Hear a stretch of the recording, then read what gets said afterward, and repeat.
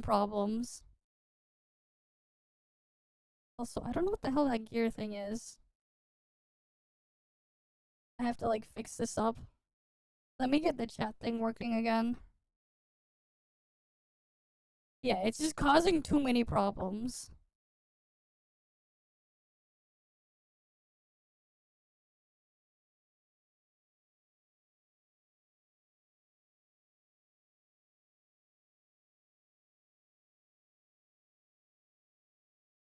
Okay. Yeah, it just causes too many problems. Let me get sheep chat and everything working again. We're just gonna kick it off. I'll figure out something else to do. I'll probably end up using my other machine instead at some point. And just pass it through that way. If I'm gonna bring it back. Because it's causing too many problems.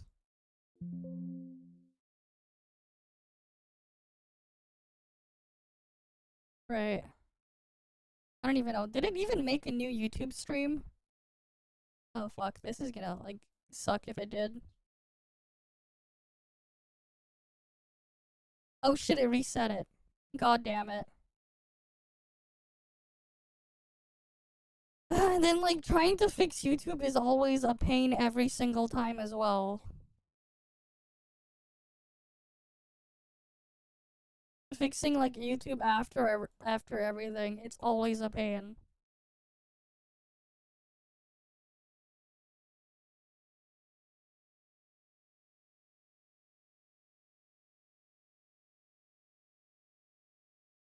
And they wonder why people still prefer to use Twitch. Is they wonder why. Sure, they support higher bitrate encoding, but the actual use of it is still annoying. The actual use of everything on it.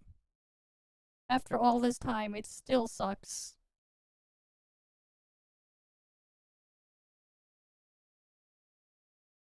And they wonder why.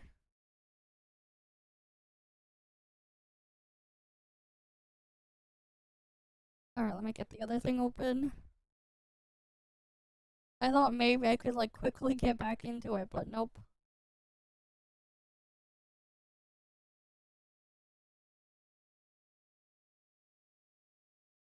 Oh, it is what it is.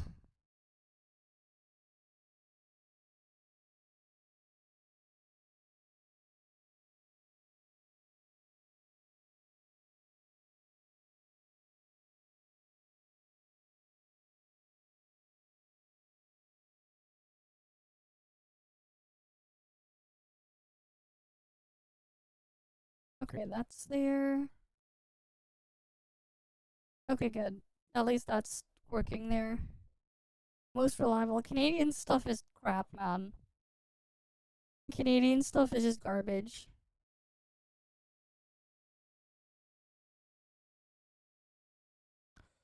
Okay.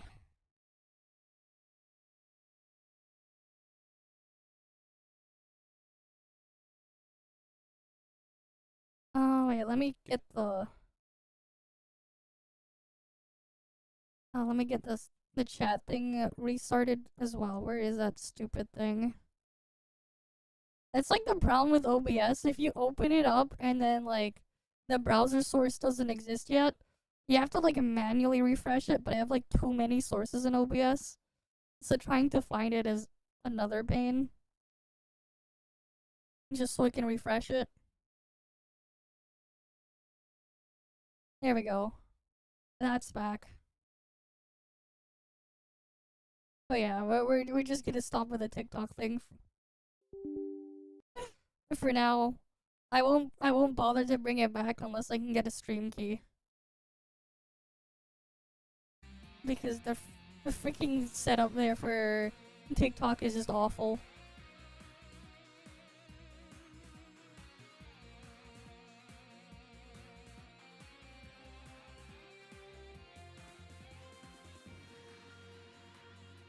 Like, it'd be a lot easier if I didn't have to use their stupid software.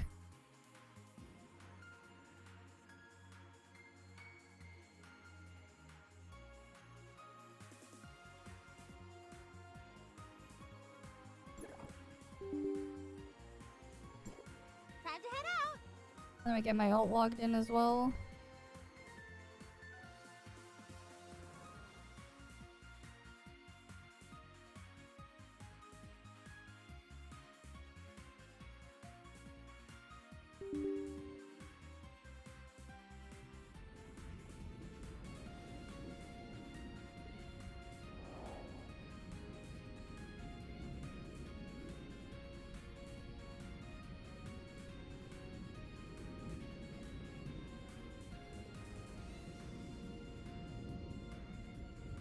You have to apply Serpent Chain first.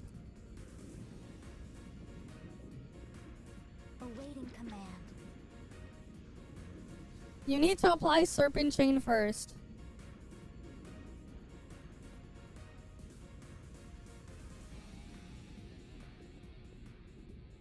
Yeah.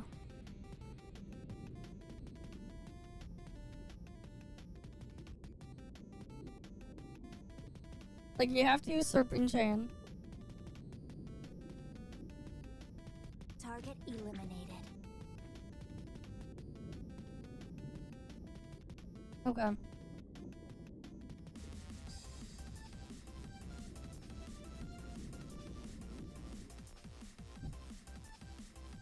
And then I need to get the stupid fucking eggs, man. I hate doing shit in inners.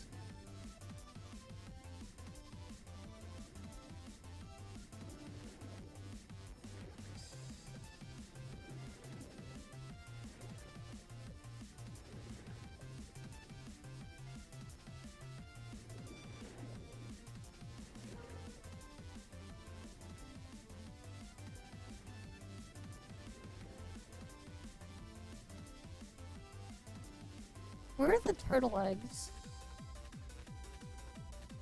I swear there used to be like turtle eggs around here.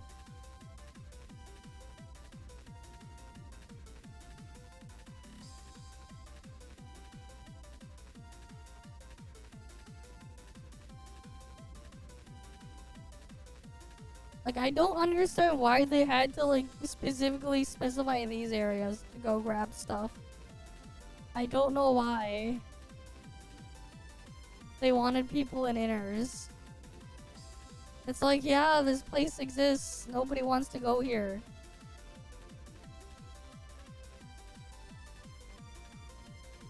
No, those are just corals.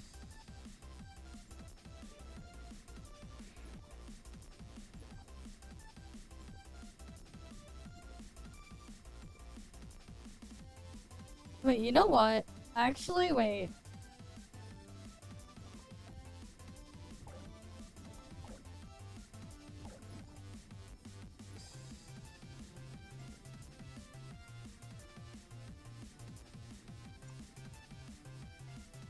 Are the eggs here?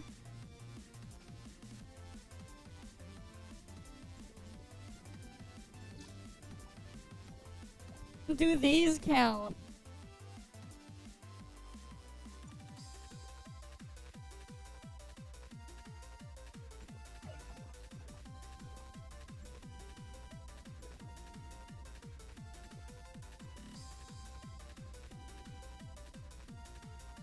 It counts. Okay, I'm just doing it that way. Fuck it. I'm not doing the thing here.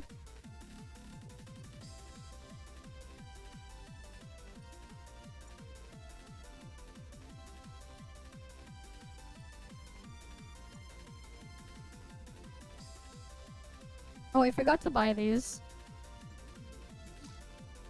I hate doing shit in inners. Where's orange enemy? Are they here?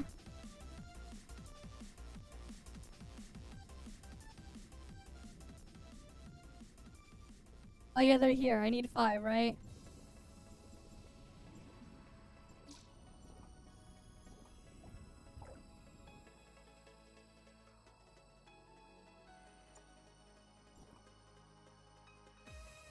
Where's the box?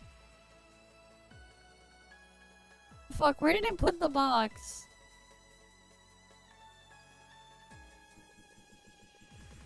I have too much shit in my inventory. I don't know where the box is.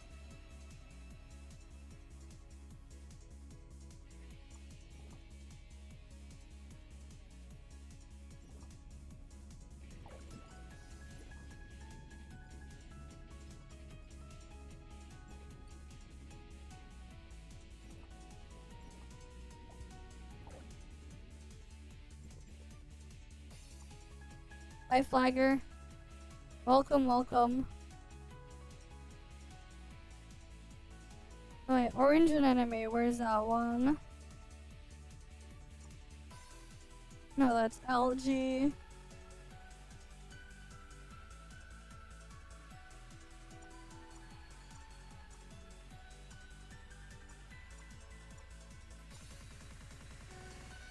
Sure.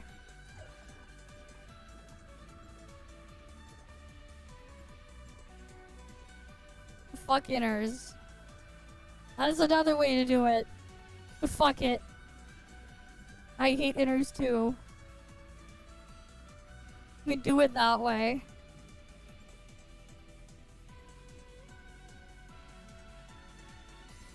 Okay, so next week we'll just have just enough missions to clear, and then I can get that thing too. We can get the thing here.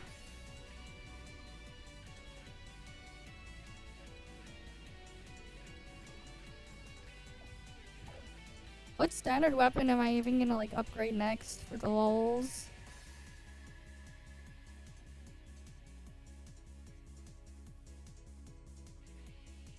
Actually, I think I just take the nucleus.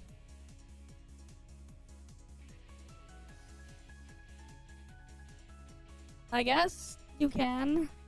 I think I'm just gonna take the nucleus from that box, actually. Yeah, I think I just take the gold nucleus. So I can get more black gold, because I'm like, out.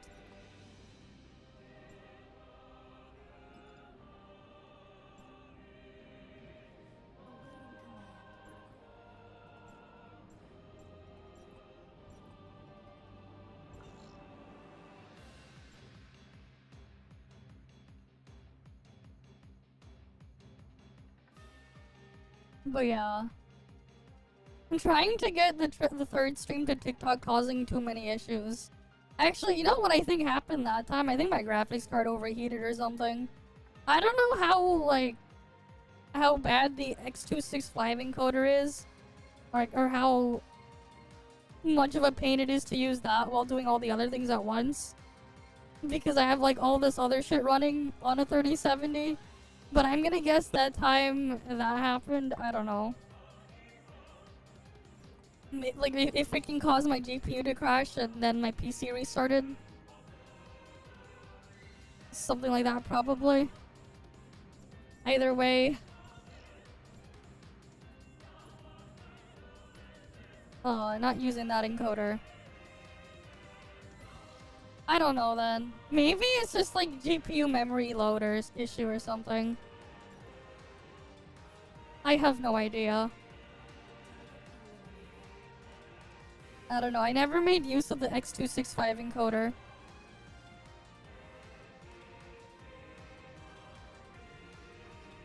But I don't think it's that intensive, yeah. Though, like, the thing is, I know NVIDIA, like, puts, nerfs the shit that they have on their lower tier cards. Right. I know that they do that.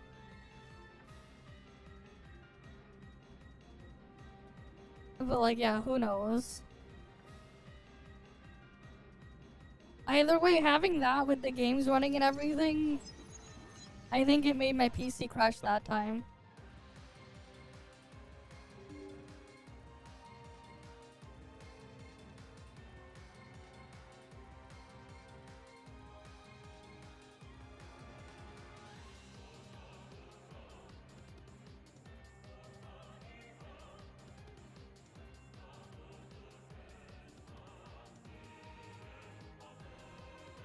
Yeah, I don't know.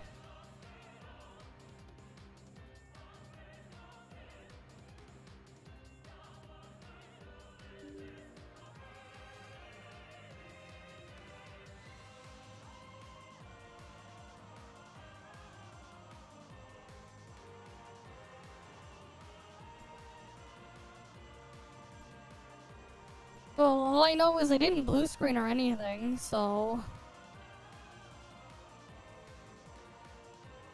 That's about it.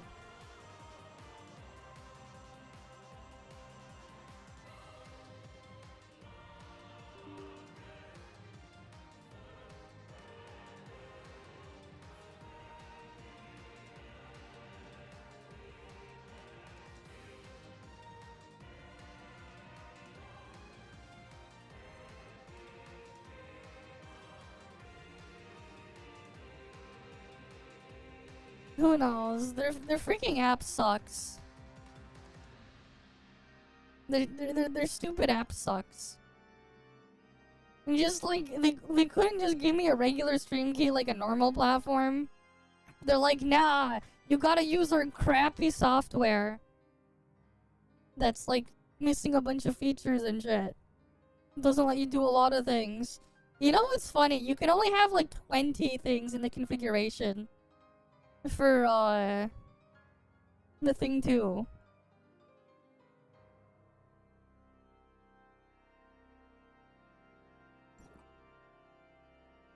Oh, apparently this is here.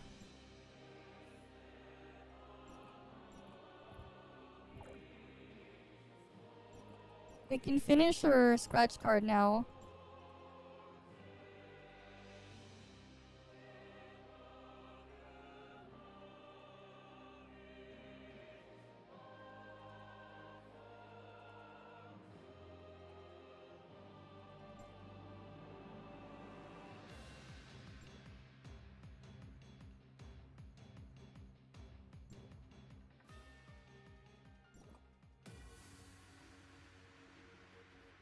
Oh, then after you finish it, you don't get it. You can't do any more missions. Wait, what? Like backpack full, and then it gives me that. Sure.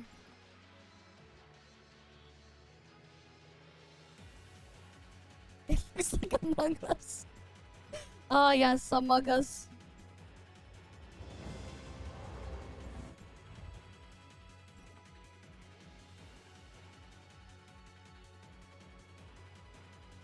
But yeah, like I don't even have my freaking web browser open right now.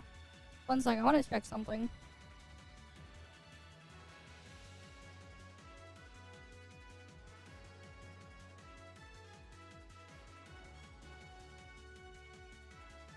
I'm gonna check something real quick.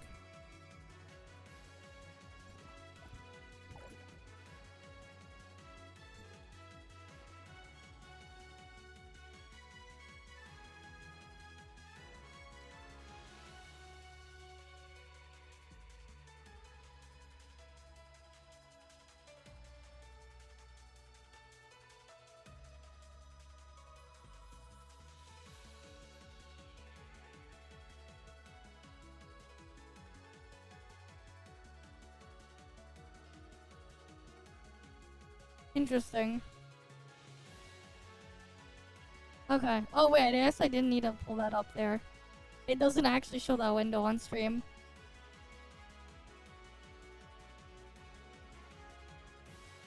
Alright, let me get the tasks done on my ult.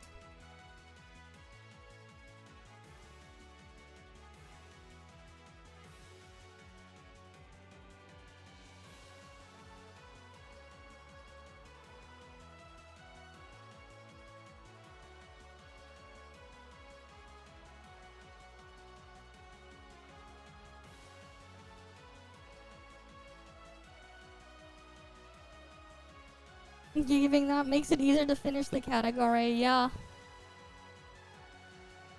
It is nice that they do give those out.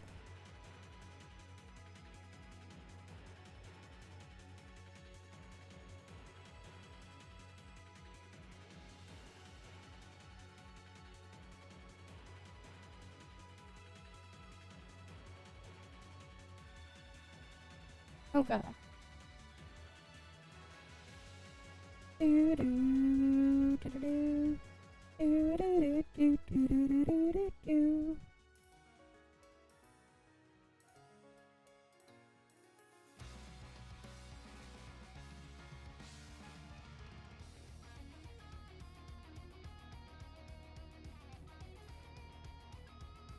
Wait, what was the thing I needed to do on my ult again? Alright, I needed to get the, I'll do that after. But yeah, my ult for the fan thing needs Evolution Frontier one more time.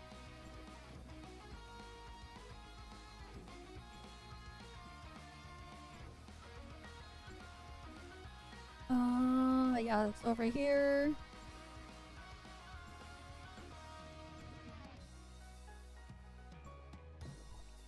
Okay.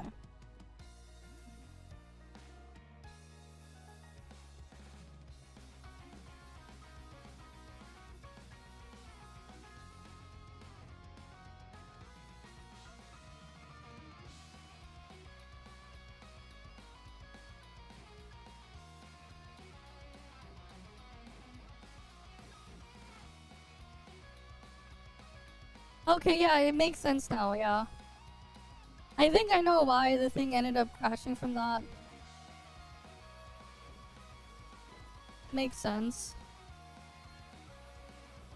Don't like how it makes sense there, but I think I figured out why.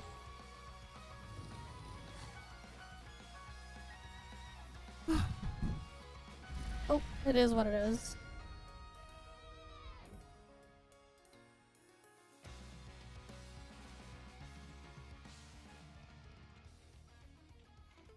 Basically, just do a dodge attack at the start to put like after use his skill to apply Serpent Chain on the target, and then after that you just thing.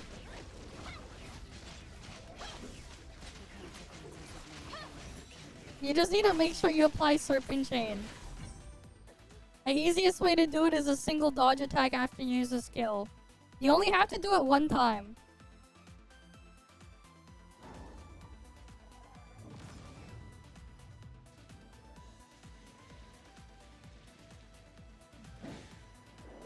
You should have them marked with Serpent Chain debuff first, though.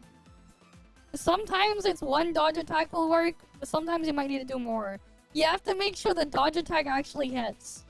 There should also be an animation of like a mini snake texture.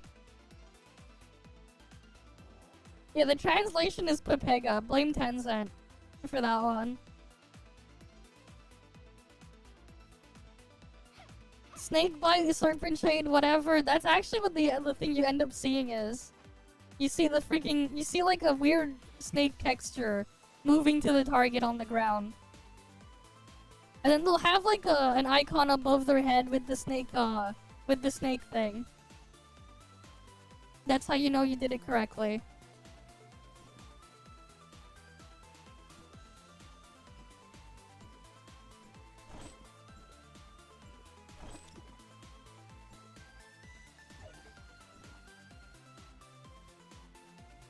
The absolute ravine, the skill only applies it after you already have it active. It does not apply it on the first use. It does not. Also, you jump cancel the skill after the first use. You don't need to do the full animation. The animation's way too long. There are like weird optimizations.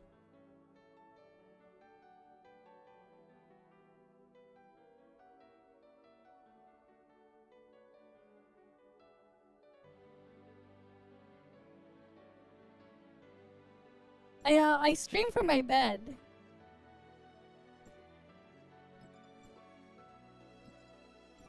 Also, I use like my desk is like 3 IKEA kitchen tables in the L shape. If you want to know, it's 3 IKEA kitchen tables in an L shape. They were like $40 each. But yeah. Though I'm going to eventually rearrange it once I redo a bunch of other shit in my room. Like, I have like a new bed frame. It's still in the box. It's been in the box for like 3 months. Just... it's just sitting in the... freaking, in the basement there that like I have to eventually get set up in there.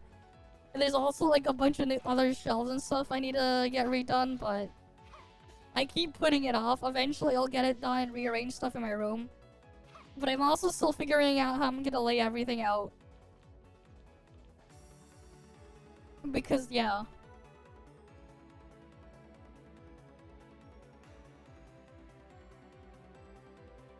It's a twin.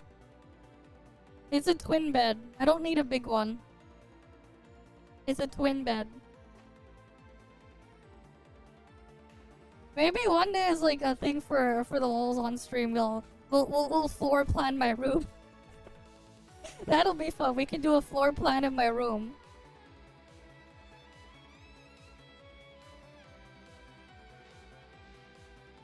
I'm probably gonna try to get like more like sound dampening foam and stuff as well. And like lay that around the walls or something. Space saver, yeah.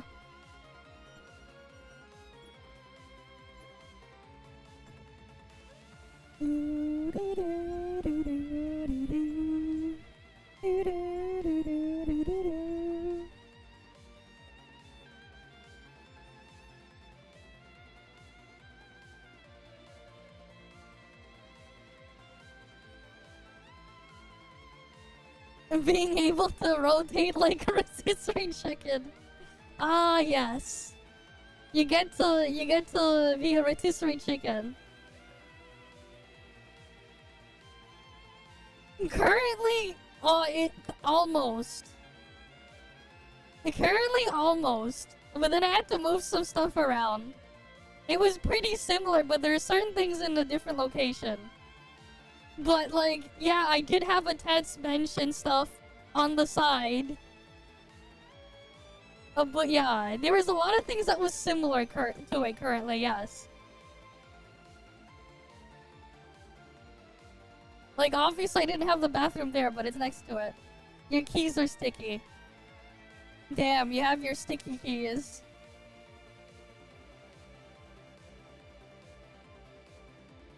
I don't think I need to do anything on my main right now.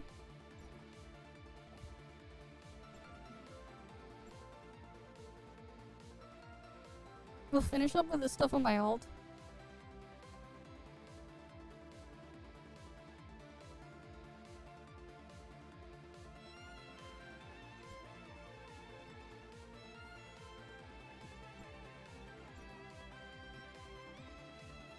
Oh, but yeah.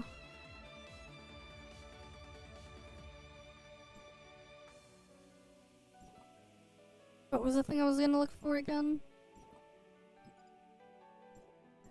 Oh yes, this.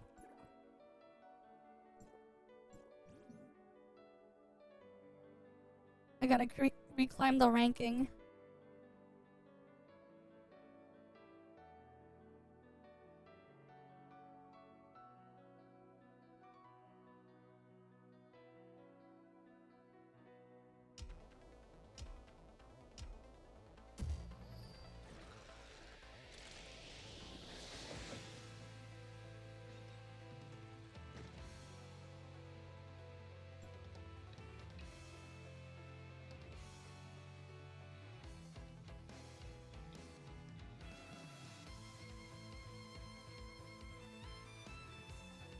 Oh, I'm surprised that still gets checked.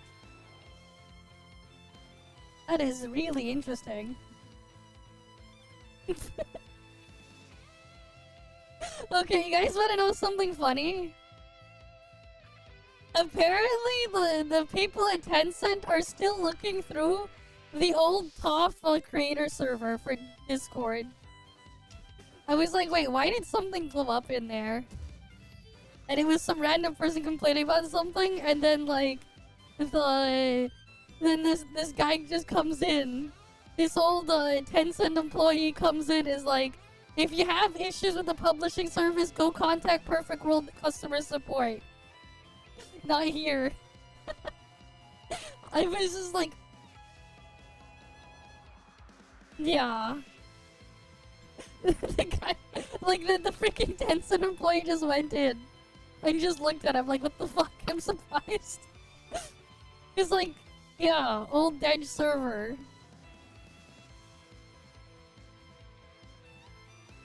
Oh, but yeah. Funny stuff.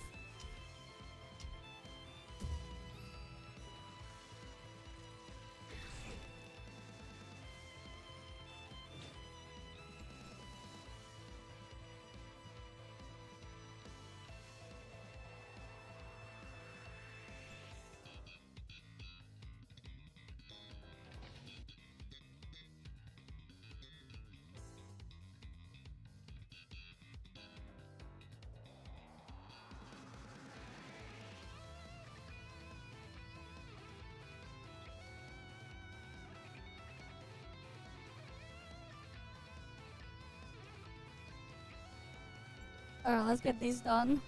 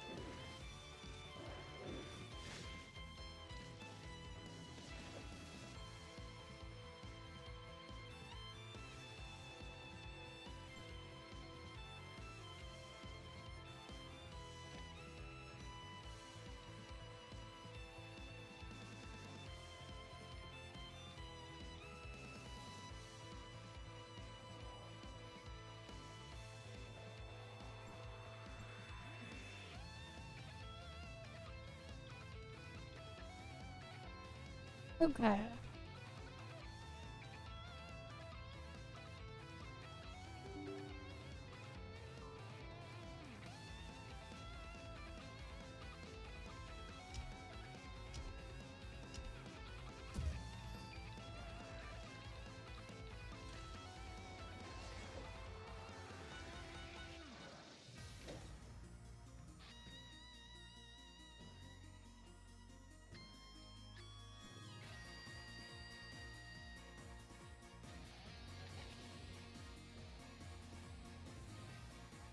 Interesting. You know, for the lulz, I just went and opened up Ryzen Master just to see, how, what my CPU power draw is. Apparently, with all my shit running and doing what it's doing, it's only running at 70 watts. I'm actually surprised how efficient it is. I never actually bothered to check while doing all this shit. Apparently, my CPU is only pulling 70 watts, according to Ryzen Master.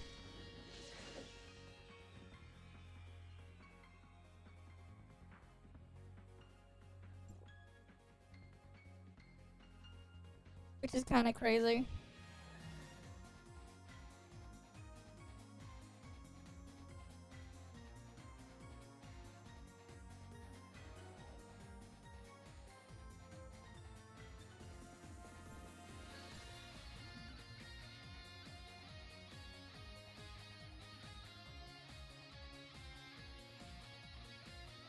Alright, go to the next one.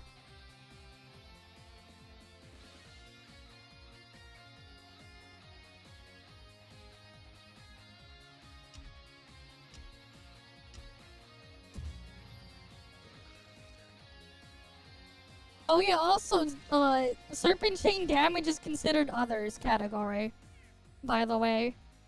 It's considered others damage category. If you were wondering, now you know. It's considered others category damage.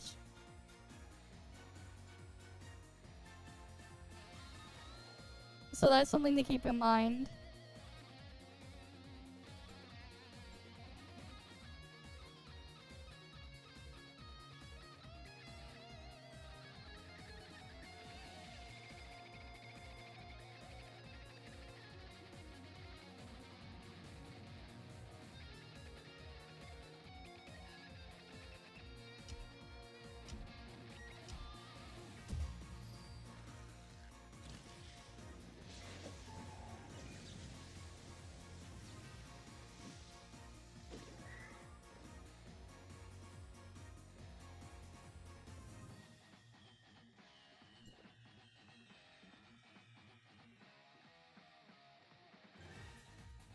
Okay.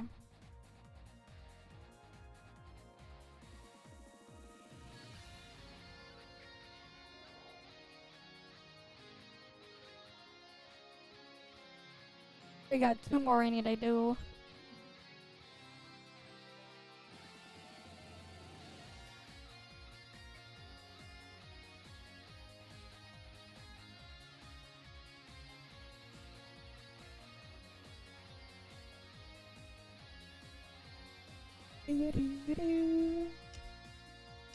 Oh, we have like a new supply run. Okay. Oh yeah, no, the second supply run where we get the Dark Crystal, I just realized. That is, that's on the 3rd.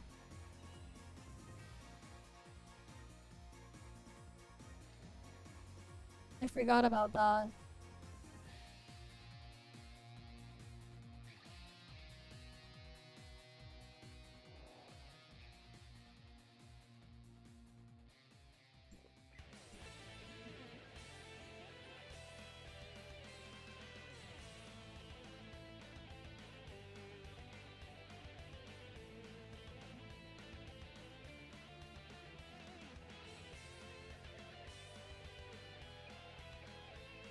Alright, let's get the last one done, then we'll finish up the stuff I need on my alt.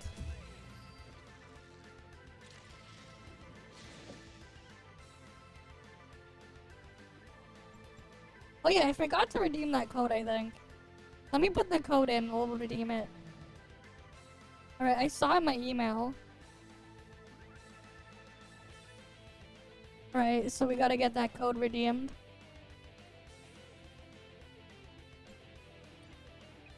We also got monthly resets, so I can get this.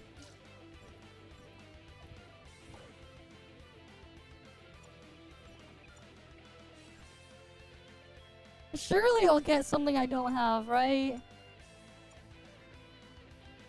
Surely I'll get something that I don't have.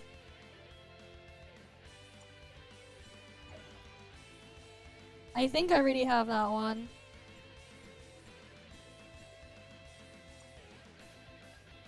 Yep, I already have it, and that's forever just minus another bag slot.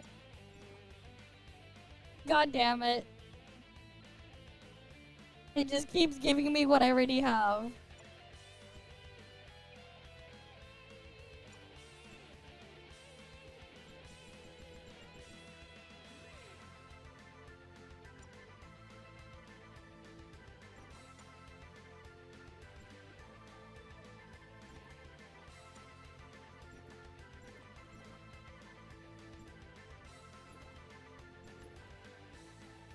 And we just have to wait for this thing to get reset.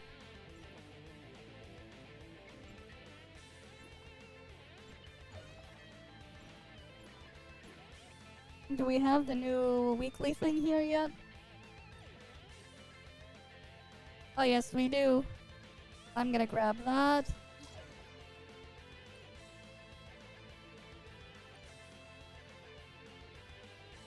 It doesn't even give me a bird that I don't have either. Like, it doesn't.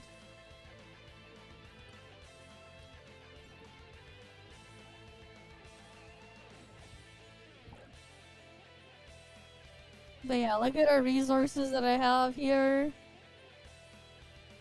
Before the thing. Right now that's at 62, a little bit more crit. They should make it recyclable, man. Or let me sell it or something. Or give it to someone else, I don't know. I just have them, I can't use them, or whatever. It is what it is.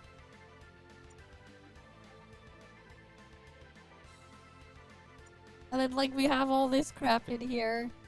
I got no use for these. These older modules, I have too many of them.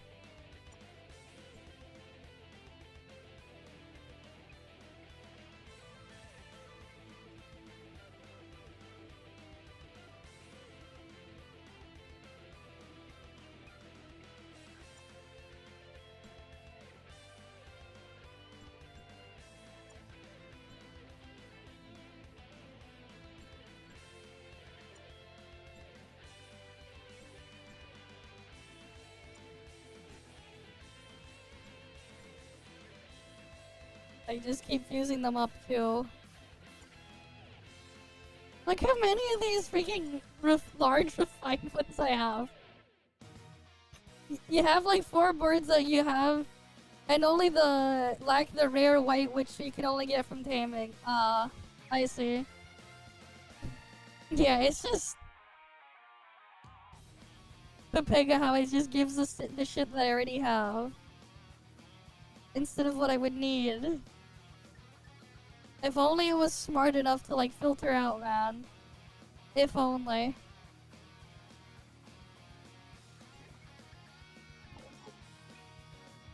In 2 weeks we can get to 12.3.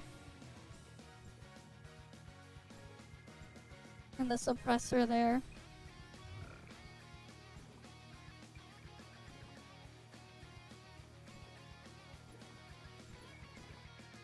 Okay, let me go to my alt.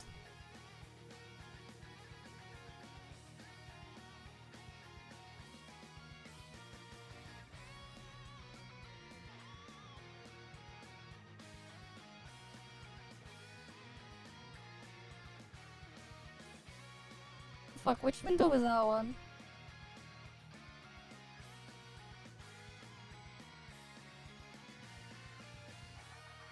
Hell, why can't I freaking get to that window? Freaking hate windows, man. It just, sometimes it just works everything when I try to do something.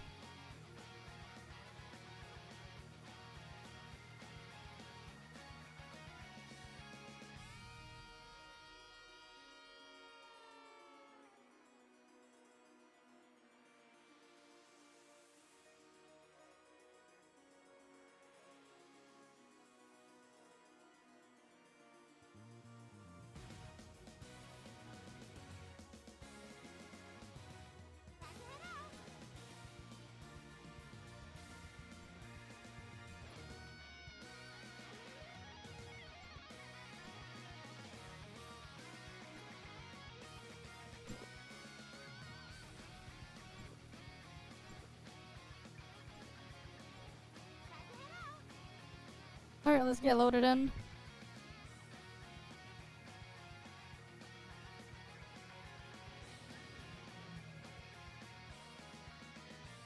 But yeah, apparently I heard Microsoft is like delaying their handheld shit because of the freaking Pepega bad PR or whatever around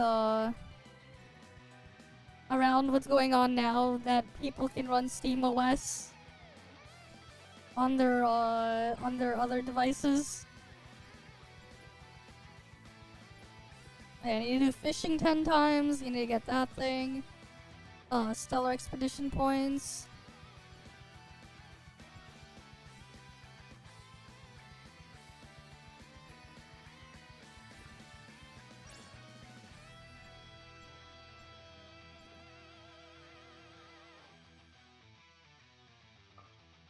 I don't know, how many do I have?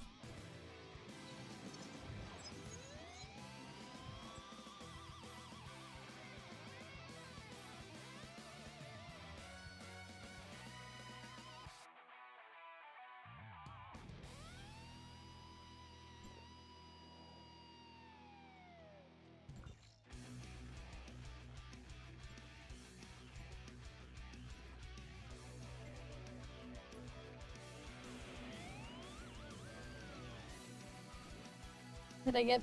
Was that 50 points there? Okay.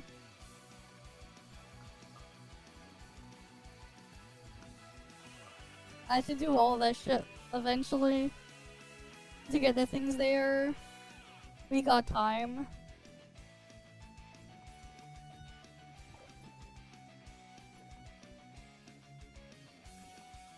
Oh wait, I just realized I didn't finish all the missions there. I'll have to do that after for mentorship.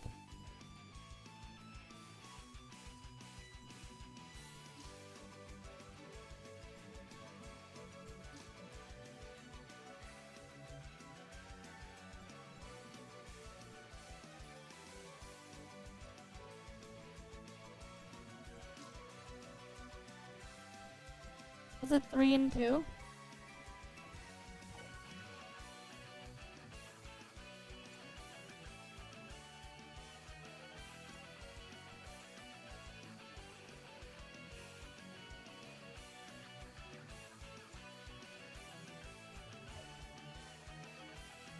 Oh, 3 and then 5 of the other thing.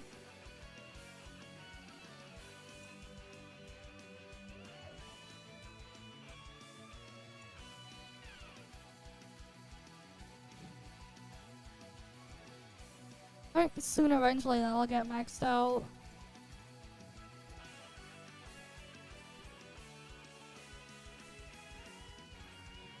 There we go. That one's dealt with, and then now there's this one. Right. Soon that'll also get done.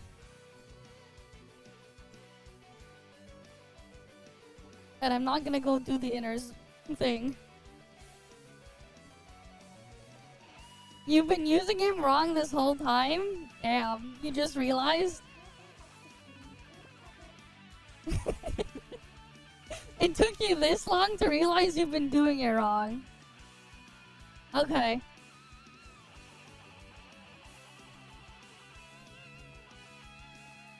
Okay, let me just finish up here, then we'll do the react stuff and look at everything.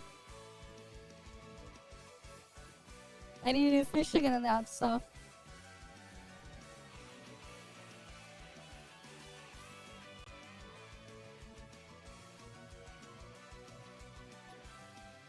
Oh, I have to sell everything.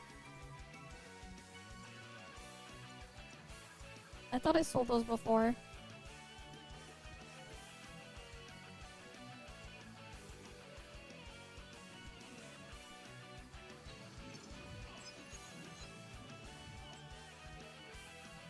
Yes.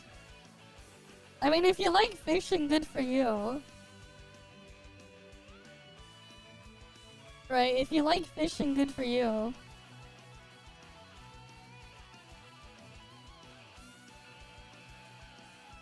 Oh yeah, there is that bot. Honestly, I should use the bot and grind out fishing for the lols one day. And get the cosmetic from it. I should.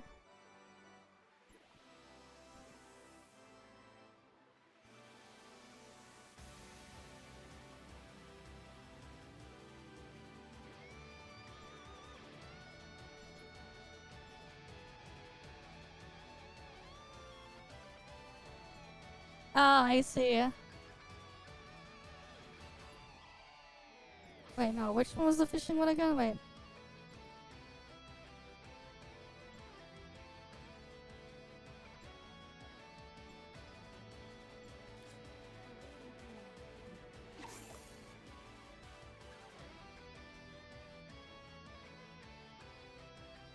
Yeah, but it only has like the Pepega matrices I don't value. That's why I didn't bother.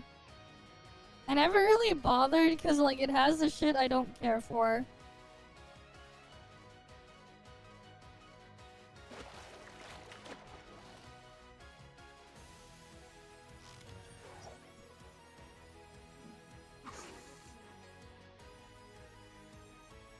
Because they never bothered to update it or anything. It's just another abandoned mode. Oh, it's actually one of those boxes. They should honestly just change it to like, thing.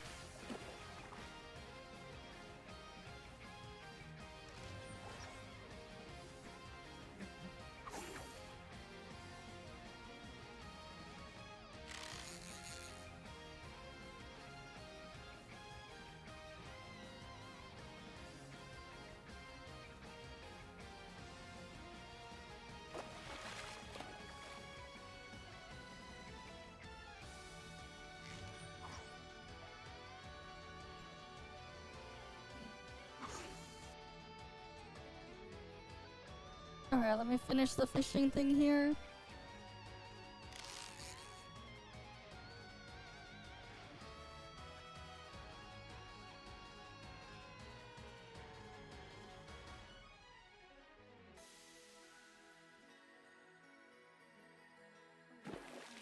I know, you go after the fish that's like, thing.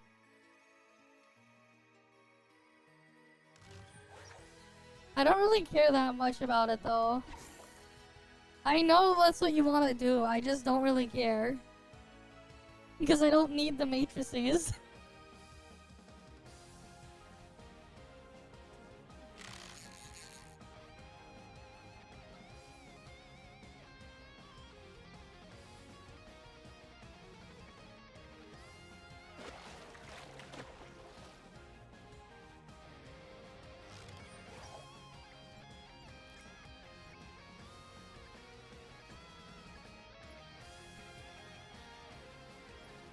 Oh, I need 5 more.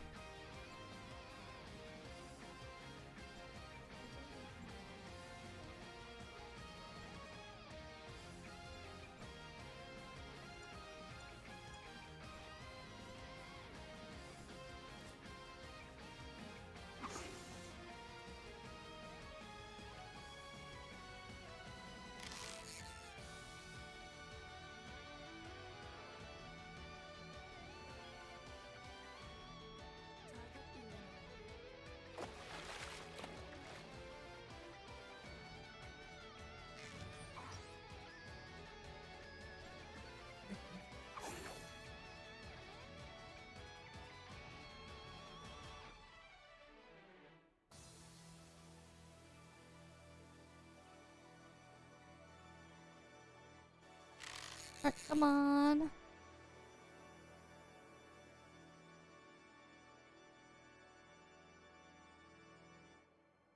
Awaiting command.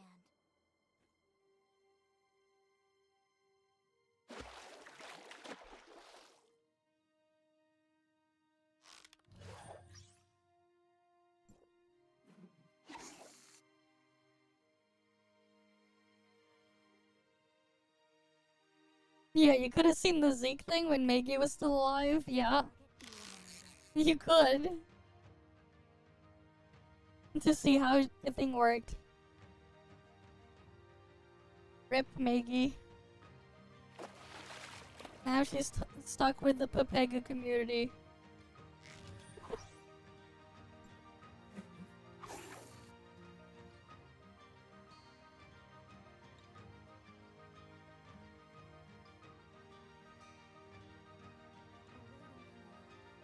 And then she'll move on after she's done with the stuff there, man. When she can move on to the next thing, she's just gonna move on to the next thing. Wait, we already know how she feels about them. She's just kind of stuck there for now. Unfortunately for her. She's just stuck there.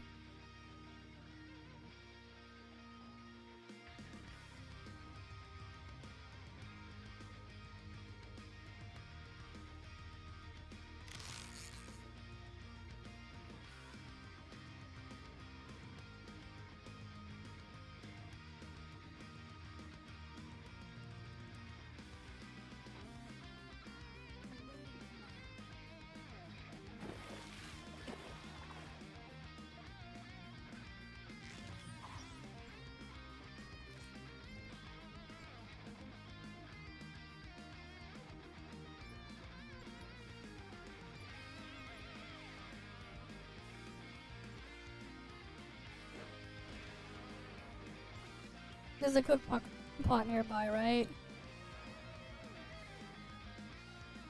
Let me find the nearest cooking pot.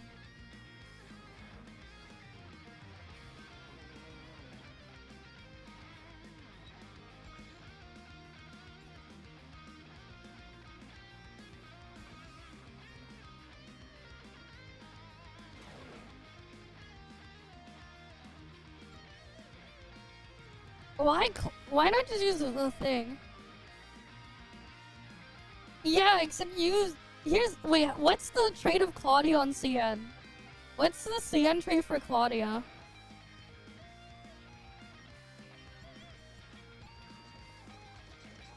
What's the CN trait?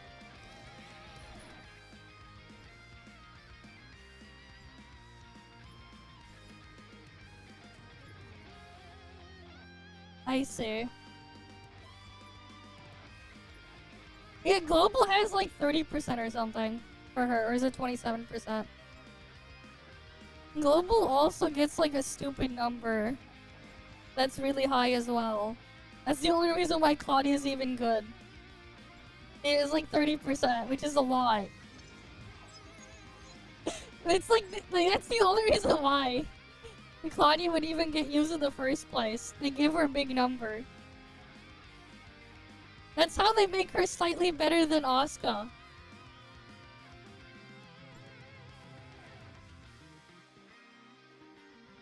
I think you just... Why not just use Void Piercer over Zeke? Ah, I see. You know Serpent Chain only copies whatever is on field, right? Serpent Chain only copies whatever is on field, by the way.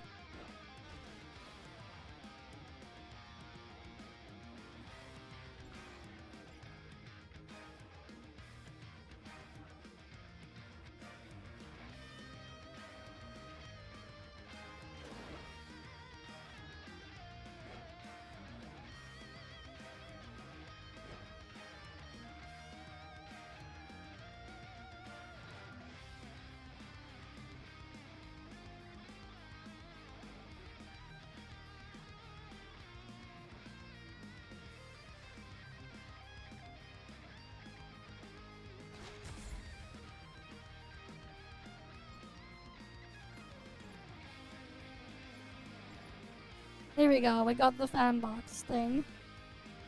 I guess this time we roll for everything here. Wait, I don't even know if I had that thing yet. I think I only got the title, so I need to roll for all the other stuff.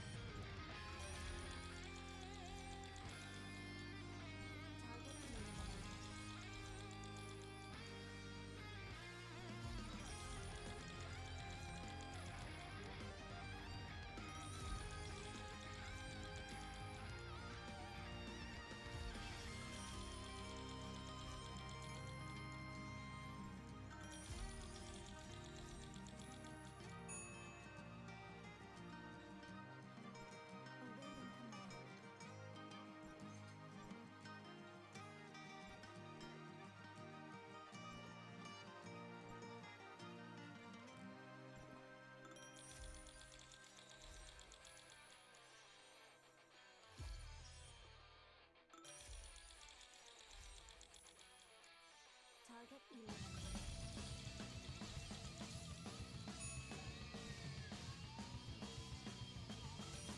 Alright, we'll get the other thing.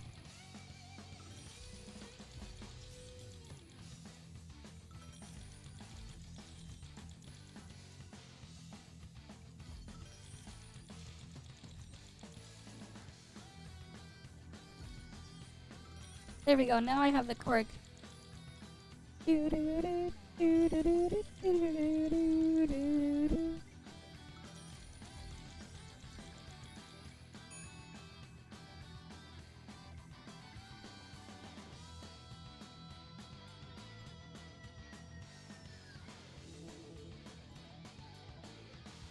I'll just do that. I'm pretty sure I already have the title. And that's a different title. Yeah, I'll take that.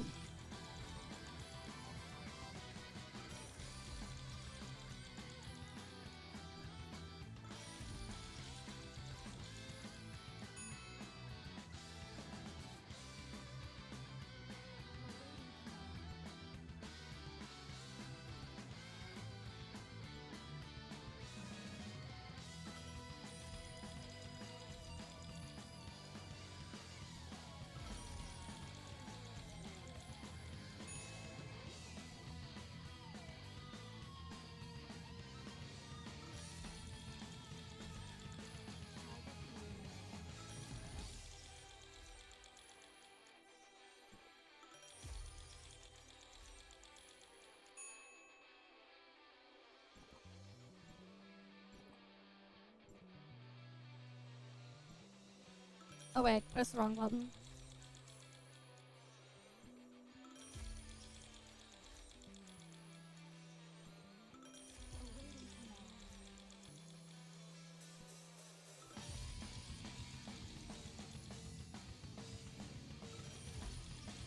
And then another one.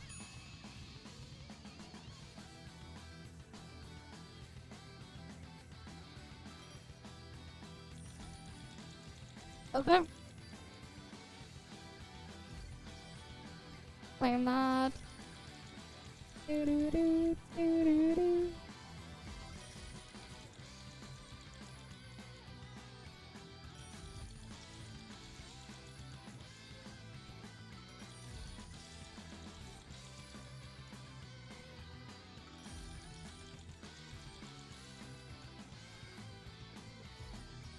Alright, still need a lot for the progress bar there.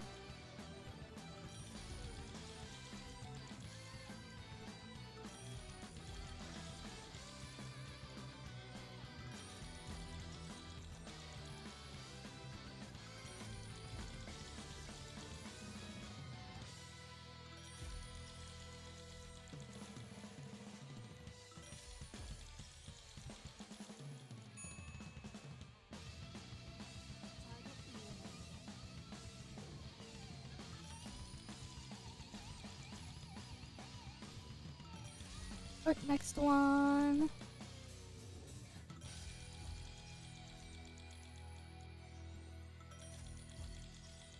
Yeah, I got like so many of these clicks to do.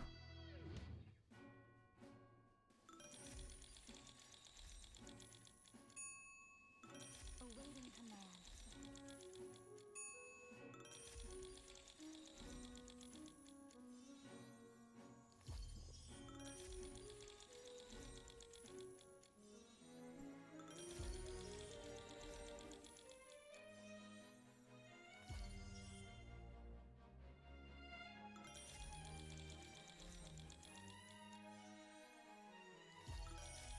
Might as well see if we can get more. Target eliminated.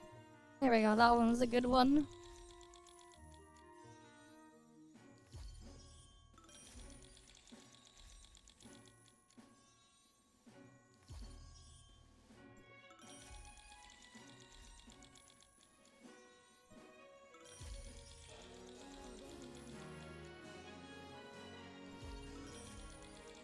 We'll get another roll.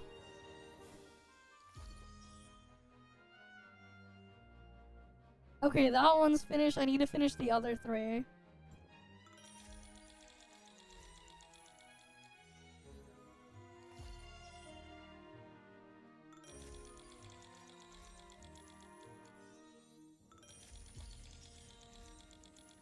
Target eliminated.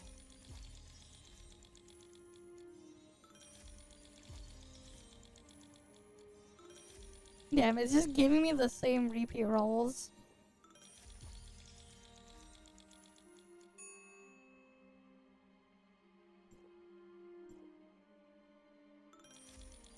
Awaiting command.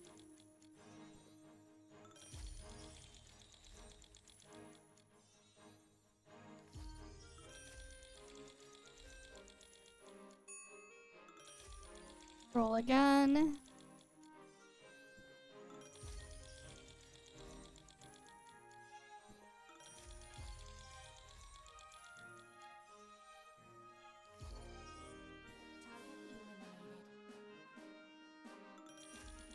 Alright, we roll again.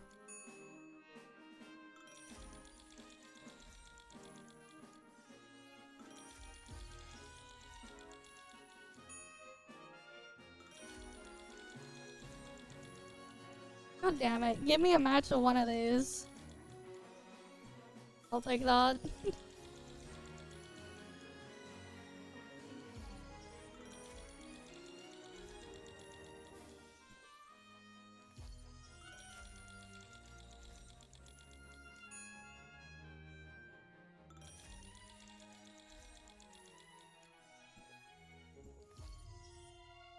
Okay, just need the pyramid thing. Or the cube thing, whatever.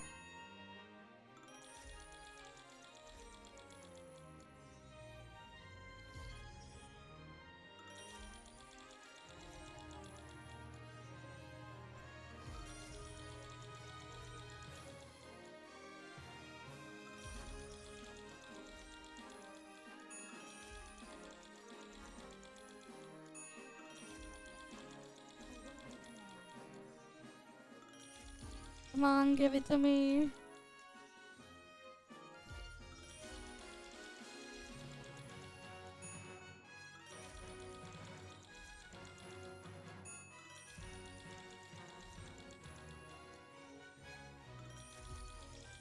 Come on, I need to finish that one.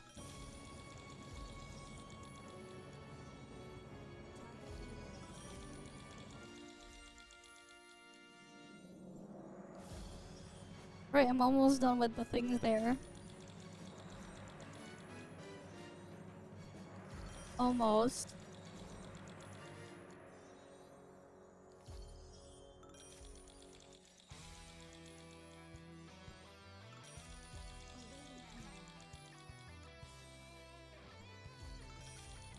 For Glow Blaster, wouldn't, yeah.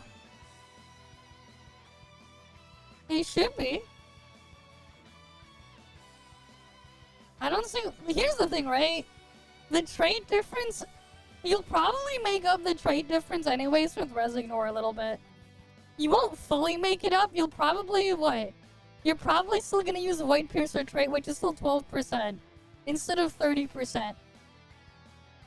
Right.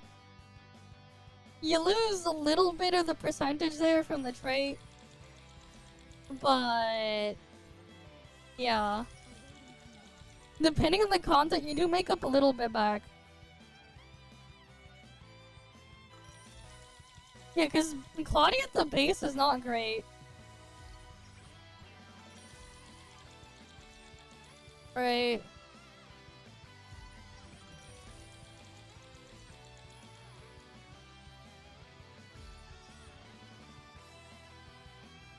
It's 16% difference in practice.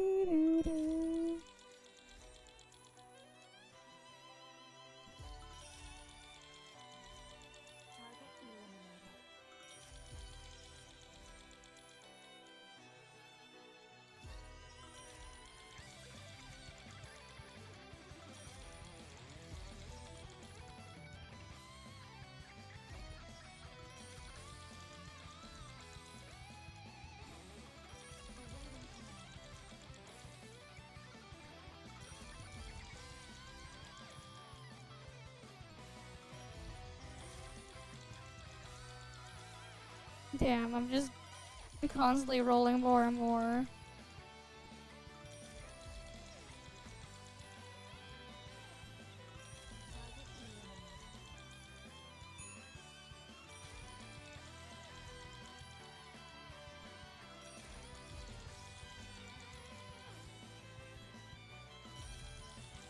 Gotta keep getting these shards.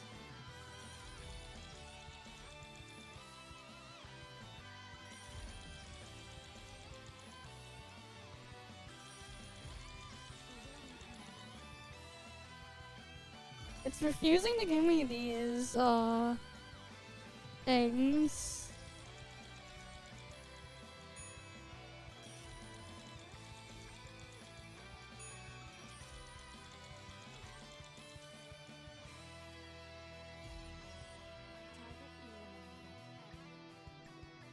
Oh, wait, I have enough.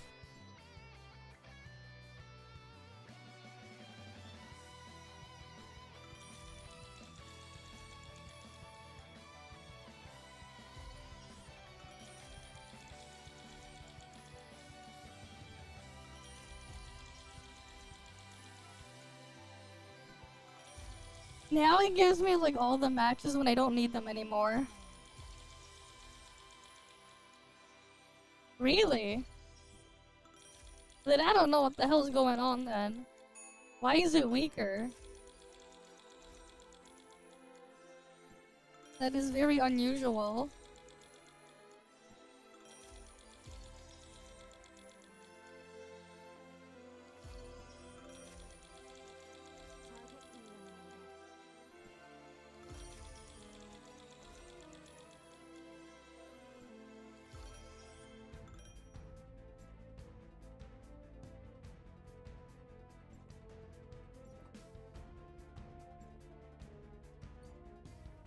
Okay. Oh, I forgot to get these.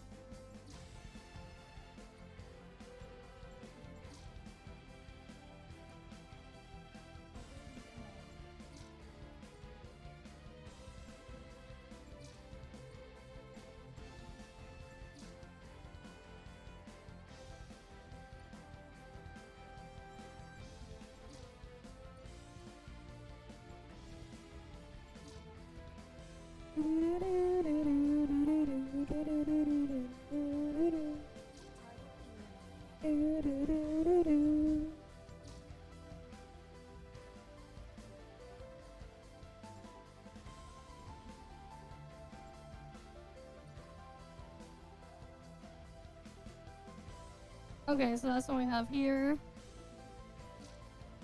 I'll grab those first. Then I'll slowly grab the rest of the stuff in here.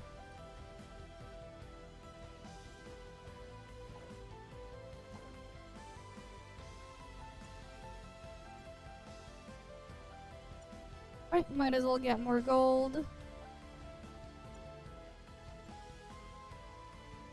More gold for me. Very nice.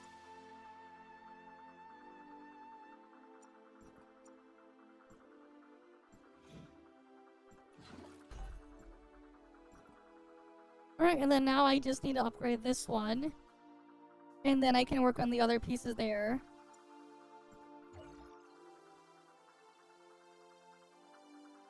Right, slowly going through all the stuff in there. Where are the box shards?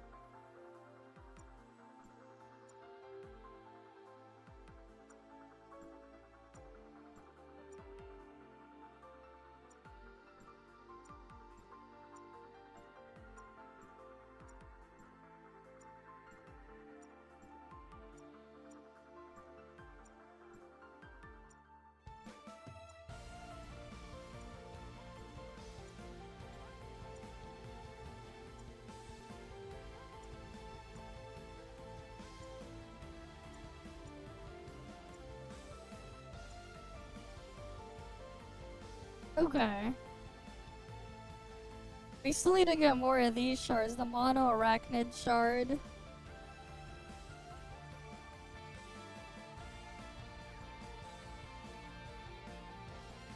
And that's from here. Or this event. Alright, gotta farm the Destiny Deep Space thing. But at least, like, we can get some shards this way. Slowly. The easy way.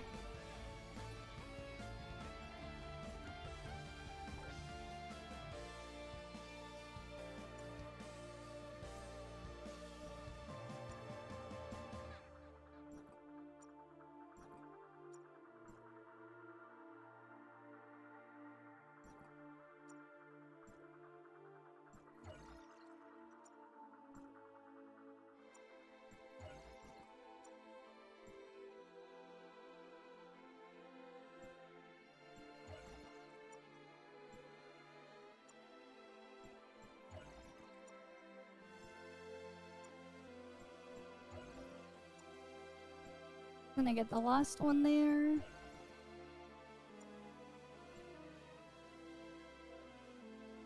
Okay, I have a bunch of these.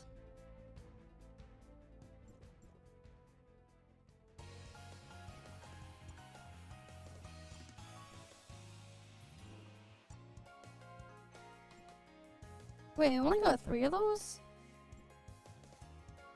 Damn, I didn't farm enough of those from the previous event on my alt. I thought I had like more.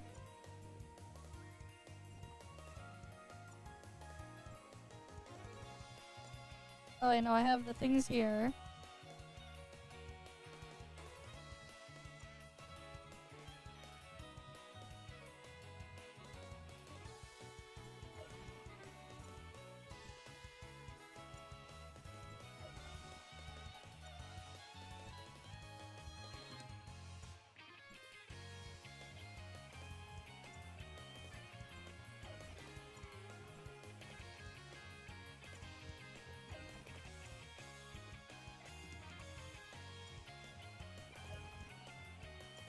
Alright, let me slowly clean up the stickers here.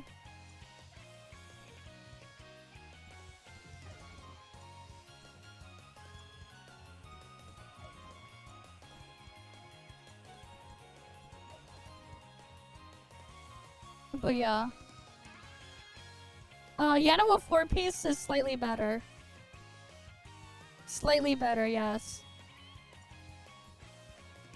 That Matrix set is just dumb. I don't know why they made it the way they did, but they did.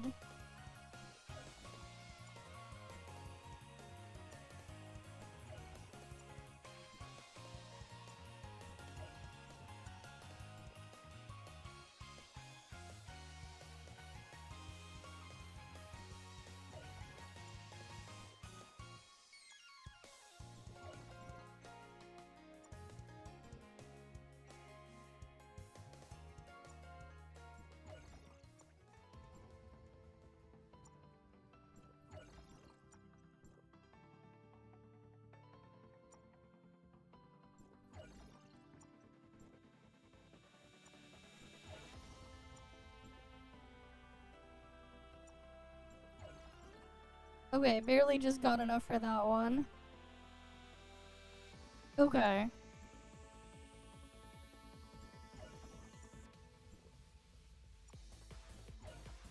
That's another one off the list.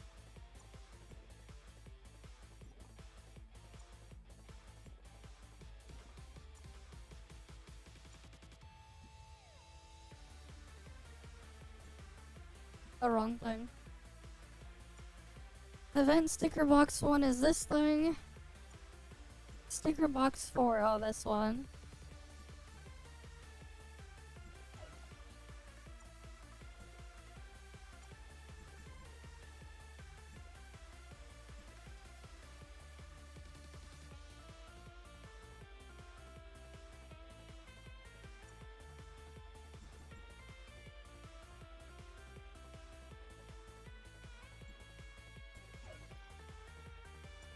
I just get 6 of everything.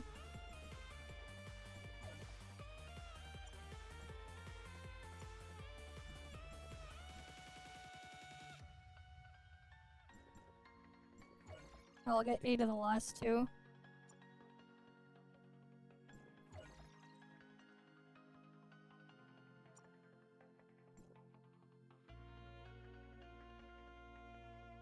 Okay, this thing, we got these ones.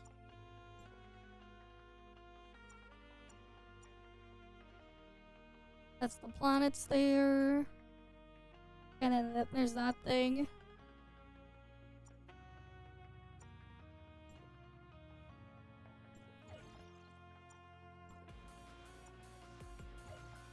I'm gonna get 1 copy of everything first.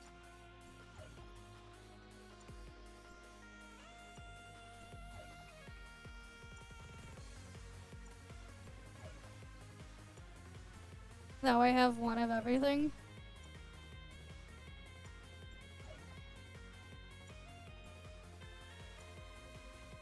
Yeah, grats on clearing it, man. Try stage 20. Surely you can clear stage 20.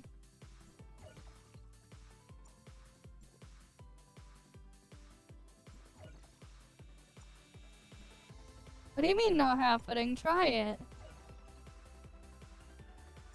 Just try it. You might be able to do it. Just give it a try. You never know. Until you try.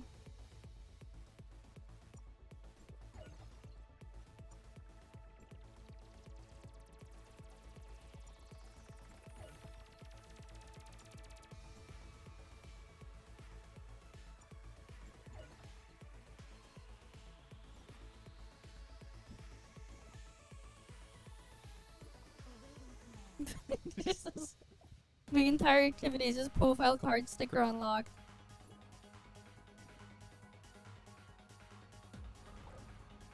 I think I at least got all my stickers used now. Oh, except for these ones that we have extra.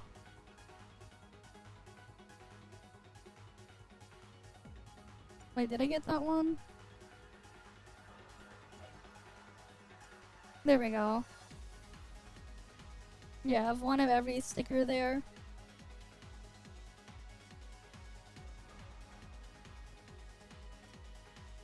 I mean, you could try it. You get your favorite altered sequential? I see. Well, congrats on that one now. Where you get an extra stage for free. Yeah, altered sequential always free.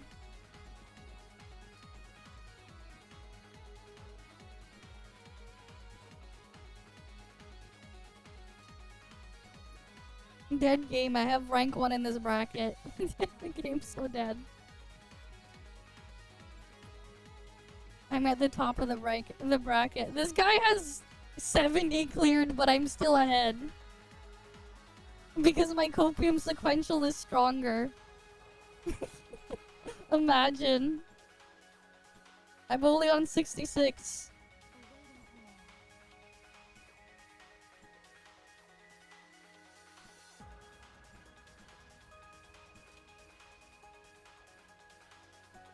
I mean, it's funny, man.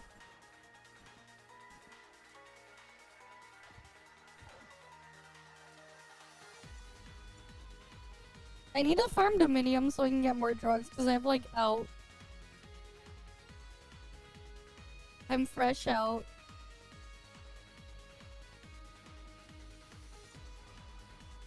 But yeah, I definitely got a big boost. Thanks to the update giving me a bunch of free stats. I definitely got a big boost to everything. Being able to push everything up higher. Yeah, they're slack and sequential.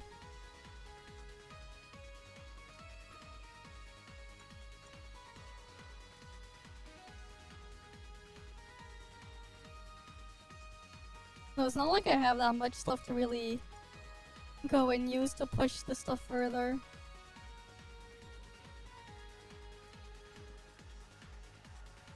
Right, like that's the crap I have here.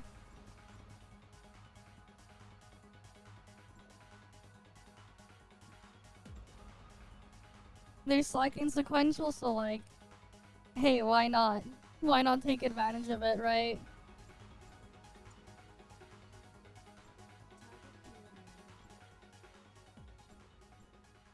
I'll re-attempt these when I get more drugs and stuff.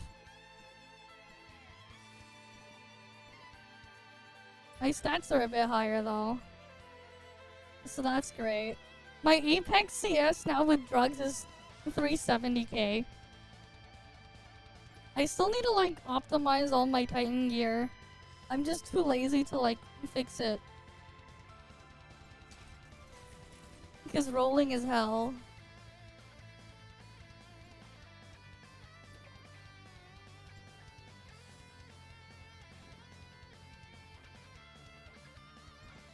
But you know, it is what it is.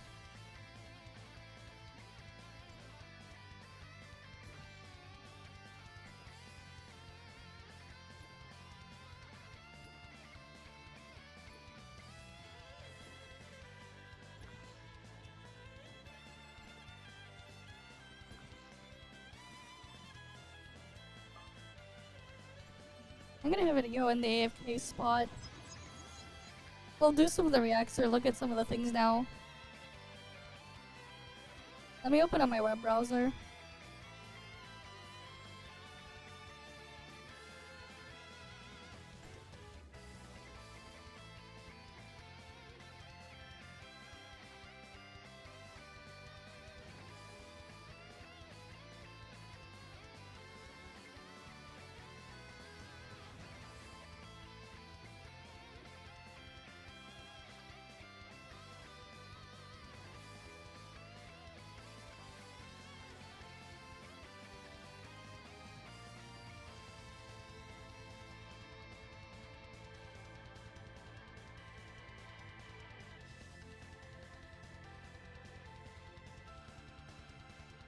Okay, I had like so many like other weird windows for stuff that I just left here.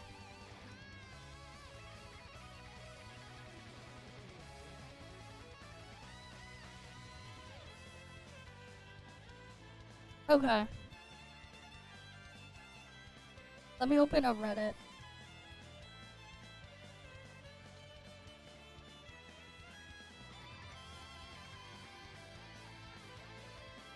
No one's added anything to my list. My thread is dead. I'll probably like repost it once in a while to get my thread pushed further. I haven't had any other things to add. Wait. Apparently Blue Archive is on Steam, right? I could probably add that.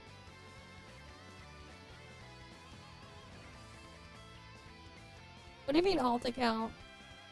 Oh, you mean the thing there? Yeah, I was showing my alt account. I was just finishing stuff up there. Blue Archive is on Steam now. Oh, you need to be logged in to see it.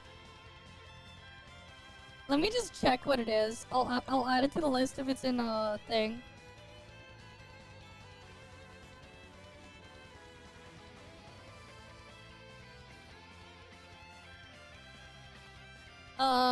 I guess they're not targeting anything here. Okay, no mention of anything really there yet. So I'll have to check back on it. if I can add it to the list or not. Right, because I wonder where it would lie on here. Whenever it releases, I'll check back. Did they say when it's coming? Did they say when? Because like I slowly am like just adding more and more to this list, so that like it can be spread around further.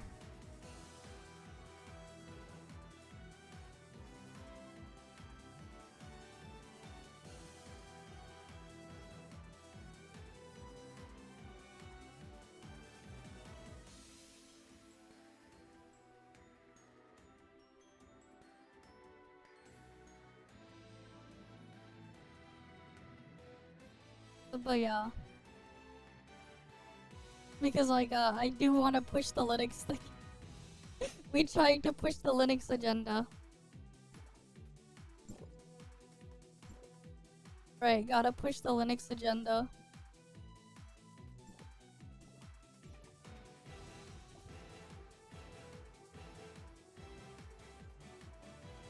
Anyways, r/gacha gaming other agendas. Let's see. Revenue report. Here we go. They got a thing. Yeah, they're talking about the reminders. Please spare my potato fall. What is this? Okay, let's see. This is the reason why you're padding player count for 5 more years. Okay. What's the context for this? They're talking about Arknights here. Whoever plays that Gundam game, it's peak moment for them. Okay, good for them. Absolute cinema from that guy.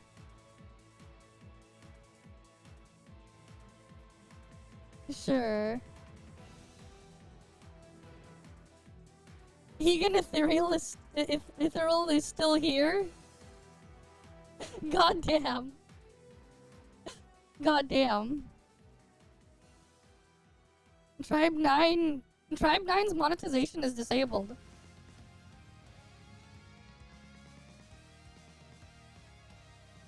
Tribe 9's monetization is disabled, so you can't even track it anymore. It can't make any money because it's completely disabled.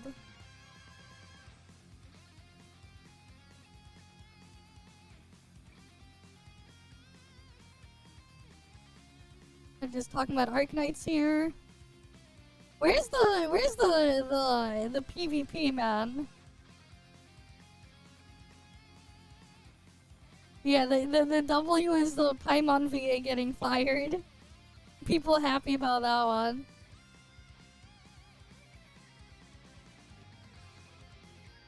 FEH is Trump representation of true neutral, yup.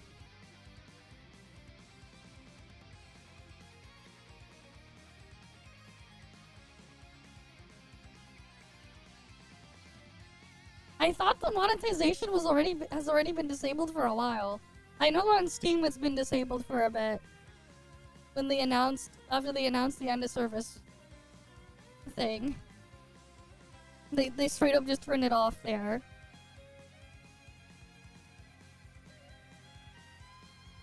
Okay. Ooh, thanks for the tier 1 sub, Bulman. Bulmaha just subscribed.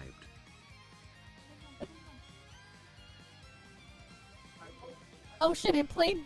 Why is it playing the thing? It played a clip, but it doesn't have the source enabled. I forgot to fix that. Damn. I don't remember which one it is. It played a random clip from you. But thanks for the sub. I'll have to figure out how to fix that. I don't remember where that source is. It played a clip without showing the clip, just the audio. I have way too many sources in OBS that I need to clean up. I have way too many. Sure, would you ask away what you need help with? If you got questions, just ask.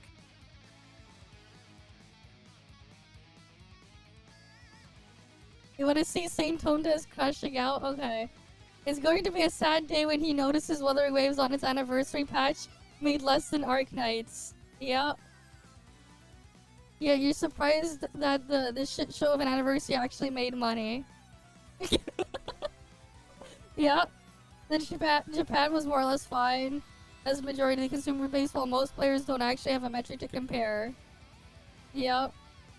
Would appear to be falling apart, but then go make absurd amount of money.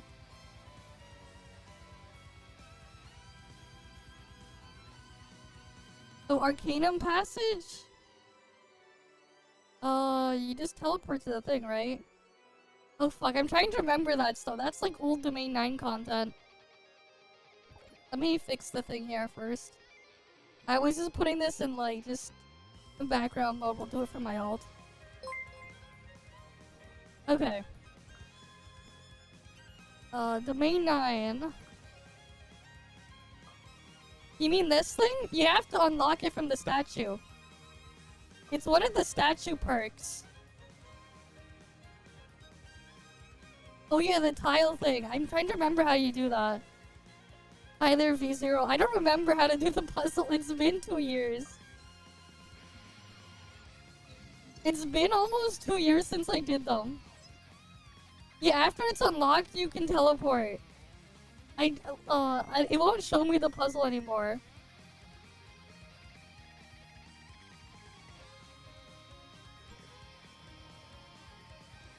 Oh wait, no, I think I remember now. You have to, like, step on the tile, I think, that matches what's going next, I think. You have, like, these... Or did you have to hit something? I'm trying to remember. You have, like, these matching tiles here. You gotta arrange them. So, like, it goes together. I'm trying to remember, but I'm drawing a blank. It's been so long since I've done the thing here. It's been so long. You have the statue that lets you unlock them though, right?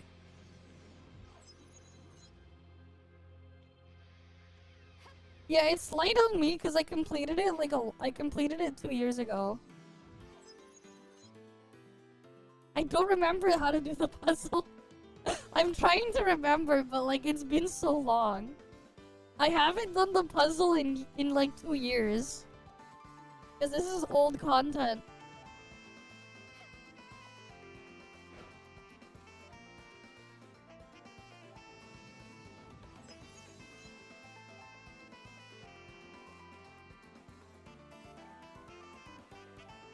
I'm trying to think on like how to do it.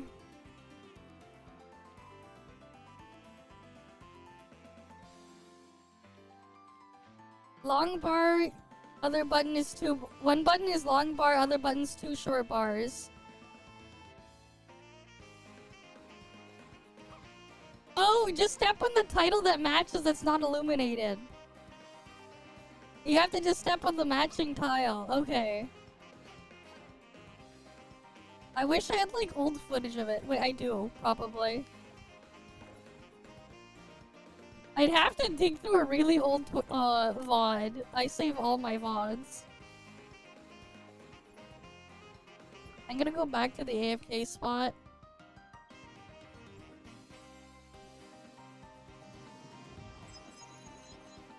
But like, yeah, I have idea.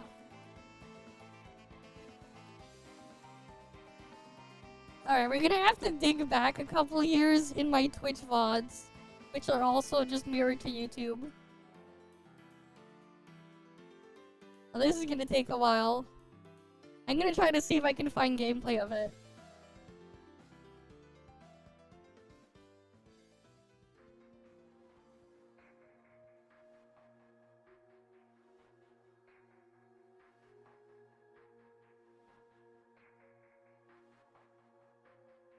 Let's see. I'm just digging through all my old VODs.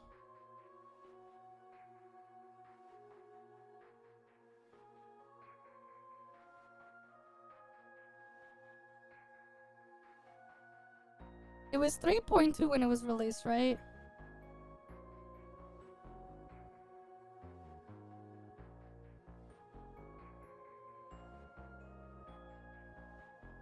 yeah, this is when we hit 1K followers on Twitch.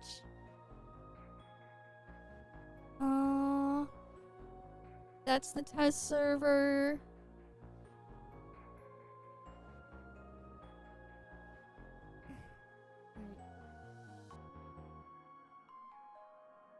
That's when we were pulling meme. We did story. I'm trying to find it. That's me driving around to it.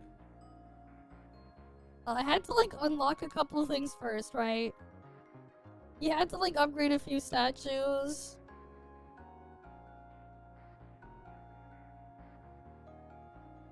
Wait, did that stream get like cut off short? They only do a short stream that time? It might have been in the next one. Yeah. Oh shit. I clicked on the other thing. Okay, it was the other VOD. I think it was the other VOD. I closed the wrong tab. God damn it.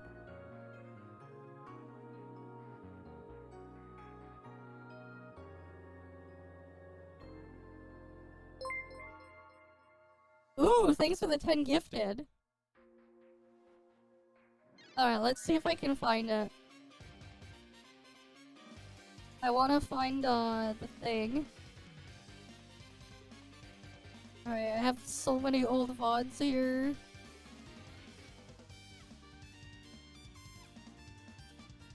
Oh, interesting. Oh, no wonder. I remember now. Part of that VOD got cut off. I'm back after power loss, though. Yeah, because YouTube only thing for a bit. Alright. Oh shit. Let's see if we can find it.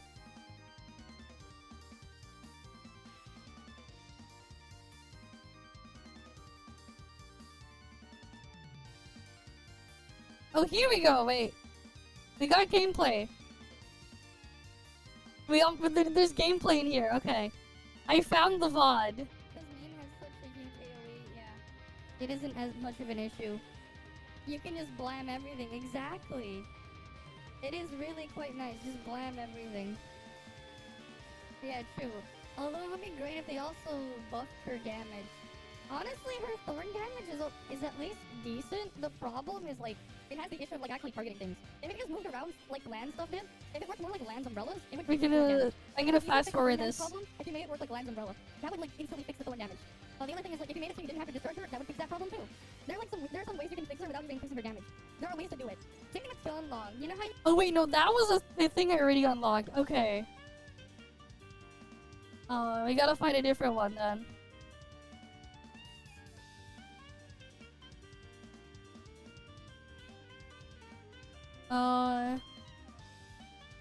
Okay, this is me doing it. Okay.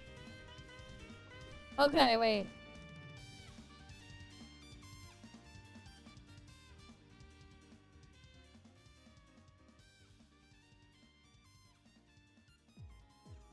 Alright, here. I need all the balls. Okay, I'm gonna do the puzzle I need here. Every and every Yeah, penny and I mean, this is from...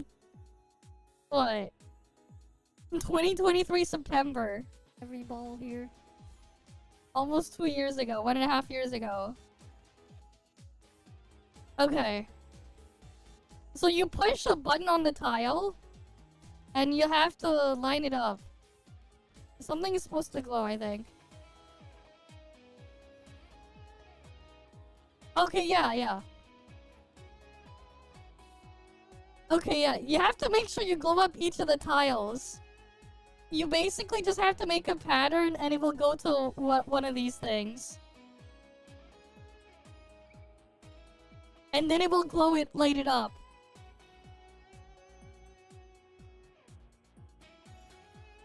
Right, you gotta do a short, long, short, this one.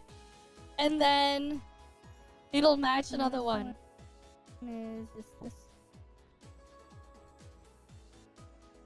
You gotta make sure you just put the pattern on all of them. So like, each of them, you look at what's behind them. Okay, actually let me go warp back. I don't know why I warped back out. So we can go to any of them, and I'll do a demonstration. Oh, there's another player just doing something in there, running through. Okay.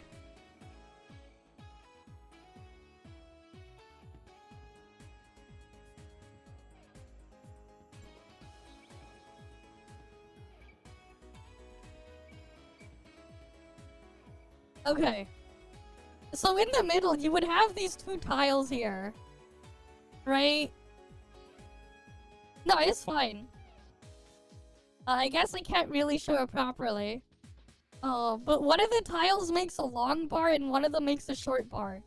So you see each of these statues here behind them. You want to make your goal is to make them glow.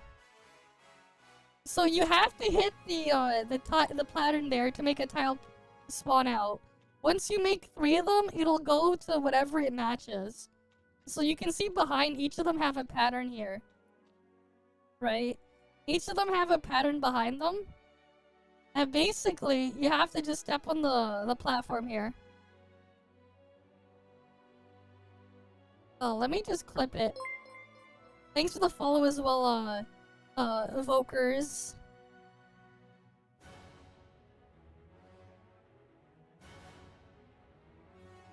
Alright, there we go. Got that thing in there. Okay. Let's see if we can,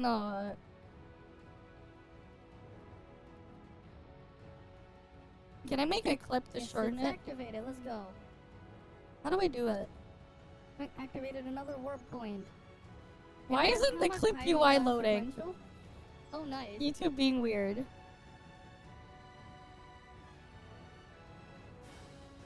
Okay, yeah. So you can see, I'm stepping on the thing to make it glow. So this one, the black circle makes the long bar. Oh wait, the black circle makes 2 short bars. The lighter colored circle makes the long bar. Right? And this one is... So you have to make sure you match what's behind it. Is this? So this one needed 3 of the short bars. So I'm standing on this thing 3 times. And then you'll see it'll do this. And then it matches here. There you go. Give it a try. Is it activated now? You just have to pay attention to which ones aren't glowing. And make the pattern of what's not glowing by stepping on the 2 things in there. White one makes the long bar. The black one makes the short bar. And you just need to match the pattern behind it. Yes, it's activated. Let's go. Give that a shot. Hopefully that'll work out for you. Right, give it a shot. Black one, 2 short bars. White one, the long bar.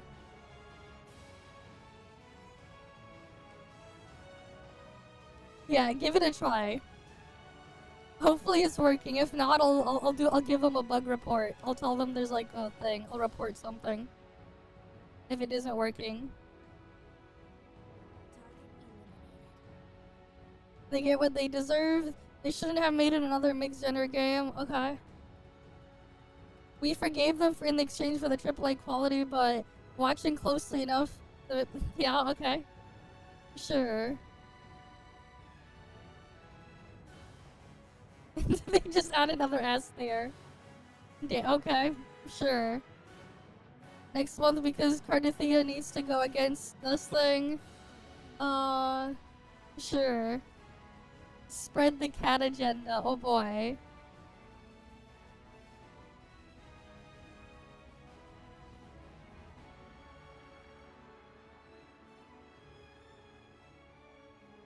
They're dominating consoles, okay. Yeah, sure, give it a shot. Hopefully it works. Alright, at least we can try to figure it out live.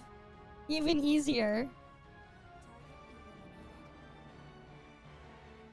Alright, even easier when we can do that. I'm so glad I had the thought save. So it's like, oh yeah, so this is what we're looking for. Let me just dig through it and find one example. Woo in April. Revenues were low because 2 banners of Zanny were included. Woo in May. Revenues low because most of Zanny's banners happened in the first 2 days. Make it make sense. They got beaten by Genshin filler. They stopped playing because of the anniversary patch. In the first one they got into, and then anniversary rewards sucked, so they dipped. You still play to collect rewards for Cardathea you have been waiting for since 2.0, okay. You still play because of these ones, but yeah, they just do daily and leave. I mean, that's basically all you do. You do your dailies and leave for some of those. There isn't anything else. There is no anniversary patch. You shouldn't be greedy and should think of instead thank them for the player-friendly wishing banners. What? And then this one. This one's hilarious. God, I fucking love how pathetic Wu and loyalists are. Seeing people genuinely say shit like this in the main sub is hilarious. They're unapologetically bootlickers. You have at least 80% of the sub blocked by now. They got so riled up so easily, seeing them come to the sub only at this time of the month to defend the community, the company like it's their job. They wouldn't get made fun of so much if they just learned to shut up. This is great. I like this one. This shit's hilarious.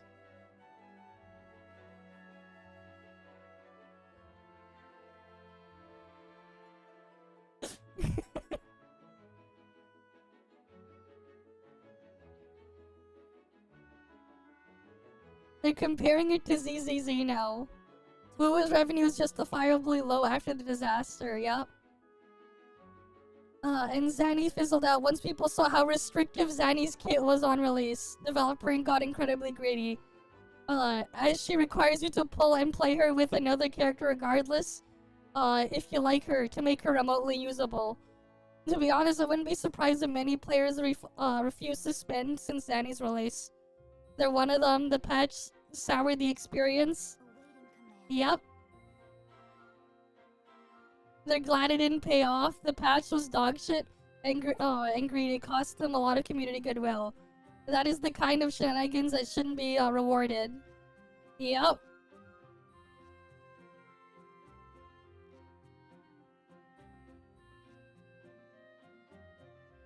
I mean, I'm only looking at it now, man. I didn't look at it yesterday. It's just funny to look at the stuff in here, though.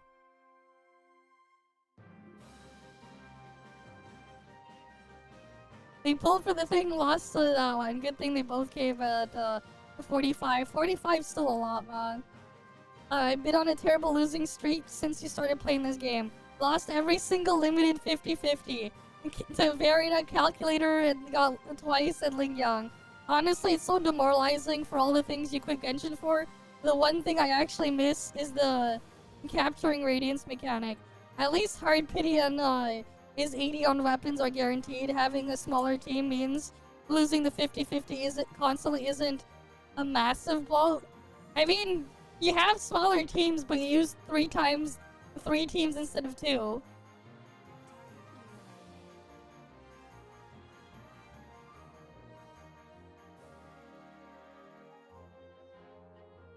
I mean, Snowbreak has 100% rate up banner. PGR has 100% banners on release, and then 70% on reruns. Yeah, they're talking about their pulling history, yup. Oh yeah, I forget just how little resources they actually get to actually pull on stuff. I've gotten so used to, like, whenever I pull stuff in ToF, it's just pulling a lot to get A6 because the cost difference and everything. I forgot what it's like. Cause like, and then with Snowbreak, it's like, yeah, they just give me all the resources anyways for free, and I only pull on guaranteed banners regardless. Yeah. Oh boy, someone made a YouTube thumbnail of this one. Being lied to, not accurate data. Oh boy. Always fun to see. Ooh, not beating Genshin ever. These people are just hard coping. Exactly, they are hard coping.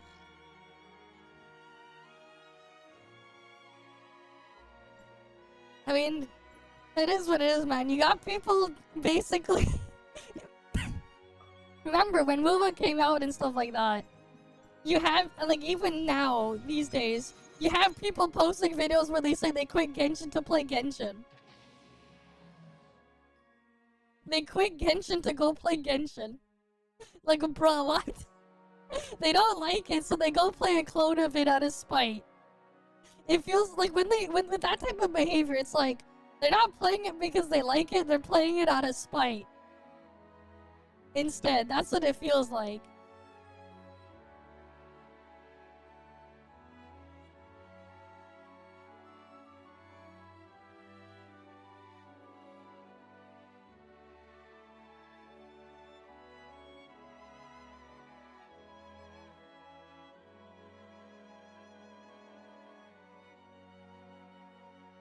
But yeah.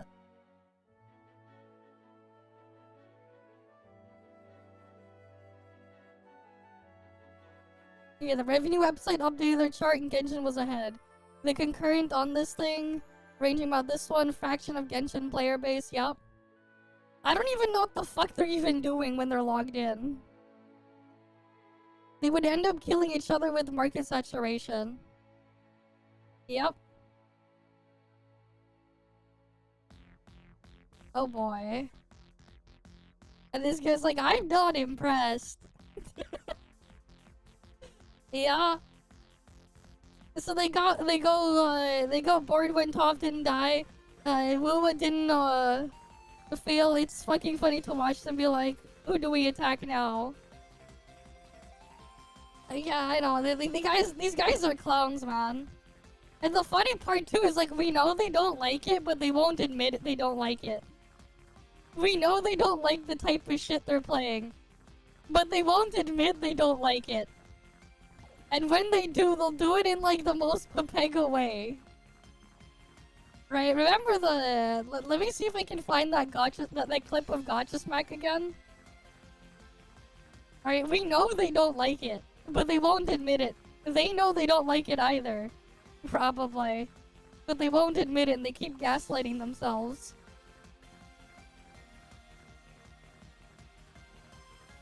Oh, interesting. I got pushed up there. Interesting thing that, whatever this is recommending me. In the Grey J algorithm. Okay, let me, find the thing.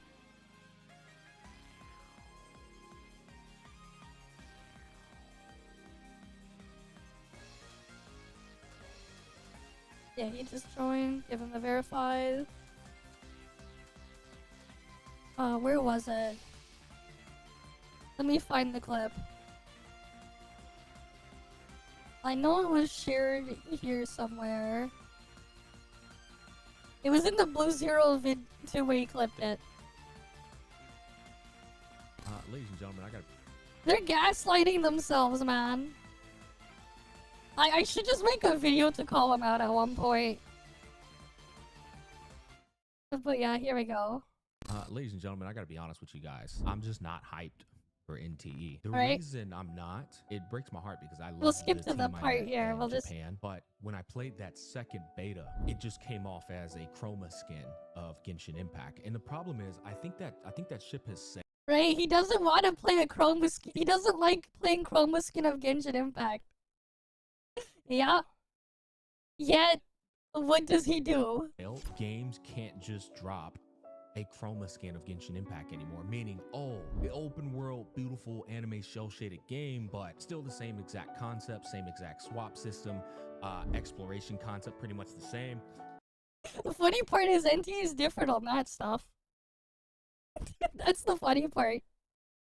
If he read the doc he was given, that 65-page doc, he would have known it's not the same. Like, they even talk about it, it's not the same. He thought it was just because open world with the thing in there, that's all he knows.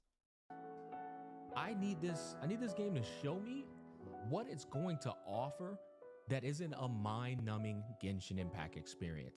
They literally gave you a 65-page document on what everything was, right? Like they gave him a 65-page document of everything that was in that beta. The fact that they had to make it 65 pages long is kind of something in there, especially because it was only for 3 days last year. There was a 65-page document that talked about things, and they highlighted the fact that it wasn't the Genshin experience for exploration. They actually made it like an actual bullet point in the document. But again, I cannot show it because it is a confidential document. So unfortunately, I cannot show you the evidence of it for obvious reasons. But they did make a mention of that in the document. It was 65 pages long.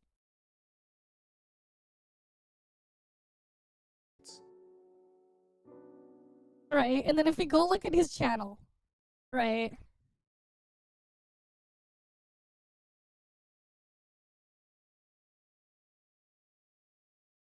Is he even registered on thing? Okay. So we look at him here, we look at his YouTube. Oh boy.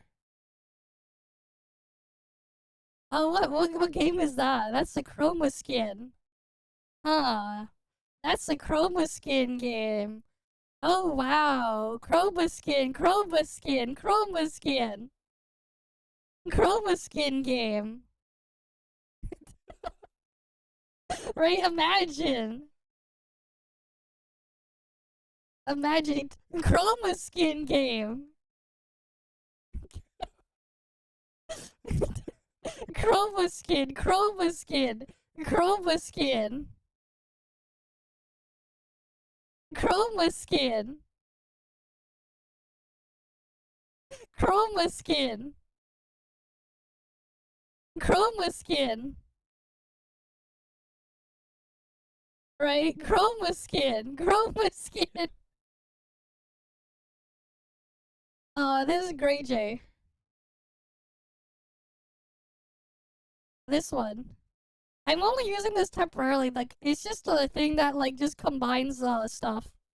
You can add, like, other, video platforms and just organize everything. So, like, you can search multiple platforms at once. They have an app on your phone as well. But yeah. It was a thing Louis Rossman talked about before. I've been using it on my phone for a while. I just recently found out they had a desktop version of the client. The desktop version's a bit scuffed with some plugins sometimes, but it does organize things at least. So you can kind of see the stuff there. That said, if you want to actually interact with the stuff in there, live stream chats are like kind of borked. You can't actually chat on live streams. Using GreyJ, it doesn't work yet. That stuff isn't working. Right now, like it is in the alpha stage. You can use it to look at videos and stuff like that, and you can look across multiple platforms. You can even like add you can add other platforms if you want. There's a download button to save it, but like you can add sources. So like you can install official sources. You can add different ones to search in there. Obviously though, for things like members only content, you obviously would have to be logged in. You can add Billy. You can add all this stuff, and it's just like one search thing to go through all of them. It is convenient, actually. That's why I use this on my phone. If I'm like watching stuff on my phone, I just use this. And like you can manually enable and disable things. So like if you don't want to see Twitch stuff, you can. If you don't want to see YouTube stuff, you can disable it. And then it'll just organize everything. And then you have like a thing where you can just put your subs or whatever in like one place. But yeah. And it will like go across multiple platforms. It's convenient.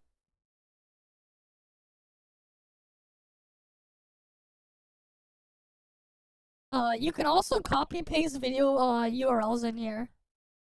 So like You can do that too. Again, the whole thing is actually quite convenient. But yeah. Of course, though, since this is like an applet, I can't just have multiple tabs of stuff. So like generally for stream, well on stream, it's a bit more convenient to just open multiple tabs and switch between. But yeah. Right, like again, like you just see his entire channel, man. It's mostly just that chroma skin of Genshin slop. He said he doesn't like that type of stuff. Right? He admitted. But he doesn't, but he still plays these things. Right? Imagine. The other downside is for YouTube, it doesn't separate live streams, which is a bit annoying. So like you'll see them right next to videos. He's a slop tuber, exactly.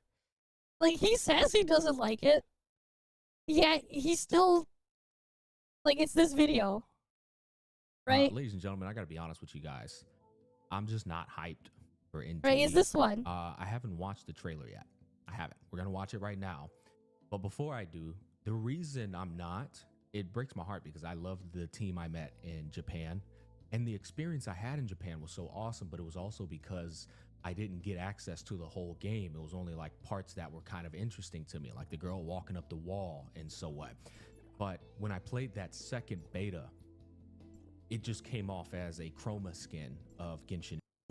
That's because he played it the way the only way he knows. Impact. And the problem is, I think that ship has sailed. I think games can't just drop a chroma skin of Genshin Impact. And he says that all he wants, yet that's exactly what he does. Right? We could look him up on Twitch too. It's the same shit, man. And he actually blamed us, damn. Anymore, meaning, oh, open world, beautiful anime shell shaded game, but still the same exact concept, same exact swap system, exploration concept, pretty much the same. It did at first, originally, when I saw the initial trailer, it came off. He got mad. He made 5 players. No, the top players, man. they're quite something. They're so the 5 top players are so overpowered. We can gaslight the freaking thing.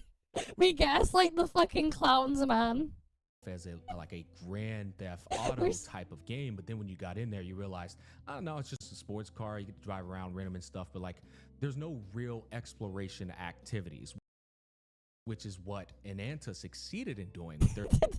He's like, oh yes, I think a trailer that we you know, that we've only seen a CGI trailer. Yeah, no gameplay. Trailer. They gave off the whole, you want to go skate, you can. You want to go play some basketball, you can. You want to go to the gym, squat, maybe flirt with a chick, you can.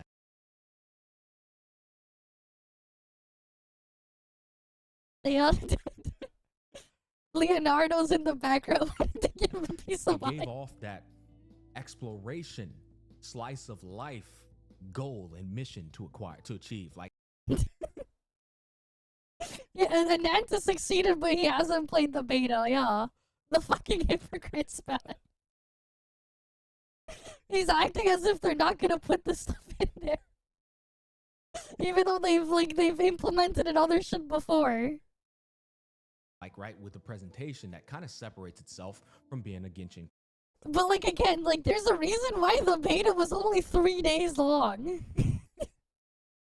There's a reason why it was only 3 days long. It was an early build. They weren't ready yet. But they wanted to showcase the stuff. It was a 3-day long beta. Right? 3 days. There's a reason why it was only 3 days long.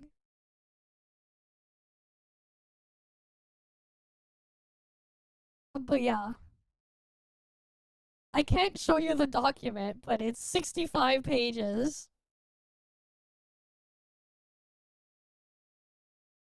You're not talking about the Spider-Man sweetie? Chroma skin. But I don't know, man.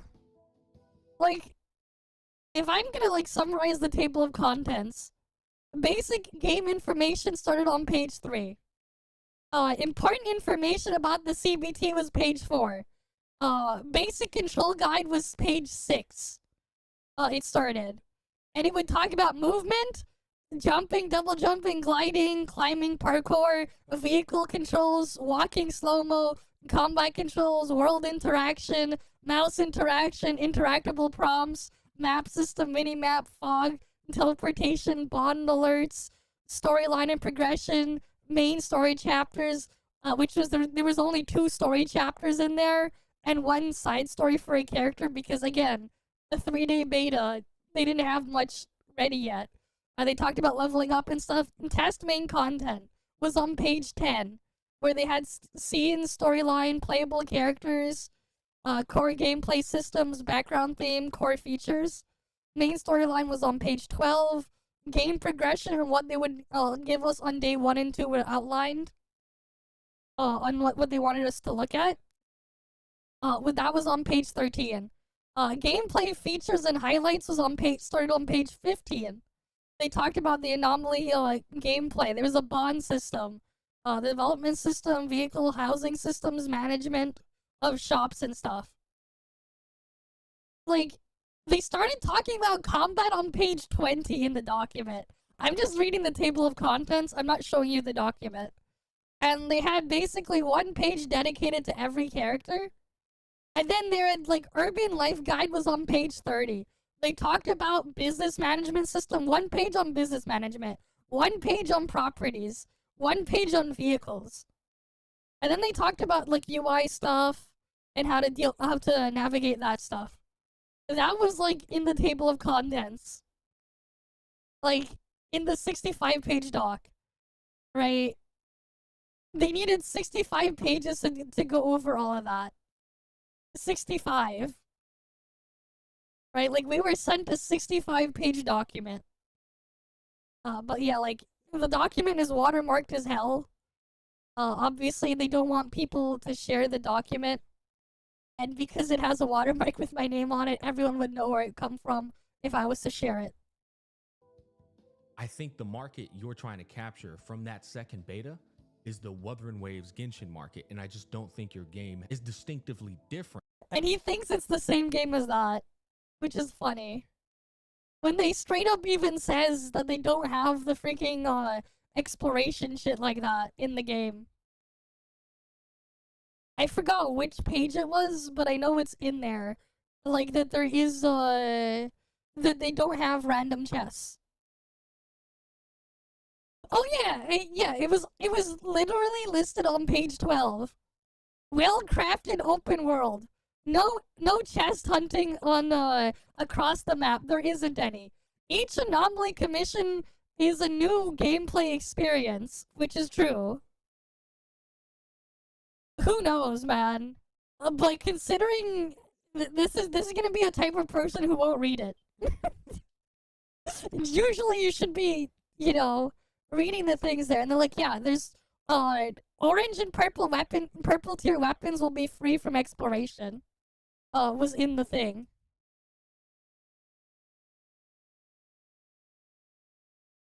But yeah. It's just kind of like a side. It was in the confidential document. Honestly, potentially not even there. I know it's coming off as mean, but the criticism is important at this point, and maybe it's probably too late. Sorry, that's a bit of a yap in the intro, but what I'm trying to tell y'all is I'm trying to let you know right now, if I but yeah, doesn't matter if they don't like it, they can go away. Yeah. It's funny though, like, he says this, yet you can clearly tell when you look up his channel. Like he's literally propping up and playing shit he does that he says he doesn't like. Because he's describing it as that when it's not. You can see that's like what his channel has mostly become for the past while. It's mostly been that. It's mostly been that.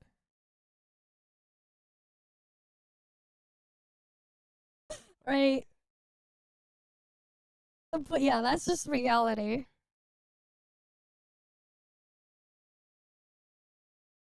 Yeah, because they didn't want that. Because there's no point of that in there. They didn't want as many teleports across the map. Yeah. And like, then they complain that they don't have enough teleports. It's like, this is why I'm like, this is why kind of why I said that like, a lot of the people that are actually doing things in these open world gachas, they actually don't like the open world. They don't. And they don't like the open world having purpose or everything. They're too busy propping up and asking for ways to skip through it faster. And the only reason why they even bother to do shit in the open world is because they bribe them with like random one-time chests with premium currency in them. And those premium currency chests are fucking pathetic. With like the amounts that they get from it for the amount of time they spend and work they put in. It's actually pathetic. But like again, that's why they hype it up. They don't actually like the freaking thing. They don't. They just treat it as like a checkbox thing they gotta tick. But again, they won't admit it. They won't openly admit it. But we know the truth. They don't want to admit it though. But yeah, we know. They lost again this month, yep. I mean, then you're a sucker, and then you go play it, and you get extremely disappointed because it's missing the substance. It's all style, no substance. Right?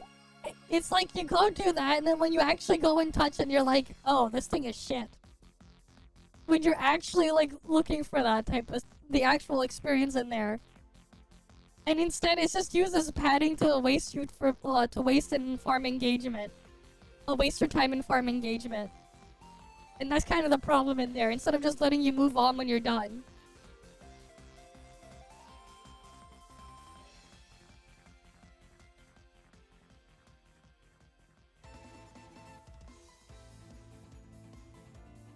But yeah.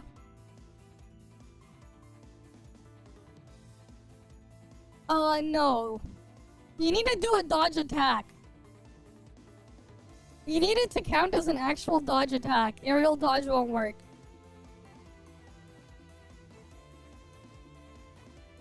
At the start, you should start your rotation on Zeke as well. Use Zeke on the start. Yeah, it doesn't work. No, it doesn't. Just start your rotation with Zeke.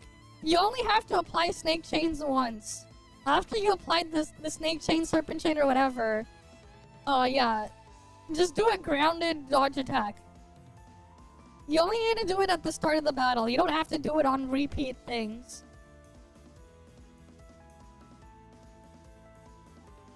But yeah, like that's the situation there.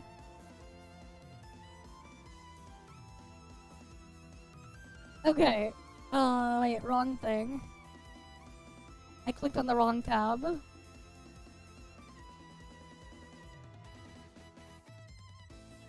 Okay.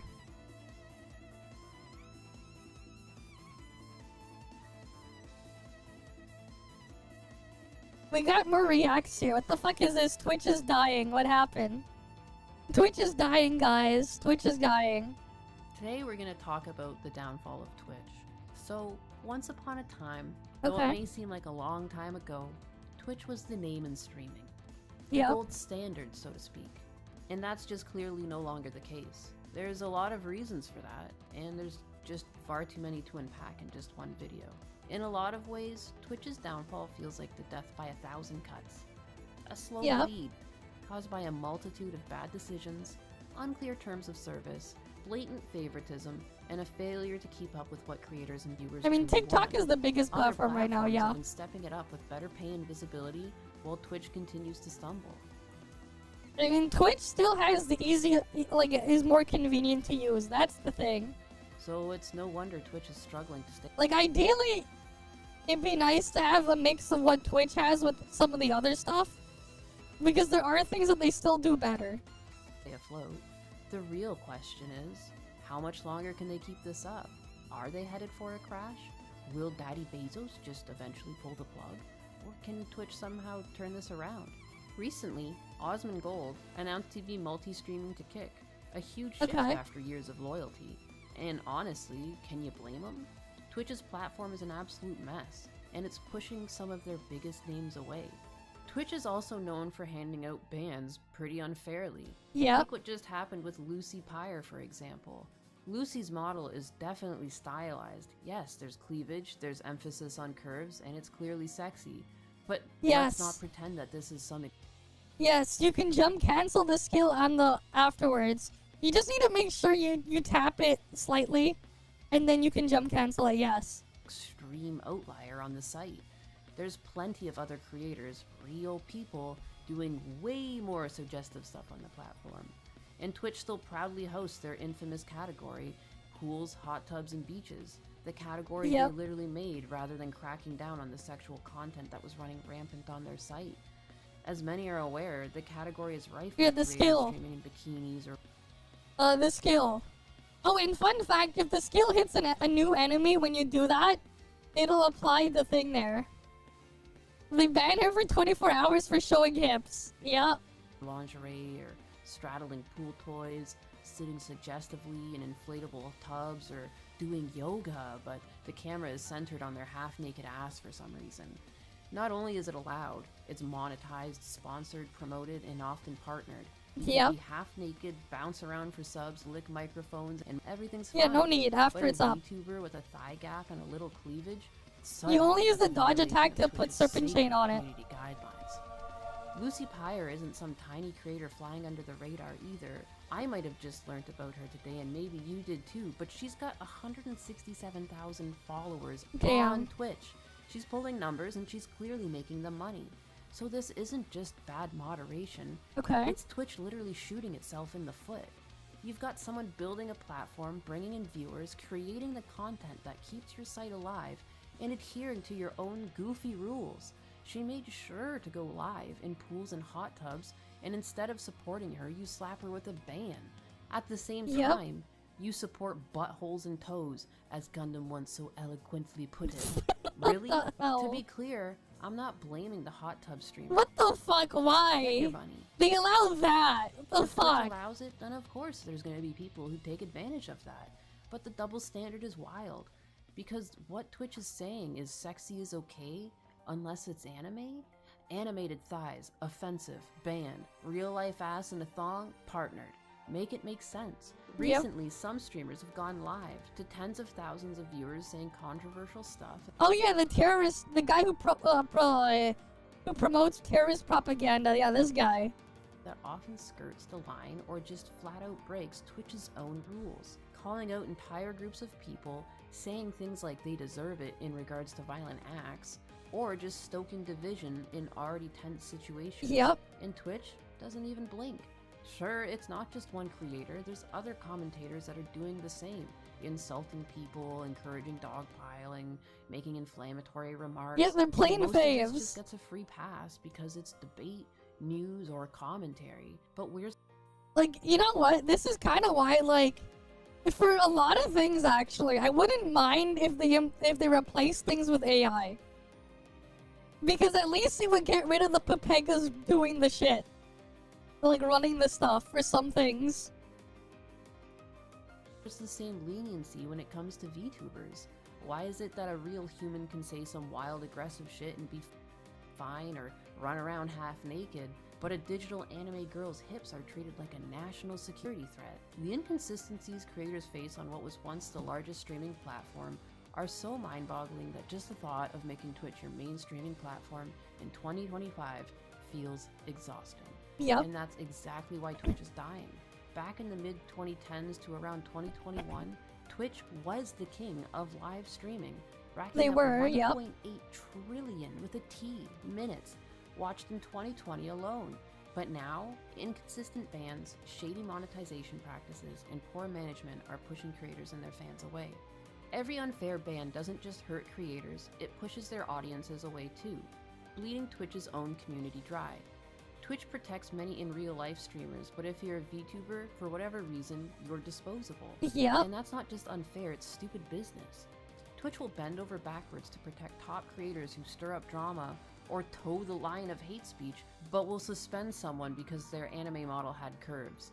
Although not the case here, while we're on the topic of how broken Twitch's ban system is, let's not forget bans on Twitch aren't always actually a terms of service violation. Yeah. If you get mass reported, that can trigger a ban too. It doesn't matter if you broke any rules. If enough people click the report button fast enough, you're done. And in today's internet culture, that's all it takes. Creators can launch cancel campaigns, rally their followers to spam report someone they don't like, and Twitch's system, it just folds. No real investigation, no explanation, and you're just gone for a few days, or worse. And the exploitable nature of this system doesn't just silence creators, it also makes Twitch a hostile place to build a career. These bans aren't harmless. For a lot of creators, streaming is their full-time gig. So when Twitch pulls the plug for a few days or more with no real explanation, or when there's clear hypocrisy, that's money lost, sponsors lost, audience lost. They're gonna start looking elsewhere. Imagine a normal workplace like retail or food service, where you get suspended without pay for a few days because your shirt was untucked or your sleeves were too short. Meanwhile, your coworker shows up in full civilian clothes and talks trash to the customers and clocks in late, and nothing happens because the boss, for whatever reason, decides that they like them. That's what Twitch feels like right now. A place where rules don't mean anything. Twitch has no consistent policy, no clear standard, just blatant favoritism and a broken algorithm. Personally, I think Twitch screwed up the moment they created the pools and hot tubs category. It should have never existed. If Twitch actually cared about maintaining a consistent and fair platform, they'd acknowledge what everyone else already knows. Skirting age verification online is insanely easy. And let's be real, a lot of these streamers directly link to their OnlyFans or spicy content right in their bio, and sometimes even in the title of the stream They itself. do that as well, It's not subtle, it's suggestive content, leading potential young viewers to the real thing, with Twitch acting like the billboard. This category exposes Twitch's own hypocrisies, and it makes it clear that they care about profit more than fairness. So yeah, I clearly have my feelings on the matter, but again, if that's going to be allowed, if dangerous rhetoric is going to be allowed, and if Twitch has made it clear through their actions or complete lack thereof that money matters more than consistency, they shouldn't be going after anime. I mean, there's so many pink ones, man. At this point, it's like there's, I don't know, pink anime girl VTuber model is like the most common thing to find, I swear. Girls for having so many pink ones. Shouldn't be allowing people to mass report and ban people. If you're going to be the Wild West of streaming, then just own it. If you're going to pretend to care, like, there's like so many of them, it feels like having the pink color scheme stuff has become like super generic now. Safety and standards, then actually enforce it and enforce it evenly. Because right now, Twitch is just embarrassing itself.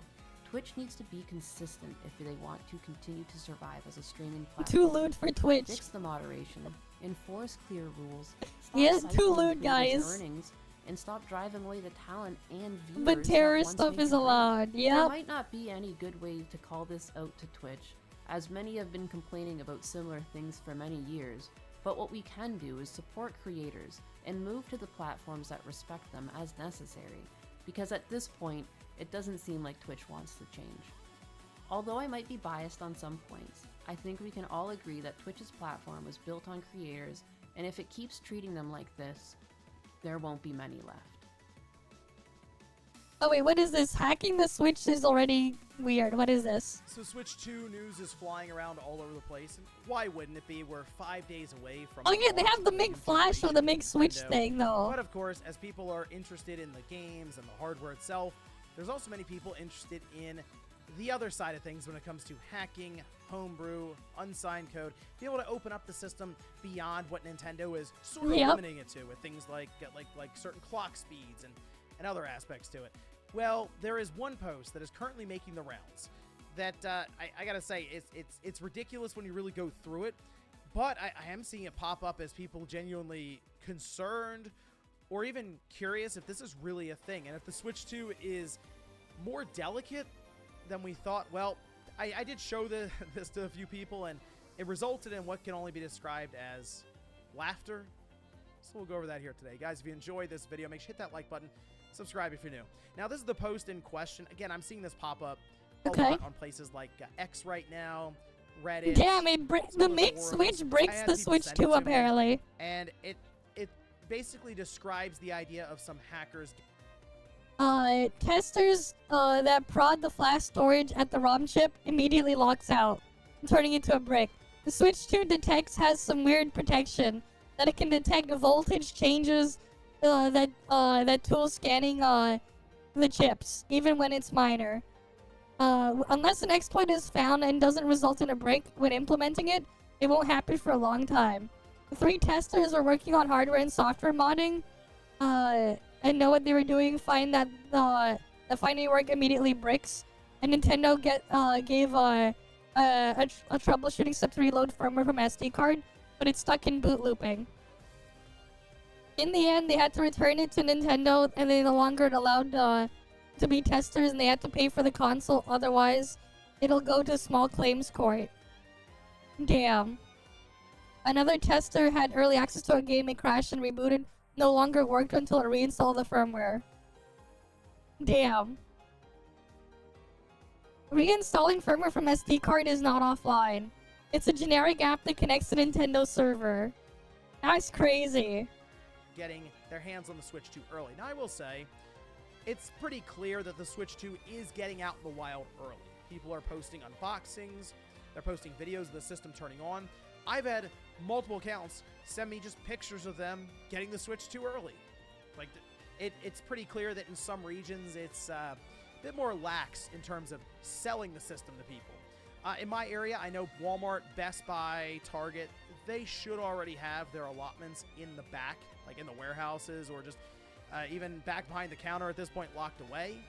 But they're not going to be able to sell them. They're register locked. So even if the person wanted to, they can't get it beyond the point of sale at this time. At least not until midnight, of course, June 5th. Well, in this case, they are saying some hacker got their hands on Switch 2. Now, I saw the color scheme, the font, immediately knew this was GBA temp. Okay, and it's GBA temp is a very good source of information around really just breakthroughs in terms of hardware and software exploits or mods. Yeah, GBA temp is a good site. I was relieved. I've used them before. In the follow-up after this post was made, that many people were kind of questioning this whole thing. Is like, this doesn't sound right at all. So at least there's that. Now let's go through the 2 points that they have here. Starting at the top, the MIG switch was tested, and it immediately locks out the Switch 2, turning it into a brick and ends up boot looping. Now, to my understanding, and this has been run as news headlines for a few days now, the Switch 2 needs a day 1 update for some core functionality, and some of that has to do with backwards compatibility with the Switch 1.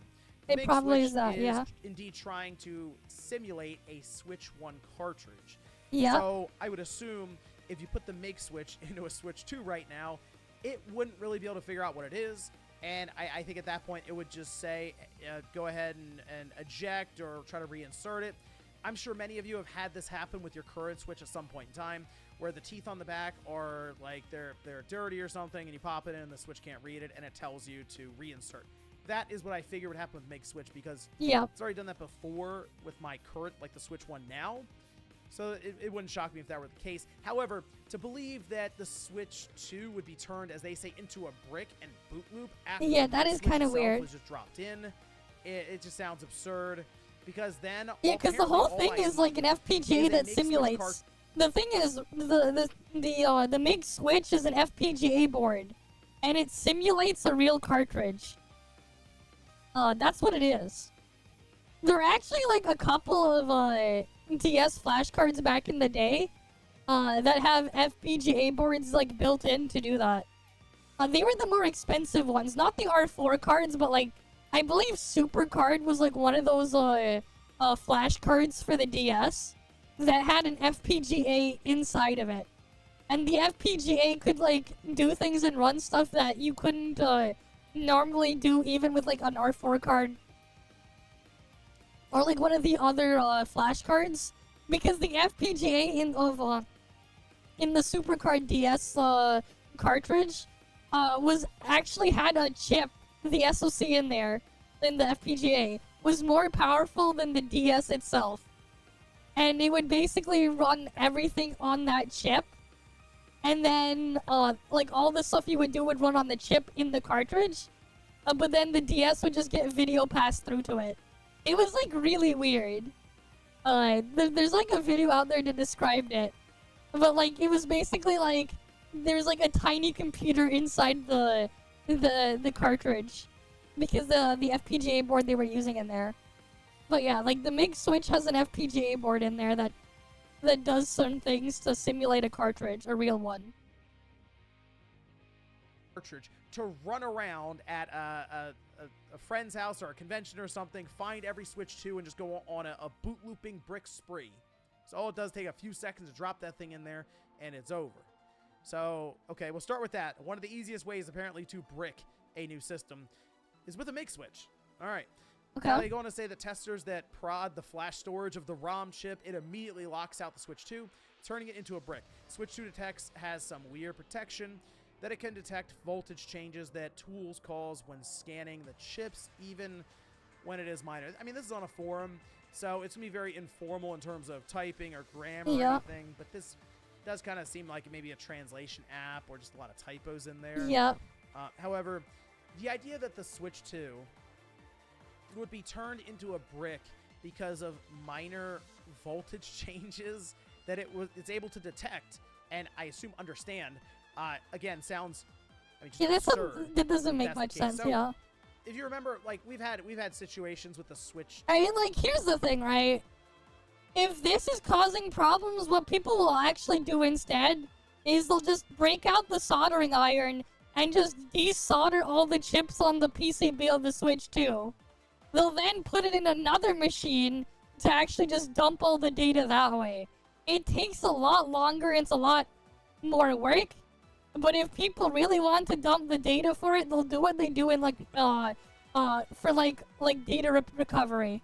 For like if like your phone breaks or whatever, if you're wondering what they do if like your phone is like completely trashed and stuff like that, or like law enforcement and stuff may do it too with assets they seize and stuff. You should uninstall. What they would basically do is like they would take it to a place and they would do the other kind of data recovery where the device is destroyed. Your goal is to just take all the data off of it and put it into something else. So one of the things they would do is they would sometimes have donor devices and transplant the parts to the donor device, or they would have they would extract the actual chips, put it in another machine to just read the chips in there and whatever they can get. But yeah, because the other way is like normally you could also do is you could just connect to the contact points for the chip on a board and only power it that way, and that was like another method, and it's actually commonly used for people flashing BIOS chips.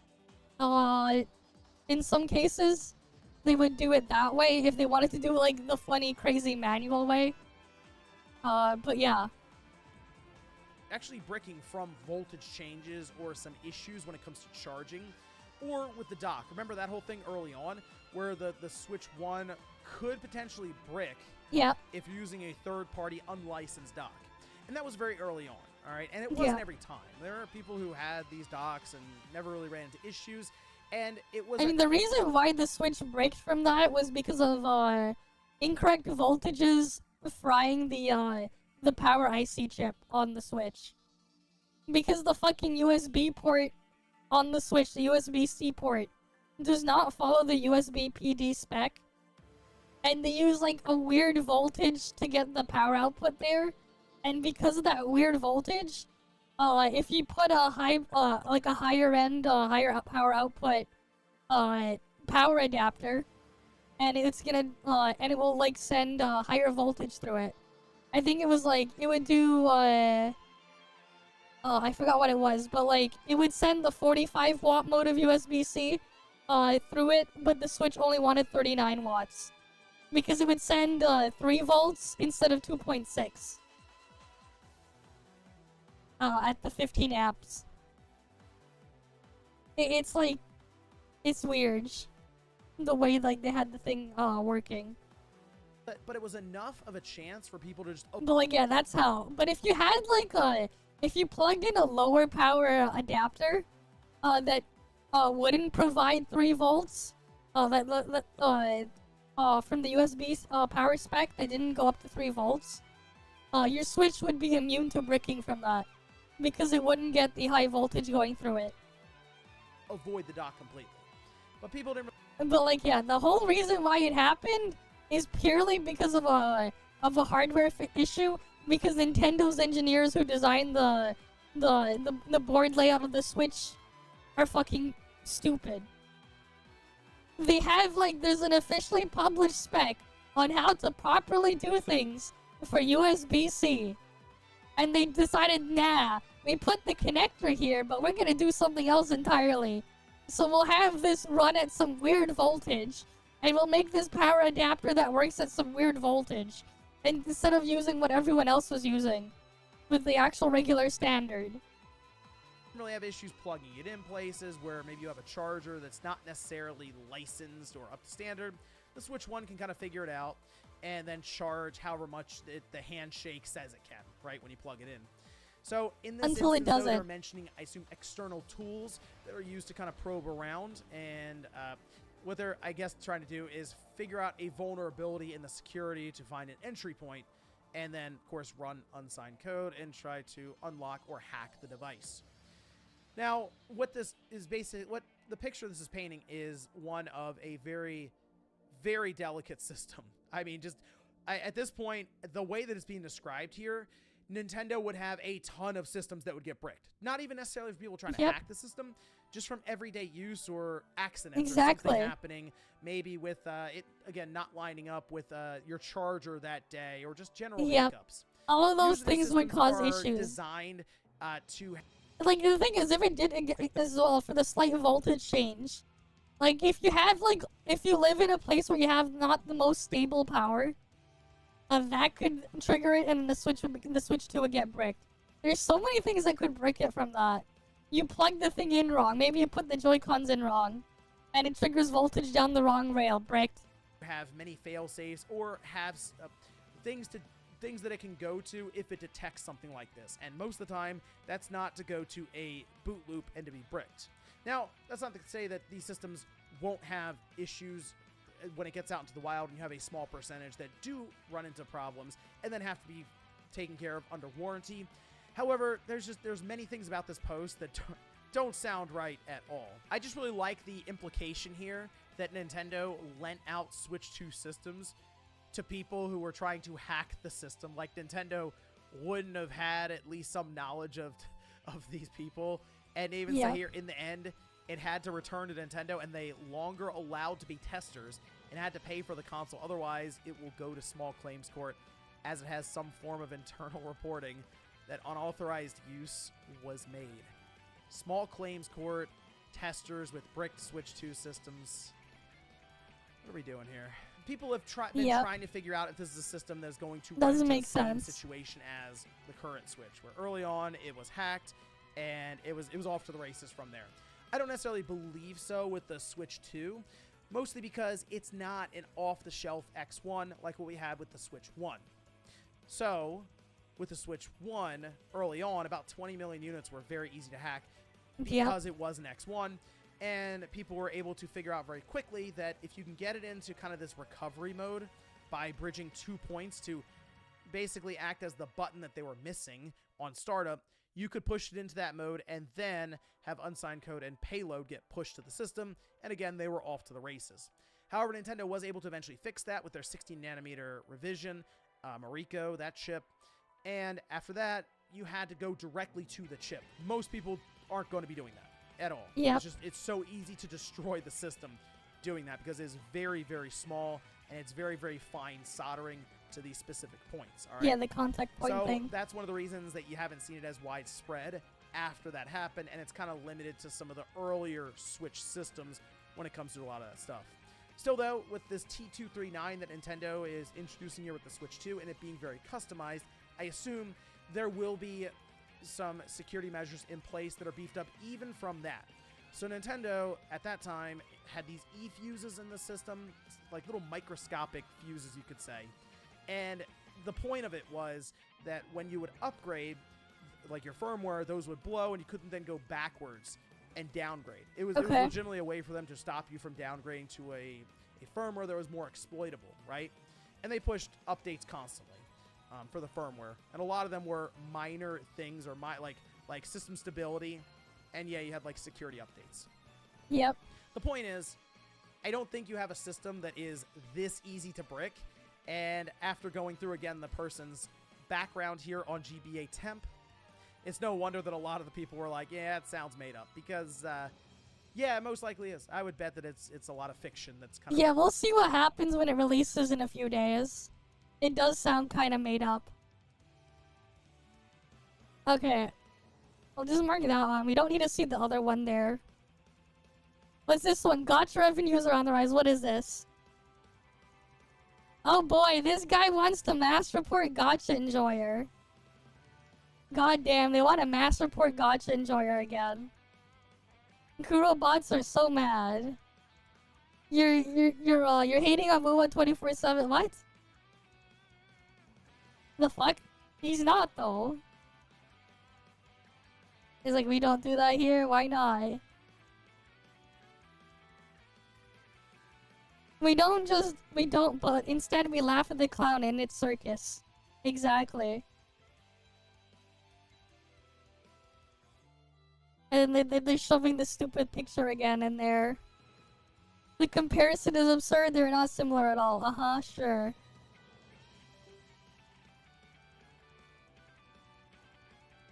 They've spoken to Kuro Games directly, and they aren't the good guys. They're a company who profits the game like any other.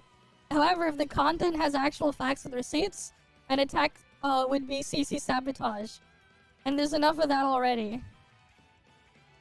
Don't worry, it gives more publicity. Yep. That shit Saint is doing is okay to you?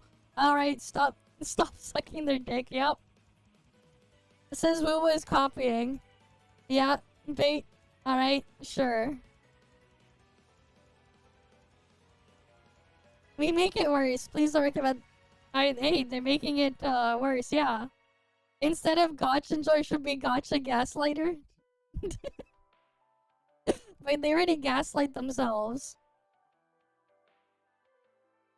Again, like, why are they just sharing this stupid thing around, man? Nobody actually cares about that picture. They fell for the bait. They think it's Mr. Cake. Imagine, we gaslighted them to think it's Mr. Cake. One of the 5 people managed to gaslight them into thinking it's Mr. Cake. But it's not.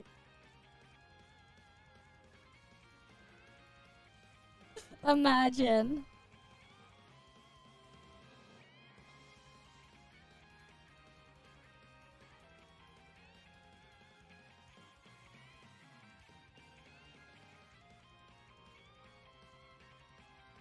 Right, like, it's just funny.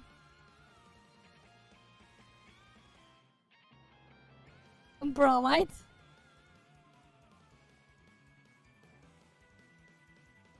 Yeah, these weirdos here, man. They're not being satirical. I mean, everyone be copying everyone. Are they not? Yeah.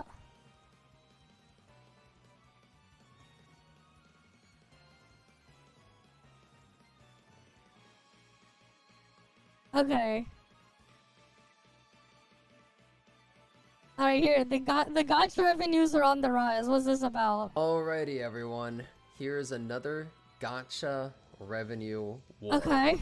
And sure. As we all know, common disclaimer, these numbers are not accurate. All the numbers on this entire chart are wrong, but they're equally as wrong every single month, so it gives a decent trend for about how well these games are doing. That said, all these numbers are actually lower than they're supposed to be. They're not higher than they're supposed to be. Every single number is only tracking certain parts of the revenue, so it's way lower than it should be. In some cases, it might even be doubled for some of these games, maybe even tripled if there's a lot of PC being played, but not much phone. So, let's take a look. Higan, I don't understand how this game is still running. This game has literally been at the bottom forever, and it's somehow still there. Rememento, this game just came out, by the way. I am not kidding. This game literally just came out and it's at 11,000. That is insane. That's actually crazy, dude.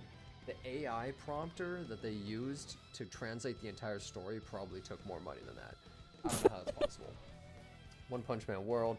Yep. Ooh, Tribe 90k became Tribe 40k. That's actually so sad. I mean, This it's gonna go game zero soon. Is the first big gacha. I say big gacha, I guess I mean more high budget gacha to bite the dust. Bit of a shame that that's happening, really. It's really too bad. Let's see, look down here. Black Clover M, I remember when that made like 20 million. ET Chronicle, Counterside, Danmachi, Astronauts and Beta has been floundering. Man, it's been doing so bad. Okay. This game is pretty recent. Isekai. It turns out even Japan is done with isekais. If you swear isekai, people want nothing to do with it. Honestly, that's a good thing.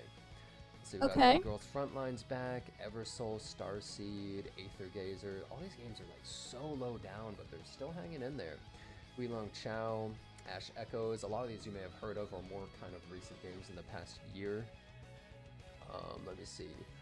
Tower of God New World. I think Netmar will drop the ball and kill that game pretty much. Bleach Brave Souls is at like the all-time lowest I've ever seen it. Honkai Gakuen.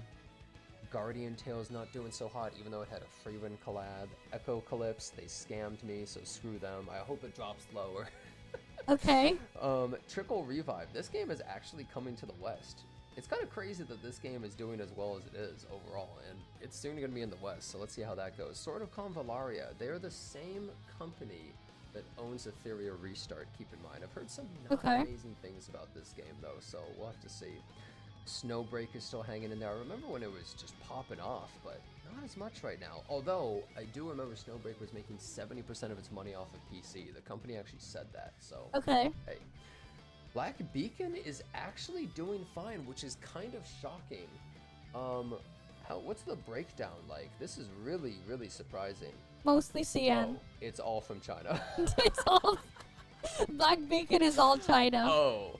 Yeah, so turns out completely screwing over the West and making everyone mad made it so nobody spent any money. Oh my god. Holy crap, is it dead in the West?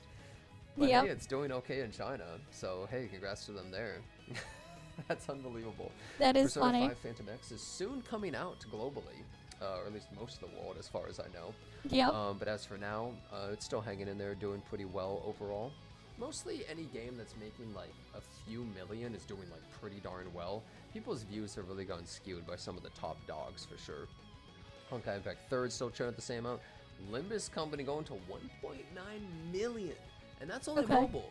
It's actually doing really well on Steam. It recently hit its all-time peak of like 80,000 people on Steam concurrent, which is like in the top 10 games of Steam. That's like ranked 6 on Steam, by the way. Which is absolutely insane if you think about it, that it's a story-based gacha that hits that high. So I don't even know what its PC revenue is, but it's probably pretty damn good. So I'm really happy for them.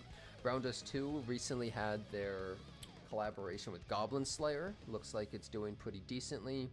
Mahjong Soul was just added to the list. This is literally just a Mahjong game, and it's pretty solid. Wizardry still at 3 mil. I don't know if this is incorrect because it's grayed out, or it just means it hasn't updated. That's great, honestly. These games are doing awesome. Wow, Punch and Gray Raven actually doing pretty decent overall. Hey, congrats to them. Epic 7 doing pretty decent as well. Some of these numbers are pretty up. Dude, Blue Archive is still on the downturn. It's been falling for so long. I heard that fans weren't really happy with it. They're releasing on Steam soon, though. That's all I know. Down. Damn. Girls Frontline is still doing great. If you're hovering around this amount, you're doing really awesome. At least for, you know, that size of game. Madoka Magica, we're going to keep seeing this drop for a while. It was a really recent game, and I think they ran like 7 banners in a row on release. Just milking the hell out of the players. Unbelievable. That's crazy. 7 in a row? Some IP-based gachas are still doing really well. JJK went up a ton. That's crazy that the JJK game is doing so well. Wait till they see the end of the anime. That thing is about to drop. AFK Journey even having a big patch. I think they had their collaboration with Fairy Tail. We got Summoner's War, Miku Colorful Stage doing great. That's an awesome game, honestly. Dokkan Battle, just chillin'.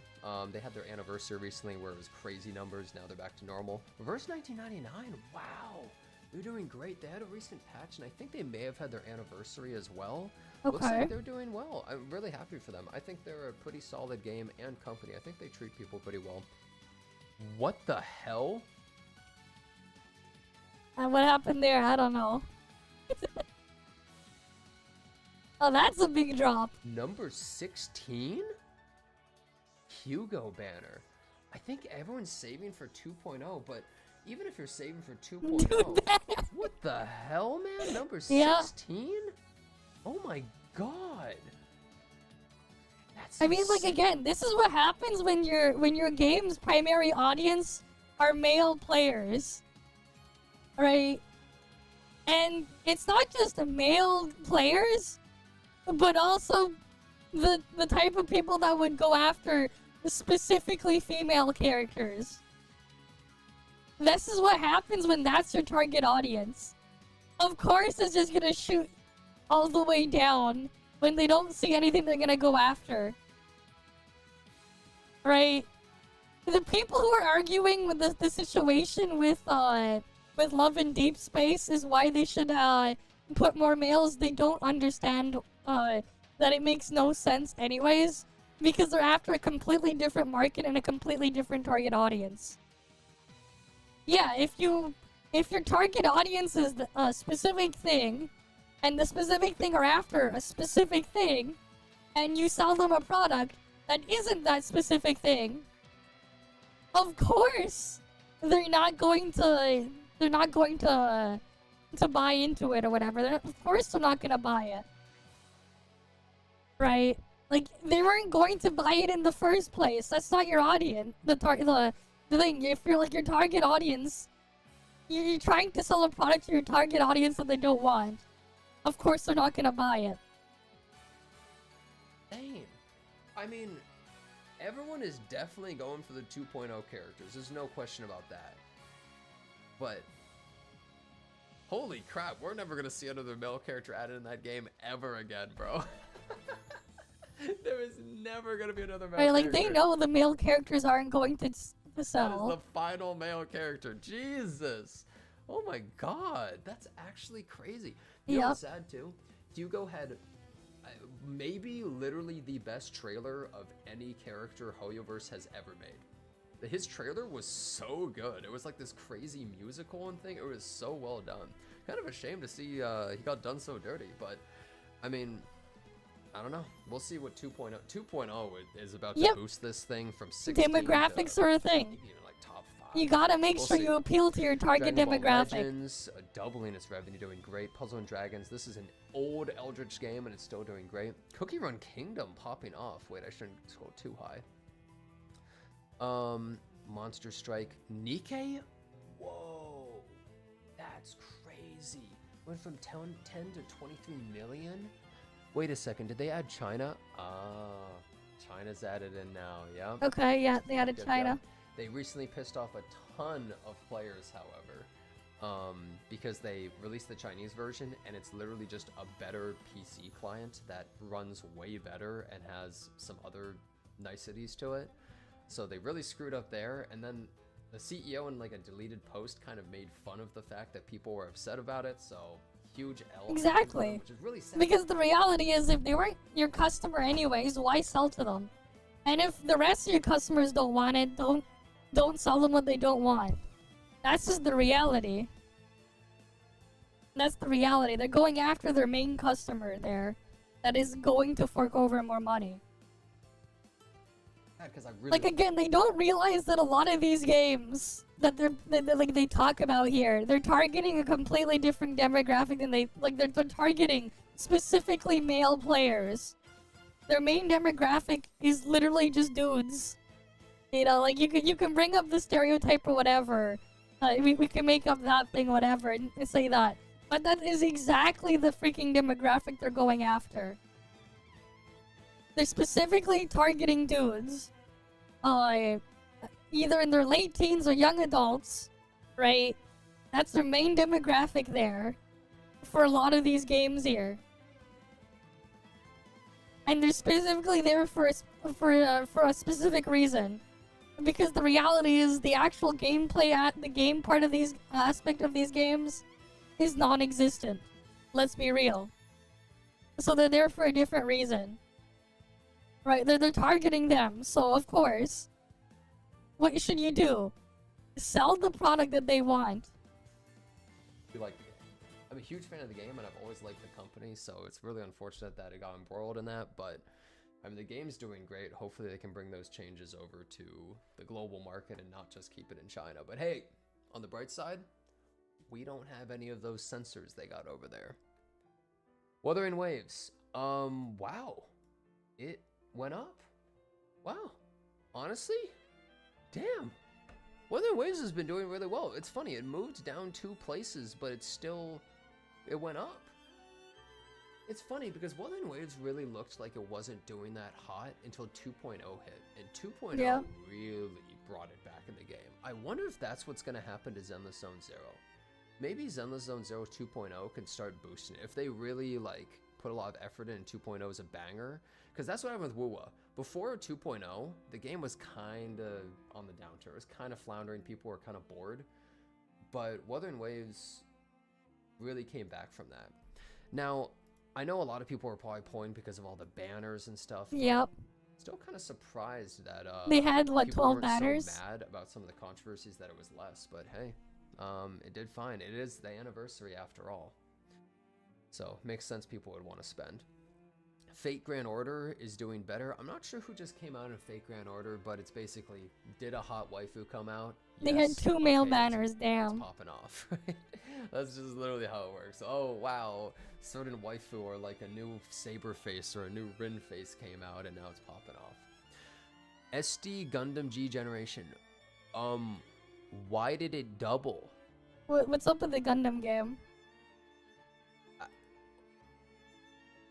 Okay, good for them, I guess. well, Japan is loving that game. I saw that game, and it's like a little chibi strategy space Gundam game, and I was like, it looks kind of cheap. I don't think it's really that great.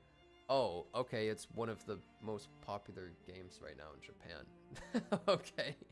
Or maybe it just constantly milks its players. I guess we'll see. There's a Freedom Gundam banner going right now. I don't know what the hell that is, but it looks like Freedom Gundam pops the hell off in the community. But damn, congrats to that game. Genshin Impact. Wait. What banner is going right now? 22 million to 36 million. Yep. Bro, it's number 6. Isn't Escoffier, or however you say her name, isn't she like insanely good and people like her? Why is it not higher? What happened, man? Dude, I thought that Genshin was going to bounce back much harder. Because she's really good. I don't pay attention to a lot of these things, so I don't know. And Skirk is one of the most popular characters for everyone. Well, I think we're going to see it go up again when Skirk comes Again, they're out. in echo chambers. But it seems surprising to me that people didn't pull for the support for the next character, right? Because a lot of people like to do that. But, hey.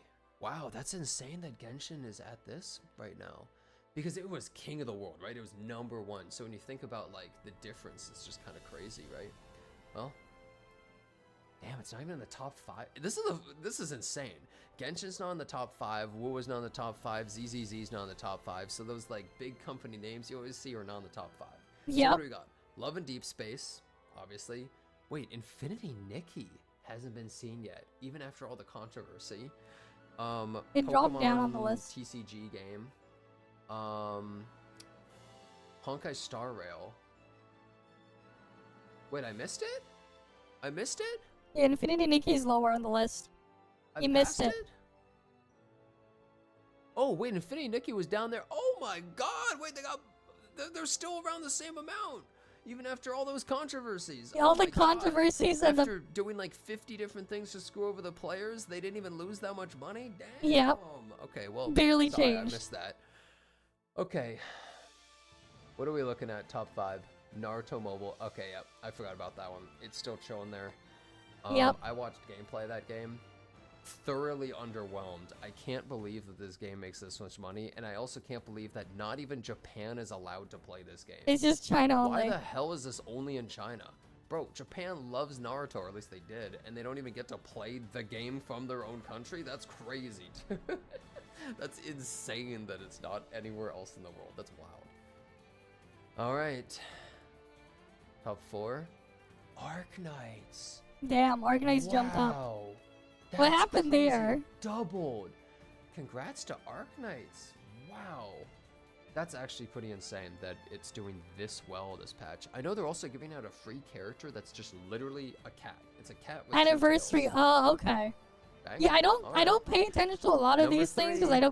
I don't like a guess lot of them anyways. Love and Deep Space. But damn.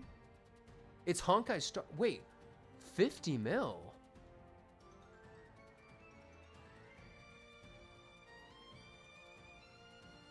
I mean, the previous one was an anniversary, Who's the recent right? character? Right, they had the It was just anniversary before Hyacinth, that. right? At the Don't end think they of have anyone the else. April. April was Yeah, their I think anniversary. That's why Barbara. they had the big Okay, one. no, that makes sense. That makes some sense. Just being her, that makes sense. Yeah, the gun guy, I think Anaxa was before, right? I think he had already come out. Okay, that's lower than I expected, but just because Hawkeye Star was such a giant, but that makes sense. That makes sense. Okay. It's got to be Love and Deep Space, right? Oh my god, it's Pokemon TCG Pocket. Oh my god, dude. It's another Love and Deep Space sweep. This is insane. Pokemon TCG Pocket. I mean, like, again, what these guys don't realize, the market is oversaturated at games that target specifically dudes. Only male players. So the one product, the one main thing that targets females, they all just go in there. That's why it gets so high. They either go touch that thing or they don't do anything. Or whatever. That's the reality. Pocket, which is barely a game, it's just a card pulling simulator, made 66 million, and Love and Deep Space, 69 million. And wow, what can I say? They're gonna keep milking that cow until it dies, and I don't see it dying anytime soon. Reminder: Love and Deep Space is made by the same company that makes Infinity Nikki. And they are both some of the most stingy predatory games. And I've gotten Yep. hate for that, by the way. I've said this kind of stuff, and I had a bunch of people like hate commenting, saying like, it's not stingy, it's actually so much better than these other games, and it's more generous. And it's like, No. mathematically, you're wrong. Like, you were Yep. literally mathematically lying. Like, what are you talking about, brother? So stupid, by the way. But anyways, that's kind of crazy. That's kind of crazy that it's doing this well. I definitely expected ZZZ and Genshin to be higher. I didn't expect Wu to be this high. I kind of keep my expectations low for the game. It's always better when you really care about a game to keep your expectations low about the game that you like the most, because then you won't get disappointed, right? But Sure. hey, Yeah, good two job, games Wu. that target Honestly, female audience. I didn't think it was gonna go so well, so nice. I think ZZZ is about to pop off next patch. 2.0 is big, but how much is it gonna pop off? I think how much ZZZ pops I off still need next to do patch my Infinity Nikki dailies is from kinda just yesterday. gonna determine almost the I still future have of like the 2 game. hours or Because, something like, before reset 2.0 is a anyways. huge patch with a really big character people like. Big in 2 ways, right? So Again, selling male characters to a predominantly male demographic that doesn't want male characters. Yeah, it's not gonna sell. Like, it's pretty obvious. You have to realize the type of people that are playing that and what they want.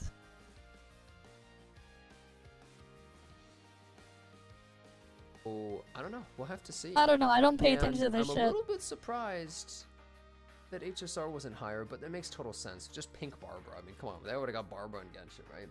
Arknight's absolutely crazy win. That's absolutely insane. 11 D Space still at the very top.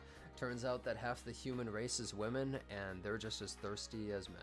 So, if not more, from some of the people I know.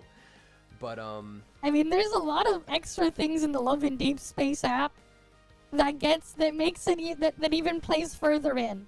So the thing is with a lot of these games, like, oh, you think how some of the stuff they might put in there can be parasocial with the thing? You haven't seen shit unless you've seen what goes on in Love and Deep Space.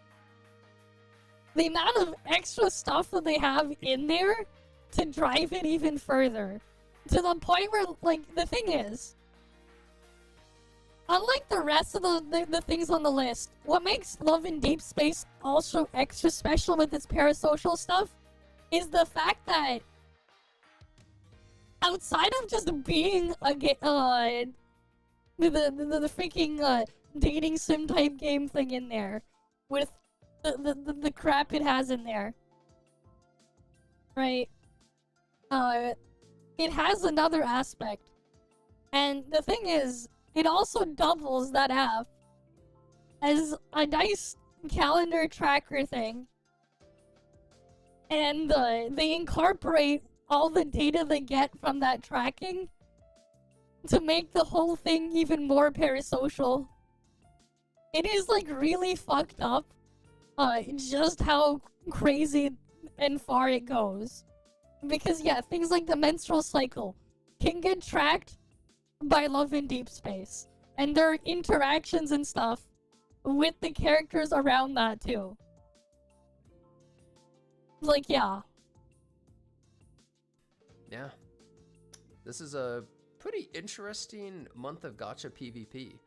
Genuinely, a lot of dark horses came out of nowhere, like the Gundam one, Arc Knights, but hey, it looks like there's not really going to be much war. I think overall people are going to be relatively civil, except I think a lot of people are going to dunk on Zenless Zone Zero, but that's just like, come on, you released Hugo.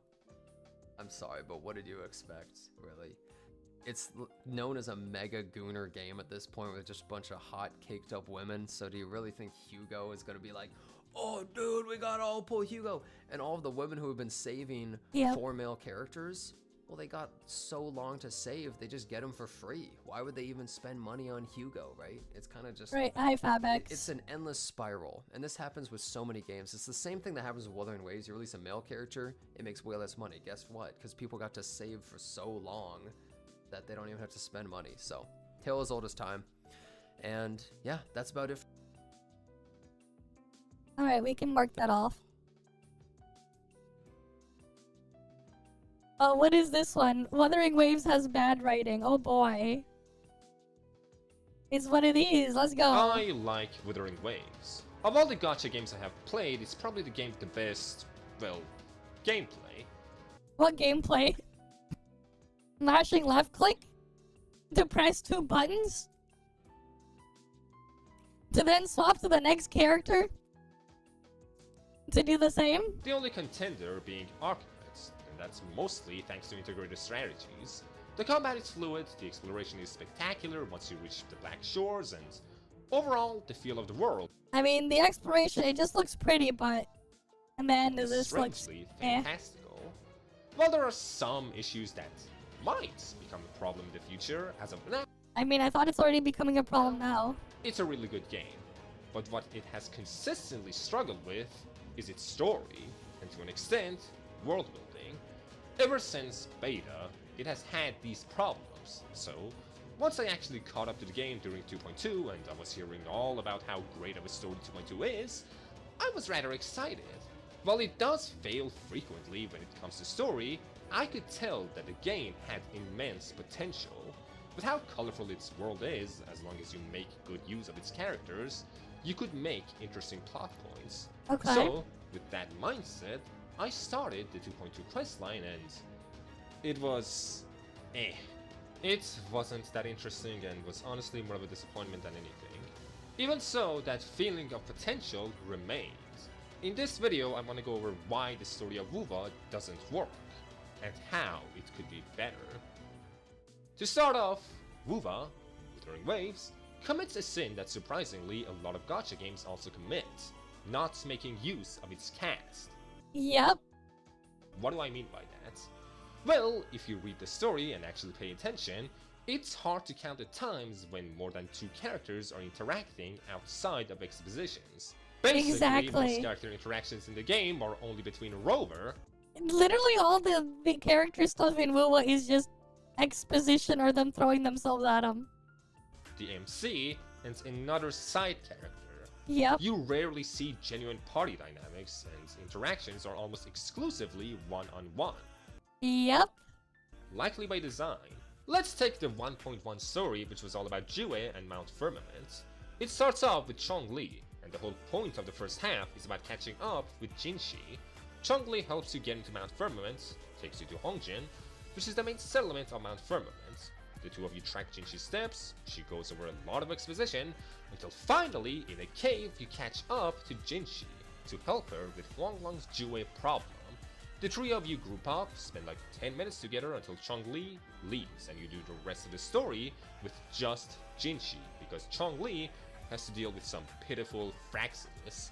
Sure, there is an explanation on why she has to leave, but that's because the writers want to separate the group, not out of necessity for the storytelling. No, they want to separate it because they want to focus on advertising the thing they're trying to sell first.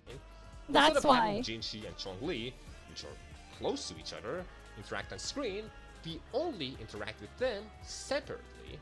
It would be fine if this was the only time that this happened. Let's go to 2.2, which was the Imperator storyline, which is the Sentinel 2.2 story. Same as how Jue was the Sentinel of Huanglong. This story is pretty much the exact same as 1.1. You have to find Carthea, sweet Sentinel's resonator just like Jinshi, and to do that, you have to do so with the help of Cantarella, a well-endowed mommy lady that acts as a guide, same as Chongli. While the three of you do interact here more than in 1.1, Cantarella also barely stays on screen after you meet up with Carthea, and the rest of the 2.2 questline turns into a glorified date with just Carthea. Sure, the intricacies of the stories are different, but the outline is the exact same pretty much. As soon as you meet up with a 5-star resonator that you are meant to gamble for, you spend some time with them before they are ditched for the next 5-star resonator that you also... Yeah, you spend some time to then ditch them for the next one. ...have to use the lottery machine for. It doesn't feel like they are characters. They're not. They feel like products. They are. They are, but that doesn't mean that they can't also be characters. And if you don't like a certain character, well, it sucks to be you. I did not like Carthea. I liked Fleur-de-Lis, for the reason you're thinking of, but not Carthea. She just seemed boring to me, and I had to literally spend time with another character that was like her in a very similar storyline. So, when a half of 2.2 is just Rover having an eccentric date with Carthea, I had a really strong desire to just press the skip button. Thankfully, I hate myself, so I didn't do it. But still, it was not an entertaining time. Thing is, I feel like if Carthea spent more time with other characters, I would have liked her more. If Contraless stayed and we made an actual party of 3, a character like Carthea would not appear as boring, because you would have another character to bounce off of. One that is not Rover. Now, I don't have any big problems with Rover. I don't think that making Rover the Jesus of everything is automatically bad. You can make any character work if you are just a good enough writer. If you're good enough. Sadly, Rover lacks personality for the most part. Yep. For one, unlike every other character, not all of Rover's lines are voiced. This creates a jarring contrast between Rover and whatever other character he's interacting with. Yep. It's immersion breaking, and it's something that a lot of fully voiced gacha games struggle with from what I've seen. Now, I think that we can all admit that Rover is still a character, not just a self-insert. He is a self-insert, but he also has traits, is what I mean. Okay. He likes money, has amnesia, was like the coolest guy ever or something, likes money, has a tendency to quip, and is the son or daughter of Mr. Krabs. Cool. But because Rover gets very little dialogue and even less of that is voiced, you don't really get to connect with him. Because of this lack of charisma, a character like Carthea, which is a modest, good girl princess type of character, can't bounce off of Rover with good dialogue. It's as if she's throwing a ball to a cushion instead of a wall. It hurts her character, and because half the story is just her character, the entire story starts feeling like a chore. And that's the worst part. It's fixable.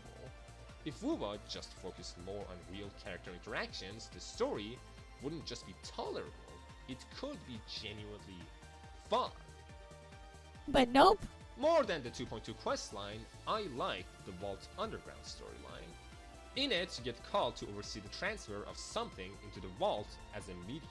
Sure, fried you chicken. You also have Zani with you, representing the Montellis. Fried chicken looks good. Phoebe, representing the church. It's not a complicated storyline. It has far less exposition than the main quest, and most importantly, you do it with a gang. I know for certain that I would dislike Phoebe if she didn't get to interact we're with still here. Clover and Zani at the same time. She would have been another Carthea. I can tell because I didn't care about her in the fishing events. But when you allow her to interact with more than just a cushion, suddenly she's a far better character. For example, this one scene where the gang starts talking about this one painting that is covered up was... I don't know what it is about with Phoebe, but I feel like her face proportions are just weird. It just feels so weird, the face proportions on that character. I don't know what it is, but it just feels really weird every time I see it. Conversation, you learn more about Zani and Phoebe, and because the face proportions are just... having an extra character around lets the writing breathe. Let's take a game like FGO. In an event, let's just say Summer 5. In it, you have over 10 playable characters, plus some other characters that aren't playable, all interacting in one event. Not main story, but event. And these characters are not all connected to each other. You have Sigurd and Brynhild, which flirt like all the time. Then you have Emiya of all people alongside Ilya, Rasaki, Tomoe, Senpai, and a lot more. Okay. And these characters all interact. What makes it special is that normally you would never even think of how these characters would exist in the same room. Imagine if the same happened in WoWa, where in one story you would have except WoWa doesn't have Kuro doesn't have competent writers to write characters that actually interact and play off each other. They can't do it. Jinshi, Encore, Bronze. It's only just exposition. It's Contrarello, and whatever. Here's the thing, Tara. If it's stylized and everything matches, it's not off-putting. But when it's like a one-off, and it's just slightly awkward, when it's a one-off thing, the whole thing gets thrown off. If it's just a one-off, there's a difference between everything being stylized that way and it being a one-off. With a lot of the other things, like, obviously a lot of the things don't have, the most accurate proportions. Heck, you can make a joke about what would happen if you changed, the facial proportions on like a lot of anime characters and moved and really looked at where the hairline and the hair on them really is. Because, a lot of them would basically have 5 heads everywhere because of what they do here. Right? Notice. Right? Like, notice my proportions of my face here. Like, you see where my hair is. Right? Like, look how much of the head is the hair and like that. Right? Like, can you imagine what would happen if, I fling it off with that? Yeah. You might be able to kind of see it. That's not exactly the most realistic thing. But like, yeah. But you get, when it's stylized enough, it's like, it doesn't matter. But like, that's the thing. When it's like a one-off and it doesn't match the rest, or at least doesn't feel like it belongs with the rest, that's when it can be off-putting. Other character that you can think of. Now, yes, the structure of FGO makes the happening of these interactions. Again, like, this is like this picture right here, like, you can see, like, with the style in here, you can kind of tell. Like, the way, like, the face compared to the rest of the head proportions. And how the things are there. Yeah, sure, we'll put on the cat ears. You can kind of tell. But it's stylized, so it's fine. Much more understandable. Still, it doesn't mean that they can't just make up some reason to have some characters hanging out in some event. Writers can do whatever they want as long as they bring entertainment. they had the chance to do that with the Somme Noir event, but for whatever reason, they decided not to. Now, okay. Why? Why not? There can be a few reasons. Oh yeah, I For forgot one, to bring out Vtuber is Desktop tricky. Survivors. Having these characters all I should have animated brought it around out. events might be quite taxing on the dev team. FGO is fully sprite, so it can do whatever it wants with its cast much easier. Another much bigger thing is voice actors. Not only would all these characters' voice actors need to be free, but they also need to do everything within a limited time. And that's not going to the fact that each language has its own set of voice actors. I'm not a voice actor, but I could imagine that the scheduling of that might be a nightmare, and the voice actors would have to record their lines possibly years in advance.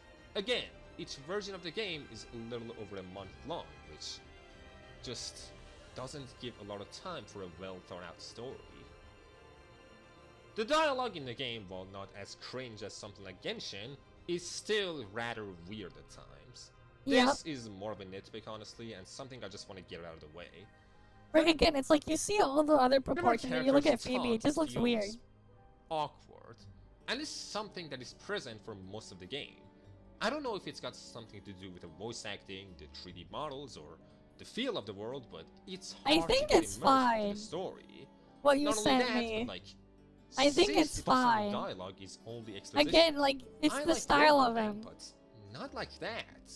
Maybe it's because the dialogue is cringe and you just feel that cringe better in the language you can speak, but I don't know.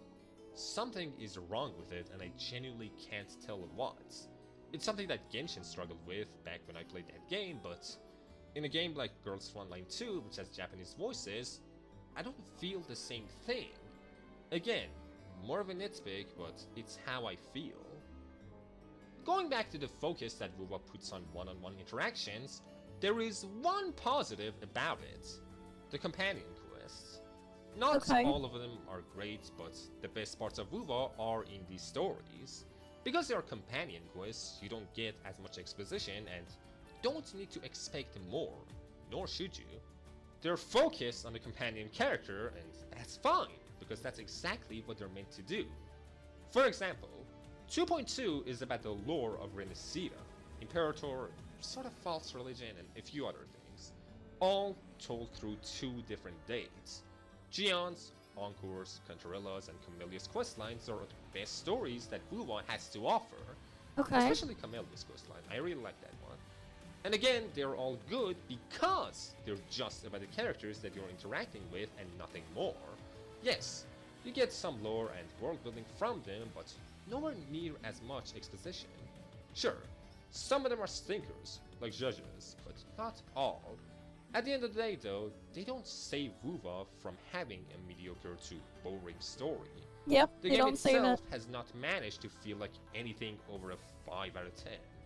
Sure, something like Camellia's questline, I could see being an 8 or even 9 out of 10. But the overall experience has been stuck at 5 out of 10 or below, which is a shame. A few ways that you could improve the overall experience is to make sure that Rover is voiced more often and giving him more lines. That in itself would make the writing of the game much more competent. You would also have to get rid of the plastic feel that a lot of characters have during the main story. Don't advertise them.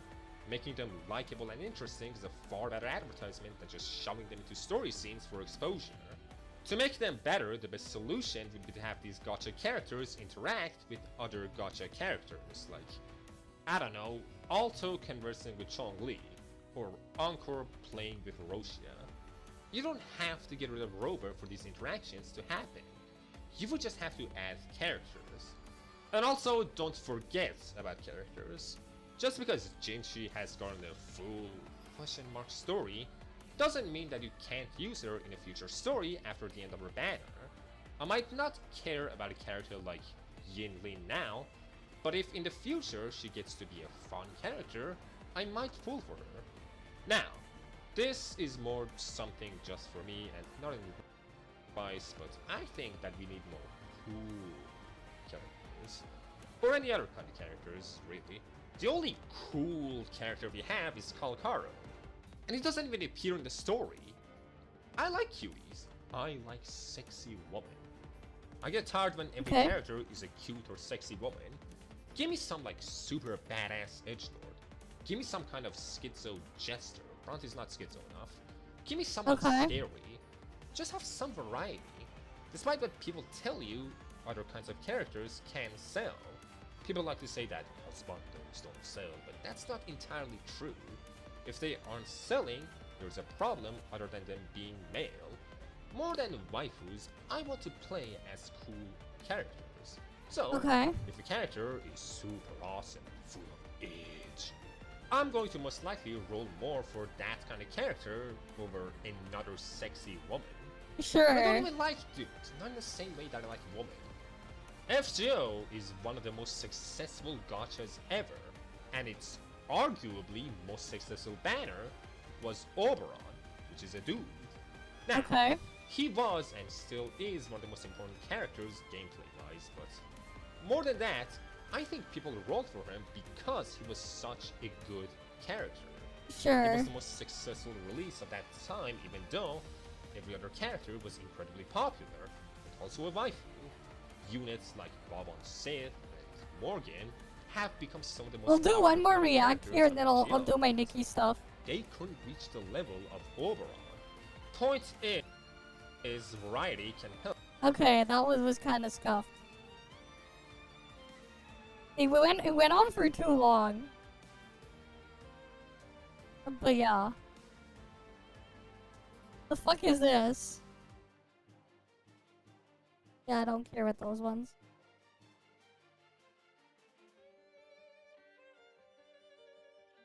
Alright then.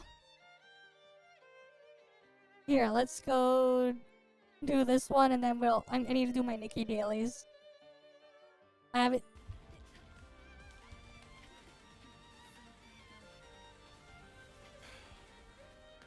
It's too hard, man. Why do you play those characters? Come on, man. Like, I have to play these characters. Like, I don't want to pay for anything. Bro, what are you talking? This is the most generous game in the gachas.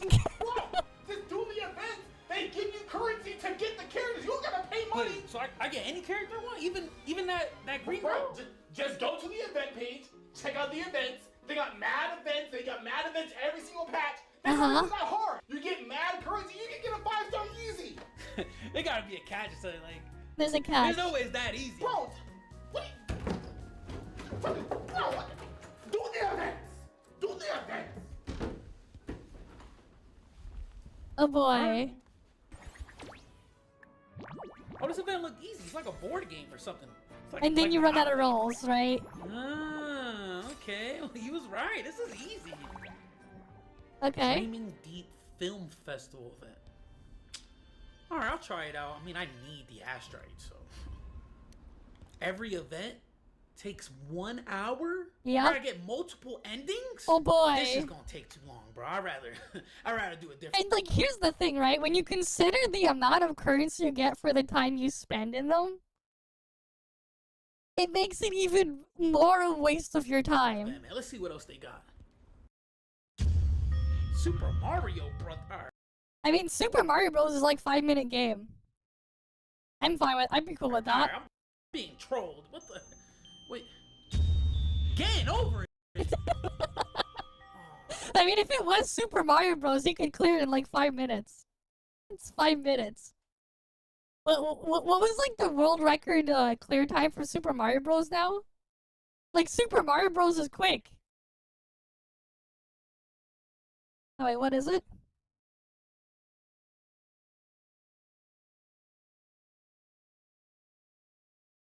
What's the speed run now?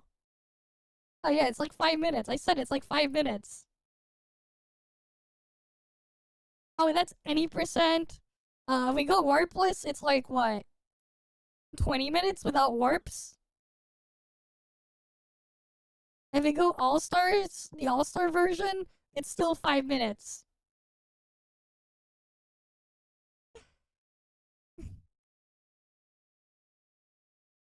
Like, if it was just Super Mario Bros., that's easy. There's that many asteroids? Really want her, man.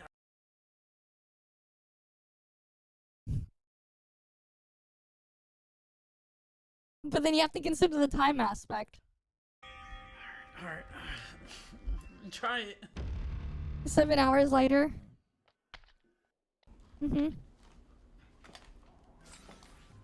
Yes! Yes! Oh my god, yes! That's only 1,200. That's not even a 10 pull. I'm halfway there. I just need a couple more events, and I got her. Let me check out the other ones. Bro, Dark Souls 2? Alright, I'm being trolled, bro. It's Candy Cameron? What do you mean I gotta play Dark Souls 2? 3,000 asteroids is kinda crazy. I mean... This is why you... Dark Souls 1. I mean, how much harder can Dark Souls... That's why you got respect for Min Picker. Playing Mario Maker and becoming a Pokemon TCG streamer over Genshin, yeah. Yep. 2B, right? I mean...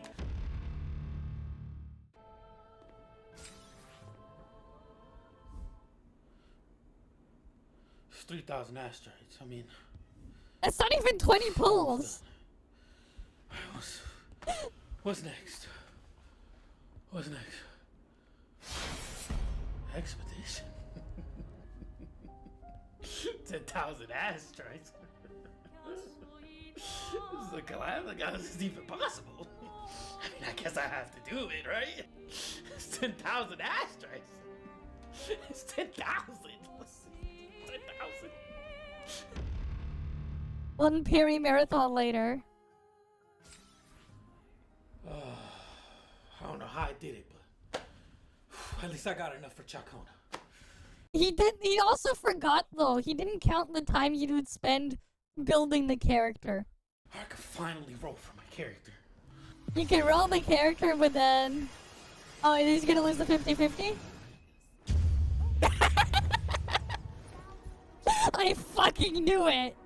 Who the fuck is that? I fucking knew it! Yang. Ling Yang. Yep, I know how that feels. I know how that feels. That burns, right? I had to play Dark Souls 2 Expedition 33! Who the fuck is that? How did you get your characters, bro? Oh. I just buy it.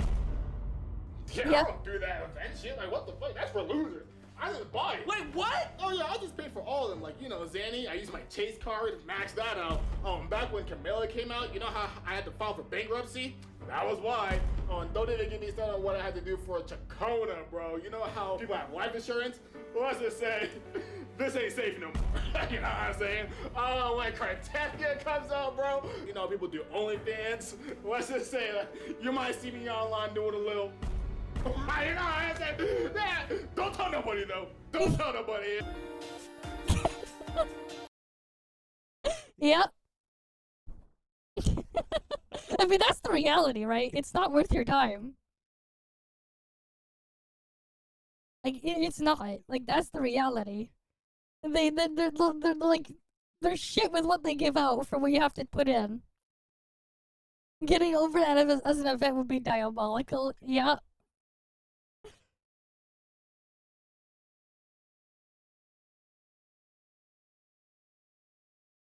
Sure.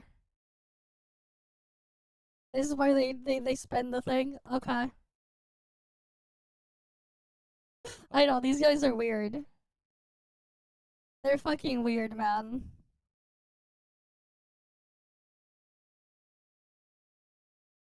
There's other shit here, we'll deal with that another time. There's like a lot more reacts here, starting from, down here. We'll do these another time. Whatever. I'm gonna go do my Infinity Nikki stuff. Because I still need to do those.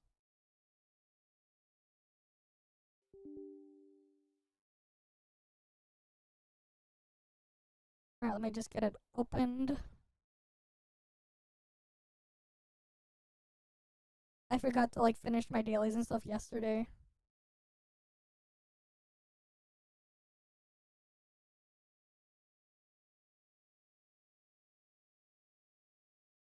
Alright, where's the game? Why isn't it opening up? I just changed the category and put the thing in.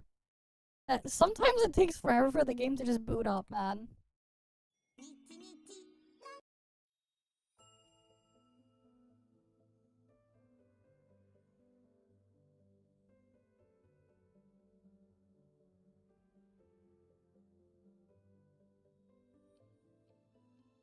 Wait a minute. I just noticed something.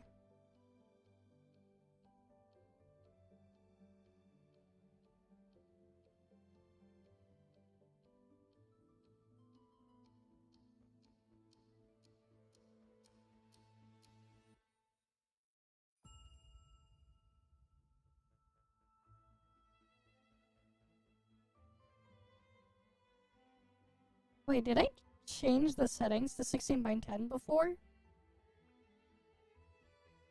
I guess I did. I was like, wait, why is it like that? I guess I could have moved it to my 16 by thing source. I didn't even realize that. God damn. They support 16 by 10 now, I didn't even realize.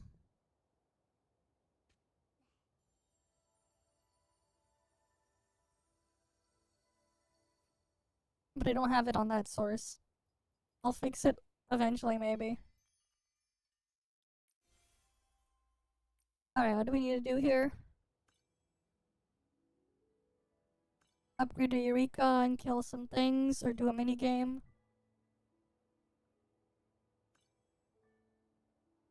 Or craft a piece of clothing. Yeah, that counts. That's one crafted.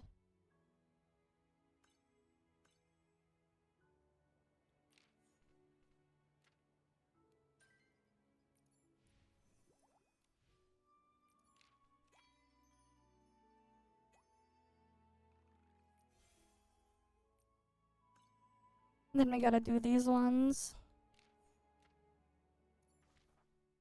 There's trash mobs down here somewhere. Yeah, this is a spot I like to use.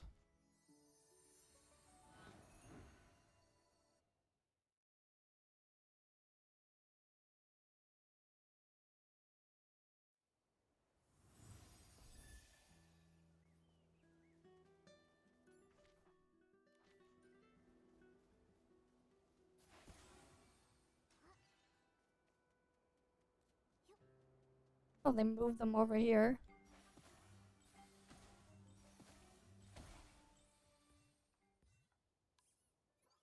Okay, got that one done.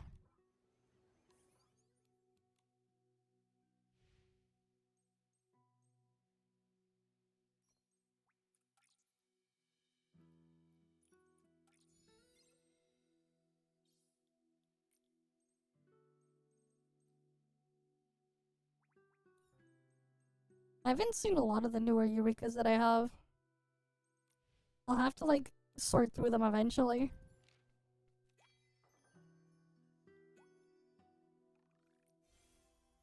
But I'm just too lazy to sift through them. Alright, over here.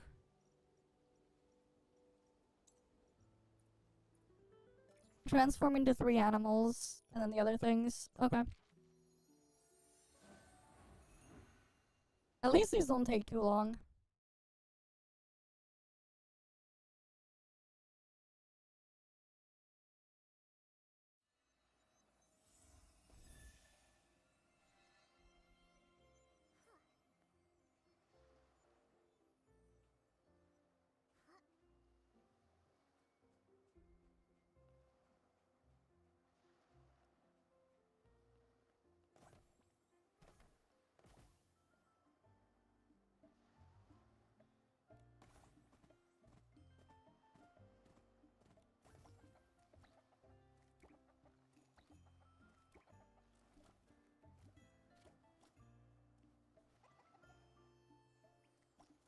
Alright. Now I'll just do the last one here.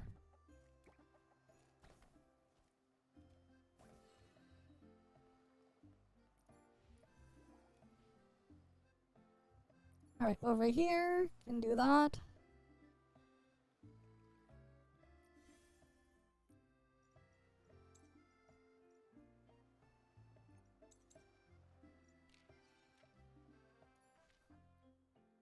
Oh, that's all the way over there. Okay.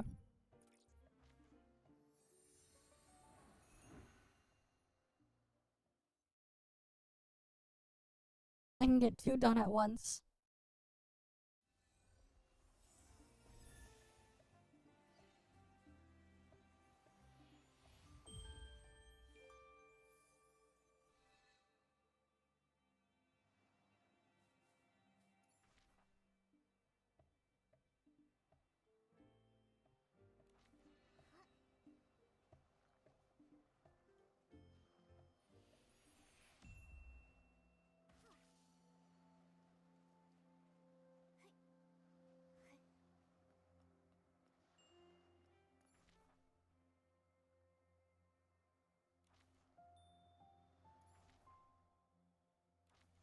Wait, why didn't it mark the other one?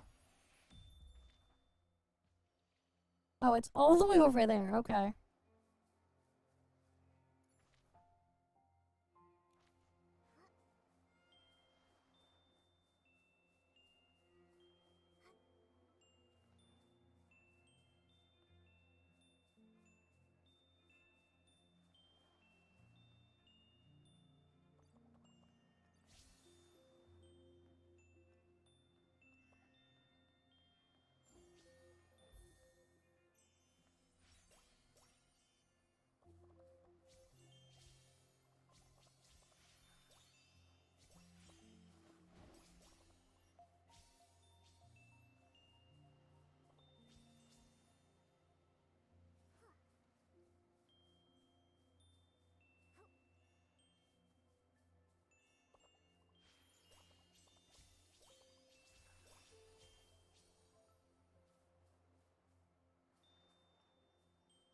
Alright.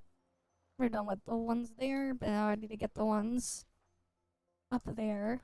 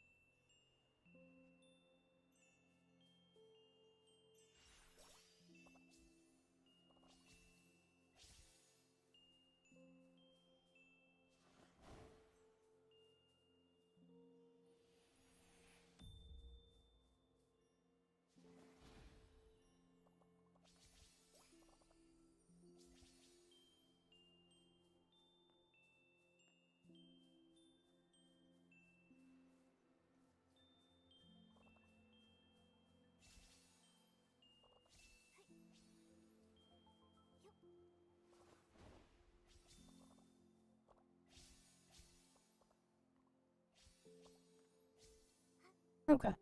Got the thing there. Oh, there's like actually 2 other people there. At like 4:30 in the morning. Damn.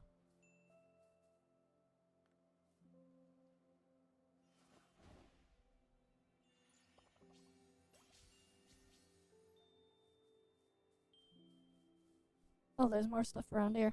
Okay.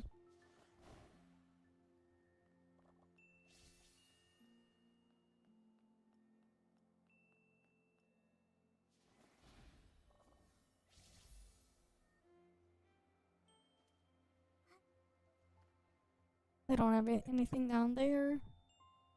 But there's more stuff over here.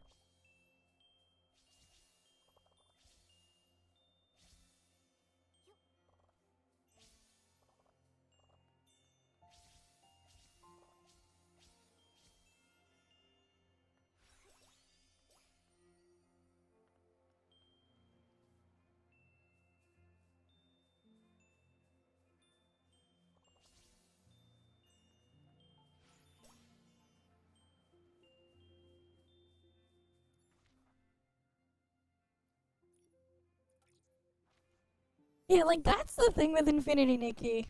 It makes me sleepy when I play it too. It really does make me sleepy too. It's part of why I can't play it for so long. And why I'm like so behind in a lot of things. The whole thing just makes me sleepy after a while.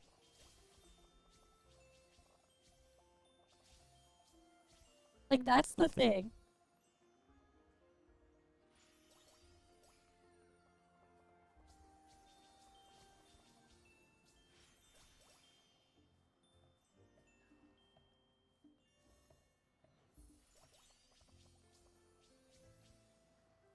Yep. It's funny. It has some cool things in here, but like, it's just, man. It could have been a lot better than it is.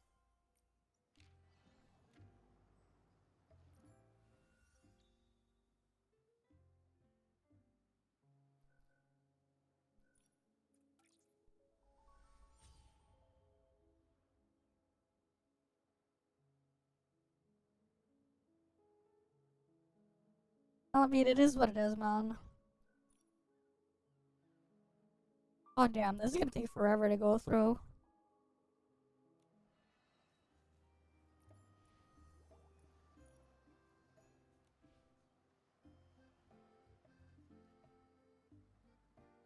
They're EOSing time gate? Oh, that's good. Yeah, because it's, like, really bad, the time gate there.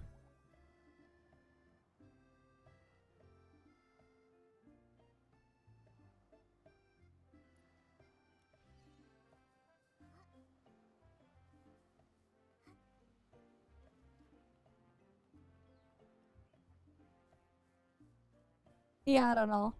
I mean, like, there are things that I liked from it that I just can't play because the way they have stuff going on in there, I just can't tolerate. So, like, yeah. It could have been a lot better than it is, but they fucked it up in the design stage for certain things. And I'm just, like, not okay with some of the stuff in there, but yeah. That's why I don't play it. If you like it, though, cool. Have fun with that.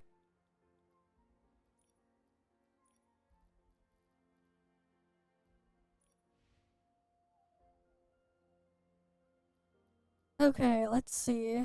I forget what I was even doing in here last time.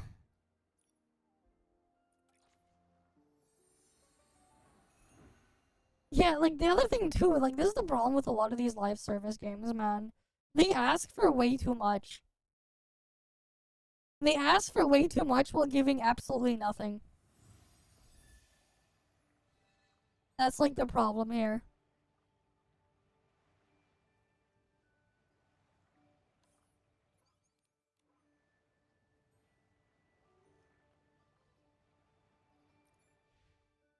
I mean, like, here's the thing, man. It's not even worth it to even bother with a lot of these games. Like, there's a reason why I barely touch a lot of them, man. There's a reason why. Right? And if they don't meet at least a certain set of criteria, I'm not even gonna bother. I heard that, like, that Korean open world, turn-based gacha that people are pushing as an HSR killer a few months ago finally released. Yeah, I ain't bothering with that. Yeah, just go play actual Persona 5. Why play that when you can just play actual Persona 5? Yeah, you can just play actual Persona 5. I don't know why you would want to play that when you can play actual Persona 5.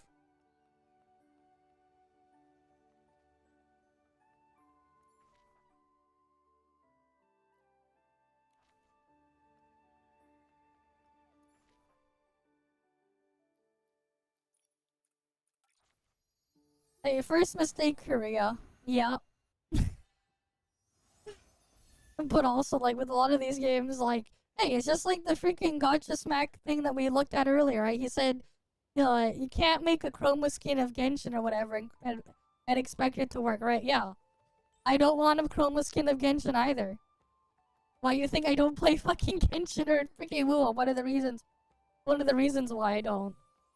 Because I don't want that shit.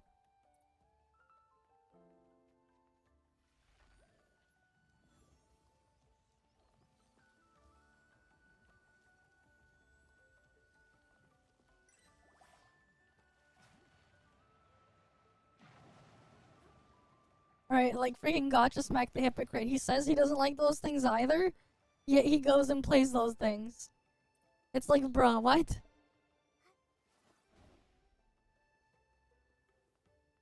If you don't like it, then don't play it. He does. He actually does. That's the sad part. He actually does. Yet he says he doesn't like them. And he assumed NTE was the same thing.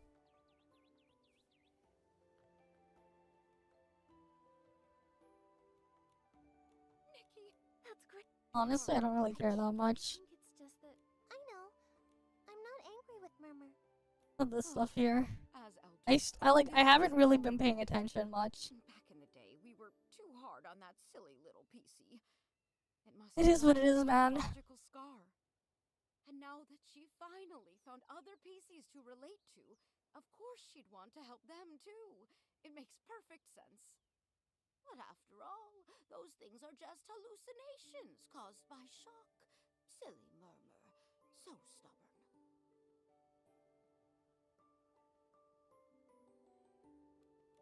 Whether it's an illusion or a memory, I can see why her being attached to those blurred images is troubling. Yes. After all, Murmur is a native PC of Serenity Island.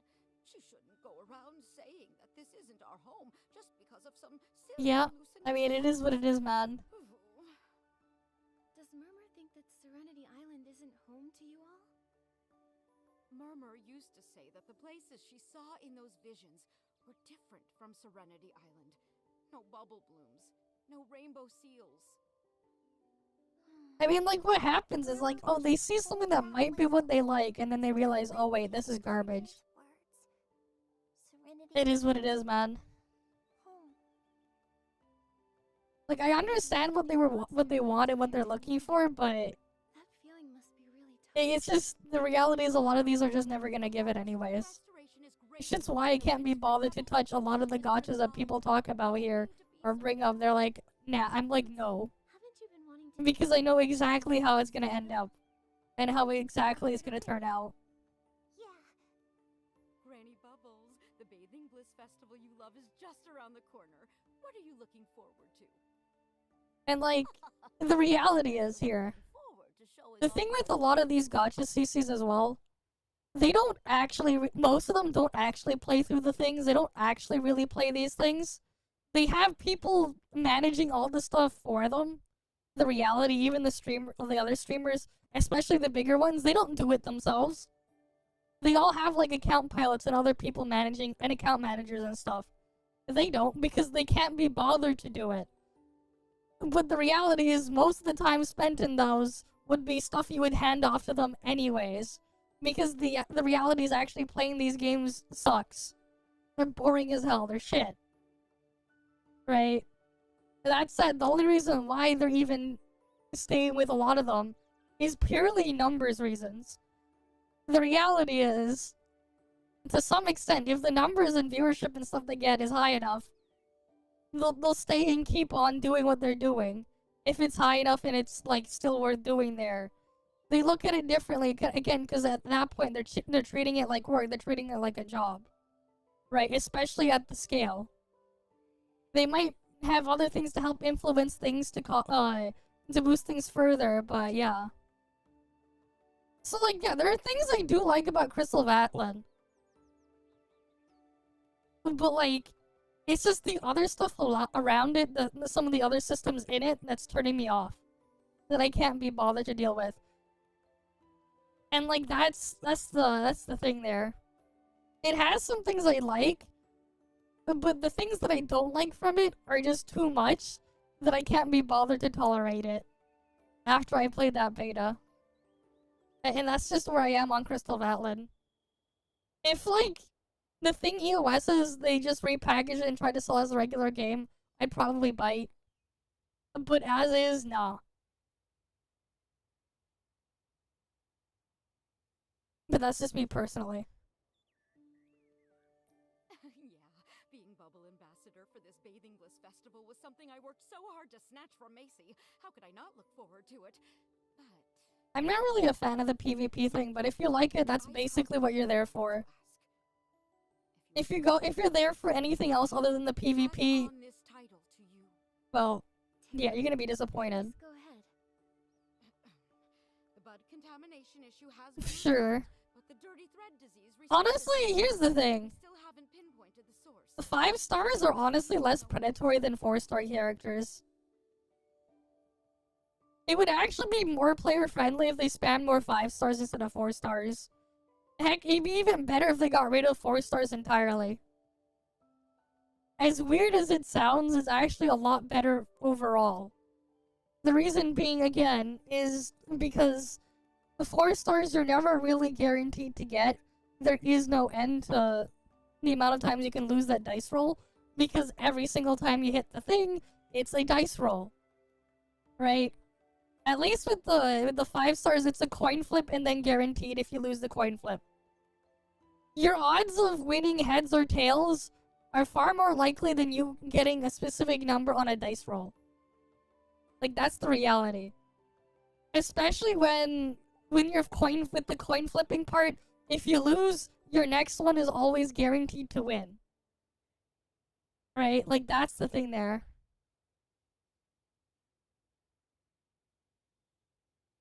Yeah, I didn't really like how a lot of the stuff was handled, though, in there. It's just scuffed. Like, a lot of the ways they handled a lot of the stuff, especially with the stamina stuff and everything, is just, no. I can't be bothered. It's, again, like, if they're farming for my time, and it's not like something I can throw away and do in like a minute or whatever, of just log on, claim everything, and log off, right? If they're clearly farming for my time like that, or it's like I'm not doing stuff out of my own choice in there, then like I just don't want to even bother. Thankfully, you're here now. Maybe it's the blessing of the Silver Gale or the guidance of the Guardian. If it's like organic stuff, then sure. But no. Exactly what we need. It's the weird throttling and forcing of stuff. Investigating the source of the contamination. Yeah, fair enough.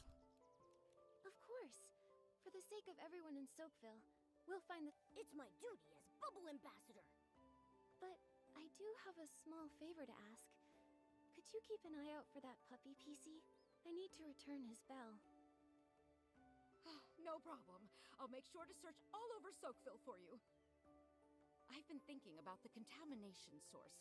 Our village doesn't seem to have any clues, so we'll have to trouble you to go to Steamville. Their village head, Macy, might know something. The heart of spring is ready. Nikki, go wake it up. Follow this path, and you'll reach Steamville. The Silver Gale will protect you.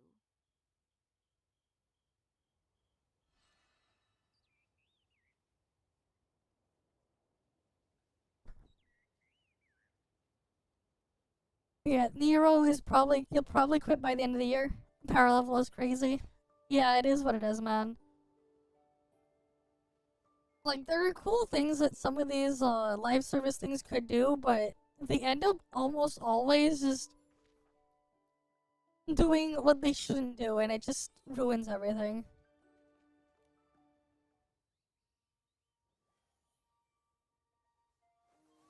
To be honest, with some of these games, it's like, who cares about endgame if they don't have the game?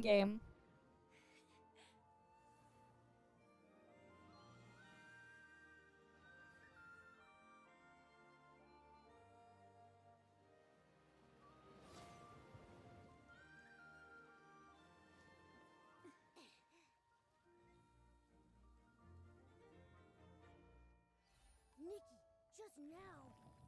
I felt a cool but gentle sensation. Maybe it was the heart of spring expressing its gratitude.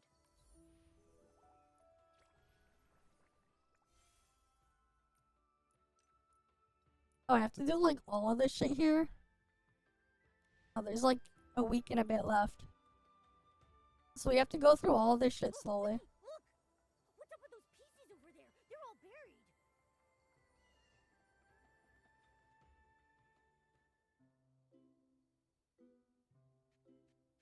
What happened? Nikki, is he infected? Hey there, are you alright? No. I'm Heathcliff. That was just a mistake. Heathcliff, you need more practice. This festival's salty hard fabric champion is gonna be me, Vinny. Salty hard fabric contest? I see.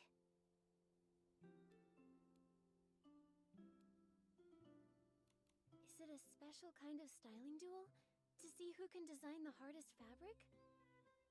If I wear a treasure melon rind, would I win the duel? What? A human? Do you Okay. also take salt baths?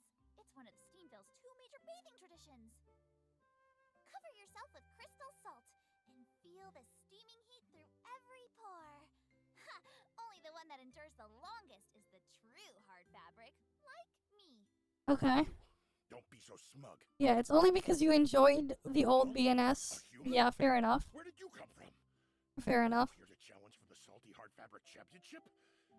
Wait, didn't the road into the village get blocked? We're not from Serenity Island. Terra, the head of Soakville, sent us here. Once we finish our business, we'll definitely try a salt bath. As for the road, I fixed the Heart of Spring. You fixed it? That's fantastic! Now, once all the infected PCs have recovered, the Bathing Bliss Festival can go ahead as planned. Heathcliff, I'll make sure you lose decisively this time. One defeat won't take down a real hero. You, just wait and see. Infected PCs? Has Steamville also been hit by the Dirty Thread disease? Looks like those fancy PCs from Soakville weren't spared. Well then, let's have a little contest. We'll see who recovers first, us or them. Okay. Victory for Steamville! Is this really the time for competition? You don't seem too worried. Is the treatment in Steamville going smoothly? I'm not too sure. Yeah, they got AI voice actors. Personally overseeing it, there should be no problem. Looks like I'm Macy's most trusted excavation expert. She even told me that she's going to the Crystal Salt Factory to investigate the contamination. Are you suddenly interested in things besides the crystal salt excavation record because I already broke it? You. I'll show you. I'll just set a new record. Come on, you two. You're arguing again? Steamville really is different from Soakville. Anyway, everyone seems to trust Macy a lot. She must be very reliable. Let's head to the Crystal Salt Factory and ask her about the infection. Okay. So they're just talking about thing. Yeah, she finally stopped hiding it, man.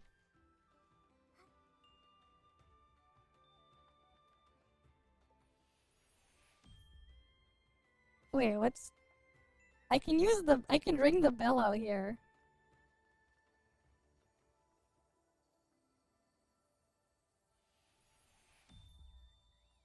No, that doesn't do anything. They should make it so the bell lets you track exploration objects. That'd be nice if they did.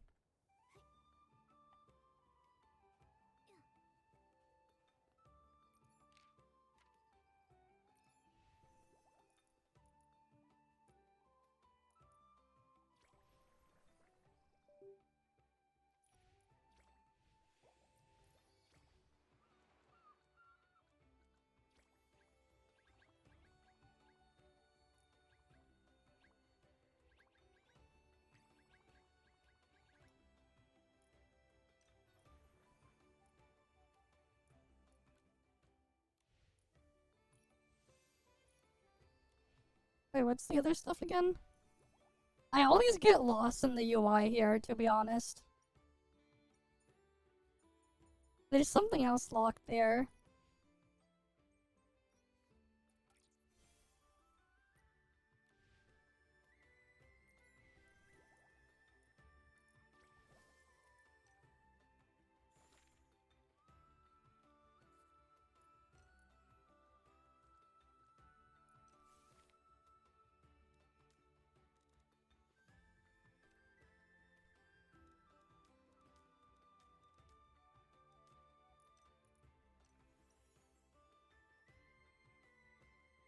Oh, I need friends here. Okay, I can do something there.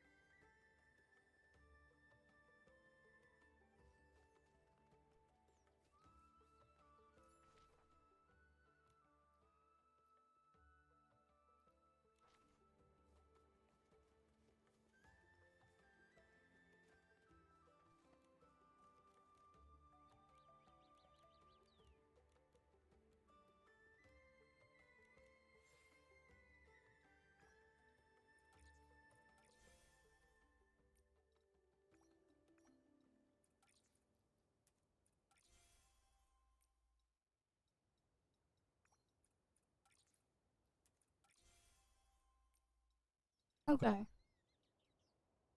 There's all these things in here to exchange.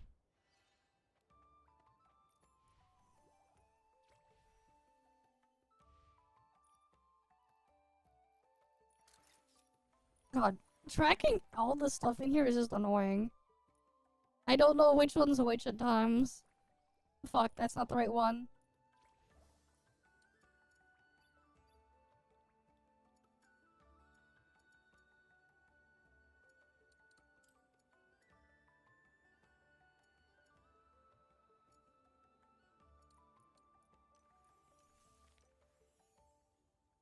I don't even know which one's which.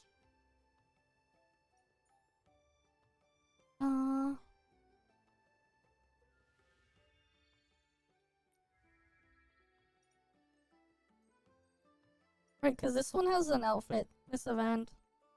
I need to get that done. I'll probably just look at a guide off stream at some point.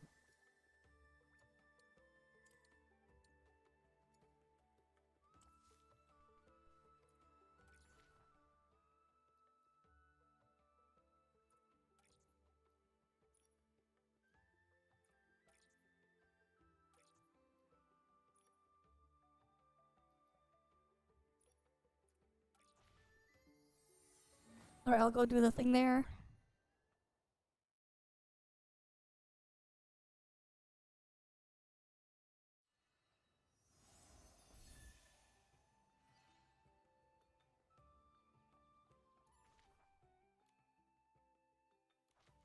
It's a... There's Steam pages available. I don't think they're released yet. I thought they didn't release yet. I just know that they're available.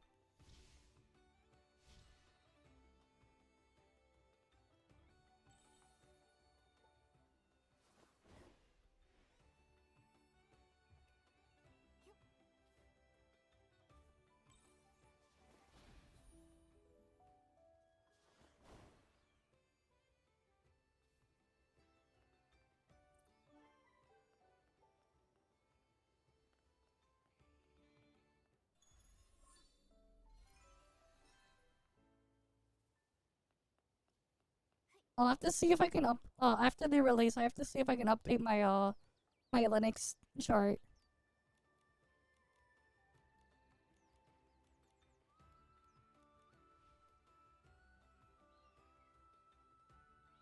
I played the Stellar Blade demo yesterday. I had to do some shit to get it to run, though. While streaming. It was weird, just the things I had to do.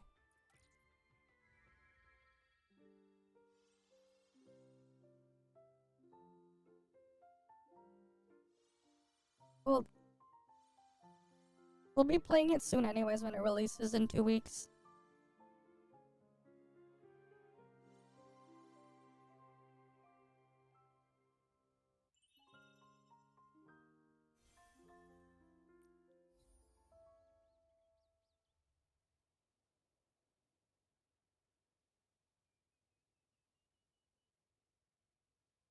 One sec, there's something I'm gonna check real quick.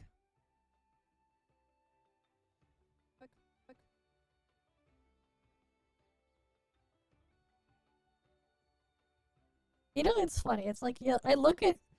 This is probably gotta be funny, wait. Like, oh, what?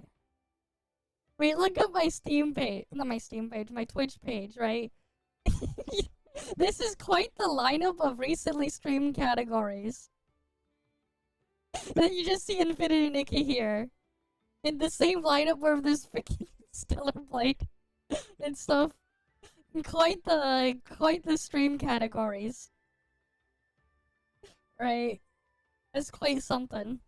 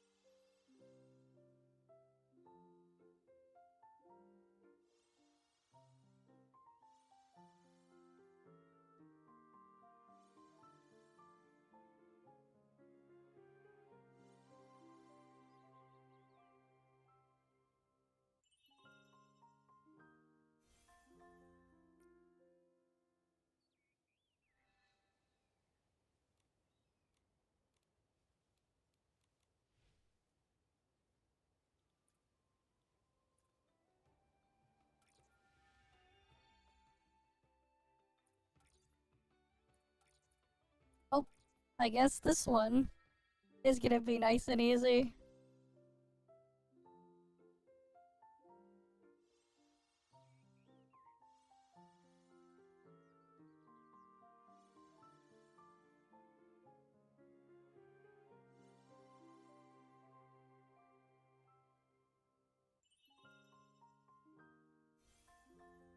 I see.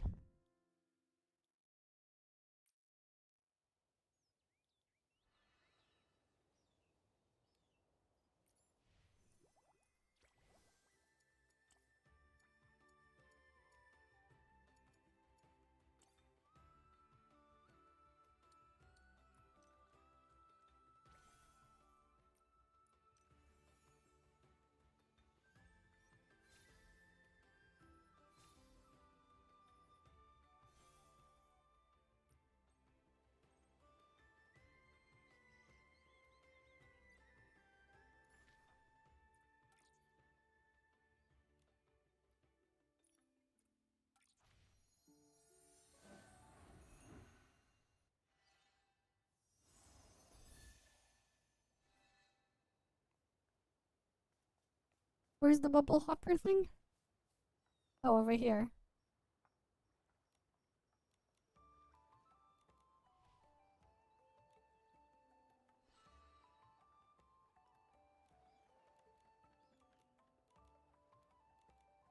Let's do bubble hopper.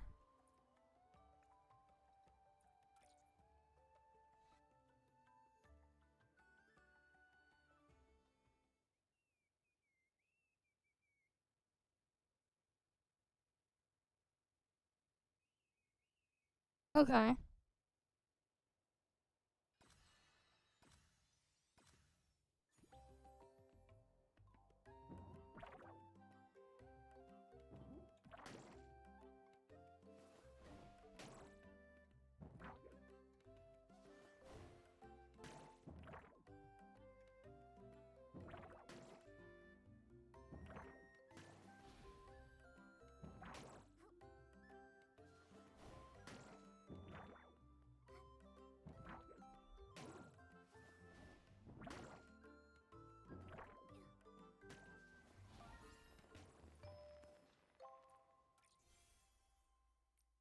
Alright, we gotta just do this. That'll keep you going until you win, then you guess you uninstall. Fair enough.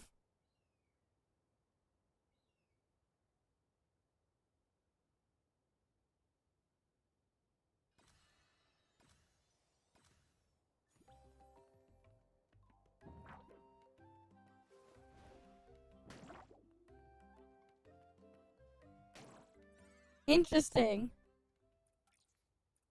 If you touch the ground, you lose. You actually have to jump on the bubbles.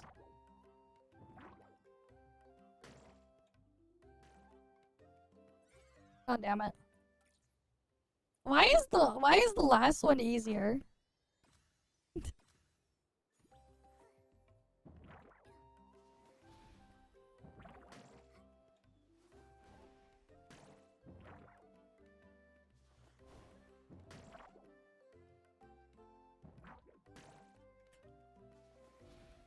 I don't get the freaking difficulty scaling.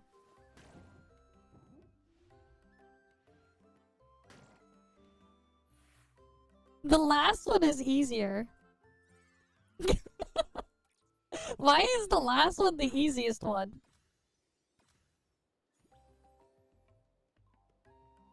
Oh shit, I scuffed it.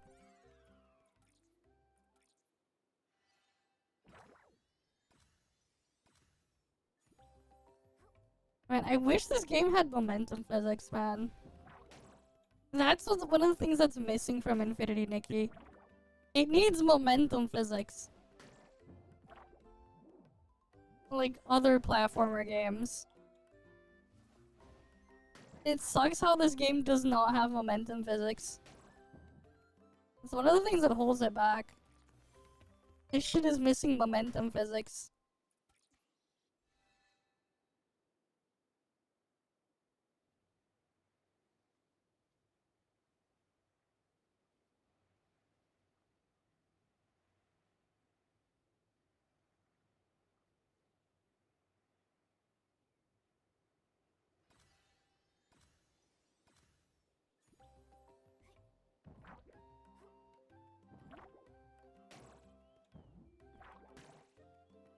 I said momentum physics. I didn't say fall damage. I said momentum physics. I didn't say fall damage. They're not the same. I said momentum physics.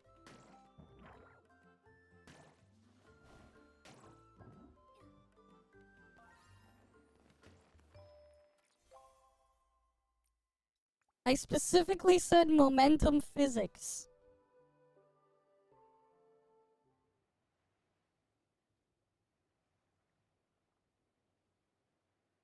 And yeah, Stellar Blade not having momentum physics for certain things threw me off yesterday as well. Because my mind was like still stuck on, oh, I have to like swing properly to do the jump swinging thingy. But no, it's just scripted. Just press the button.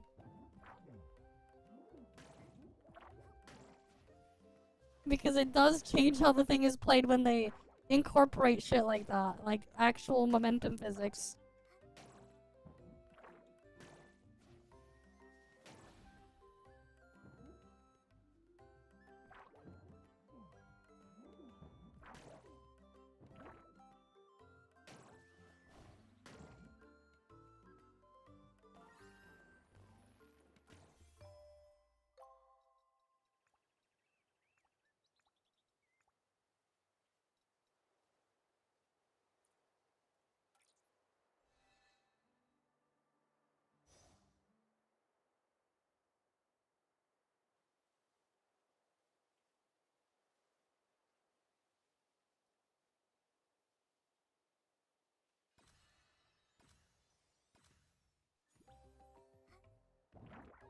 But yeah, like, having things affect falling speed and stuff, having, your movement affect your jump distance and everything, it changes how things play, man.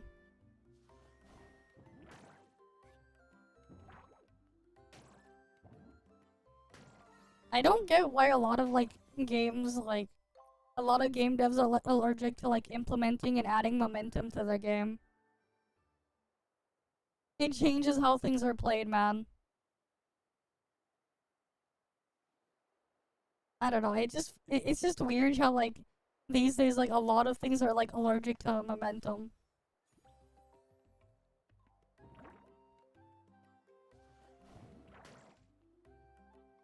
It especially feels scuffed on a platformer, not having it.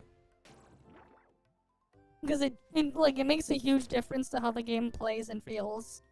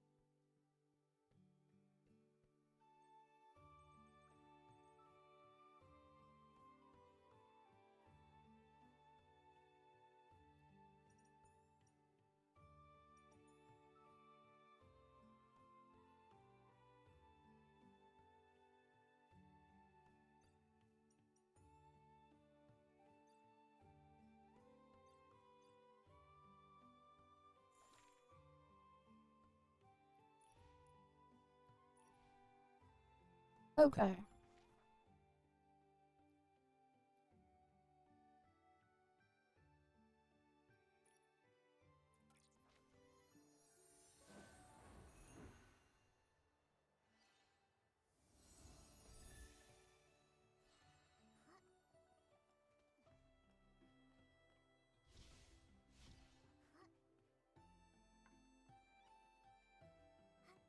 Nikki, look over there!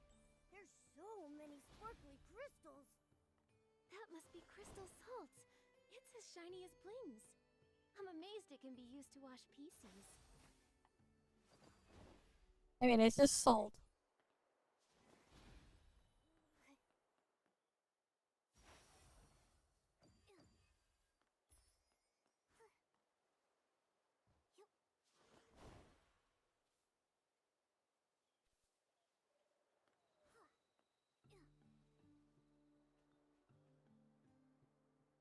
Honestly, with the stuff here, I'll probably find time to do a lot of the stuff in here off stream.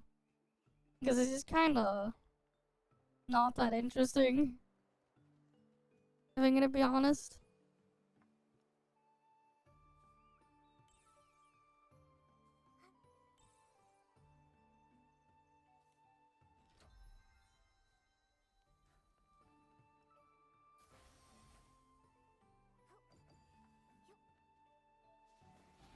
Oh, there's something up here.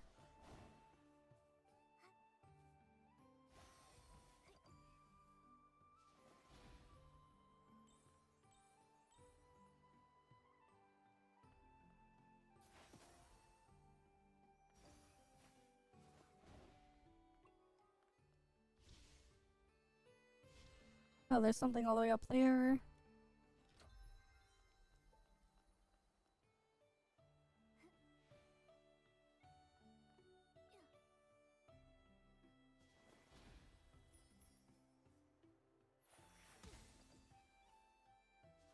Okay, I can't get back up there now. Fuck.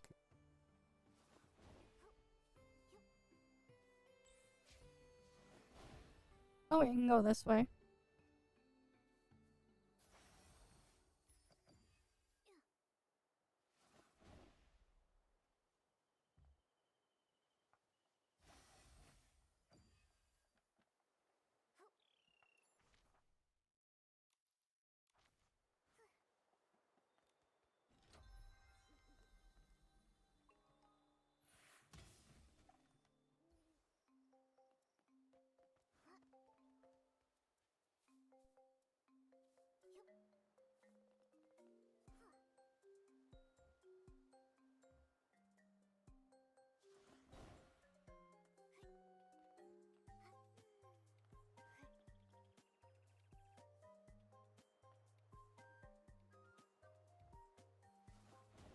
God damn it, this game not having momentum physics is really messing with me.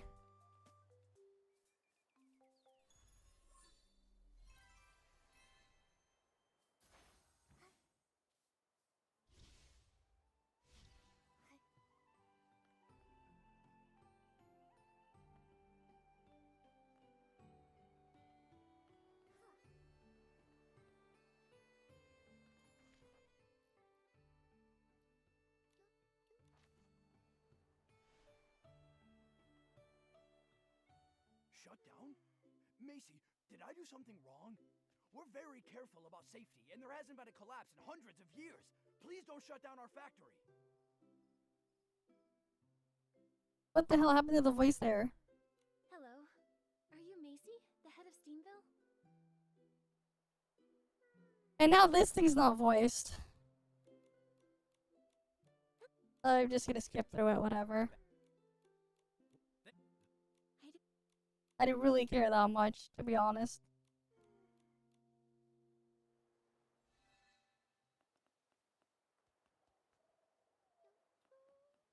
Not even safe, yeah.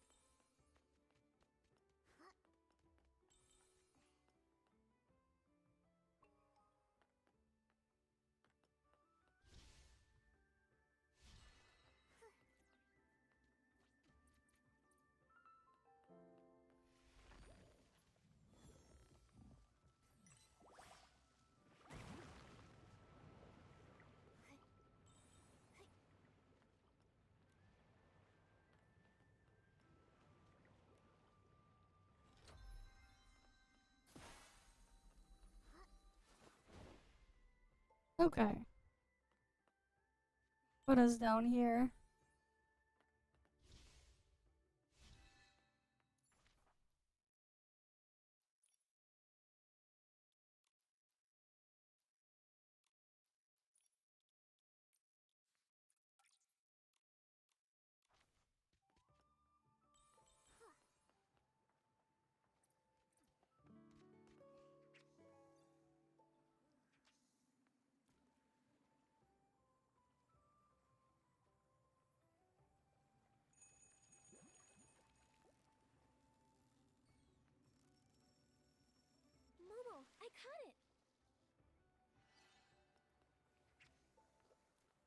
No, I want to get this fish. Not the other random crap fish over there.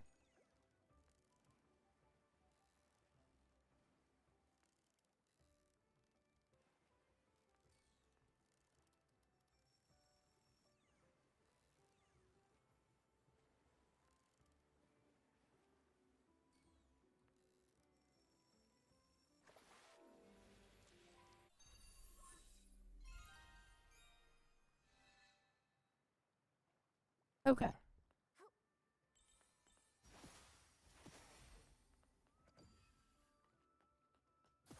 There's something there.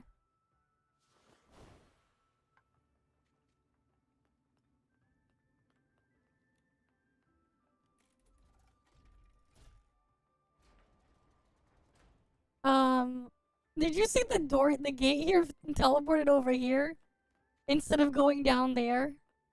That is so weird.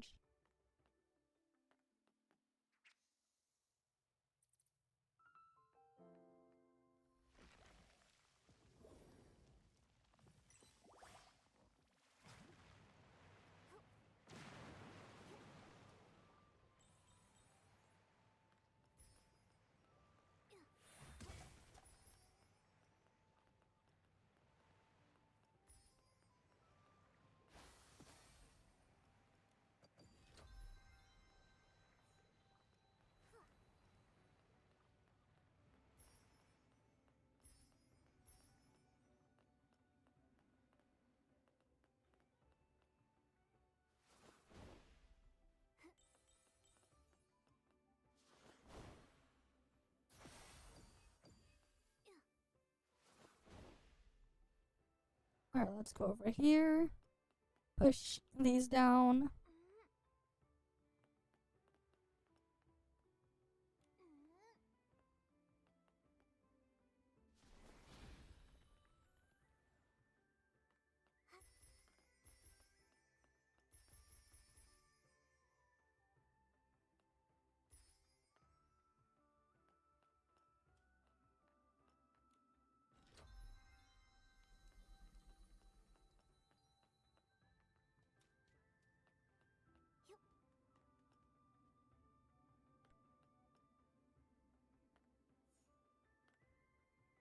Nothing there.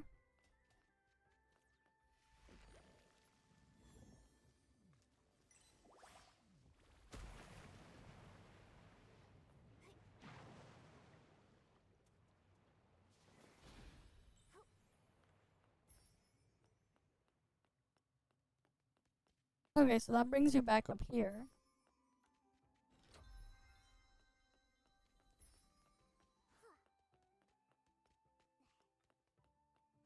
I'm gonna assume that's just another exit then.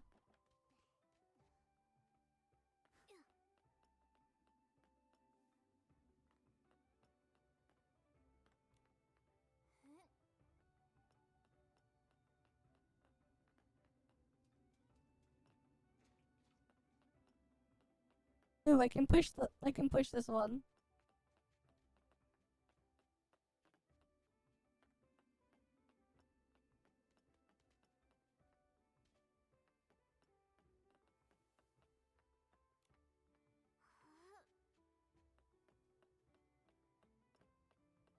I wanna push this.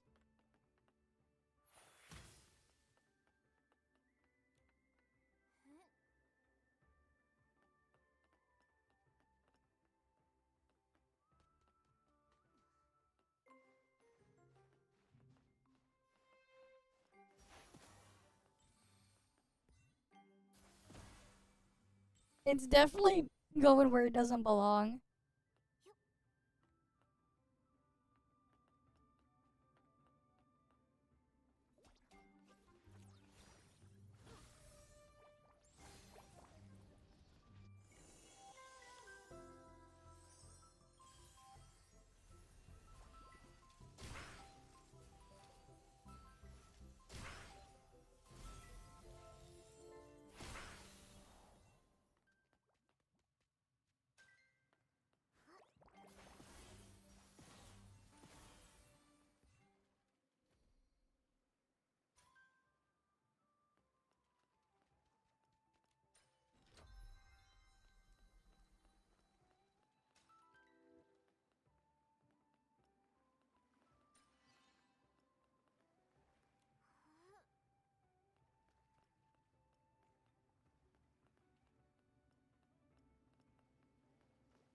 Alright, can we push it further this way?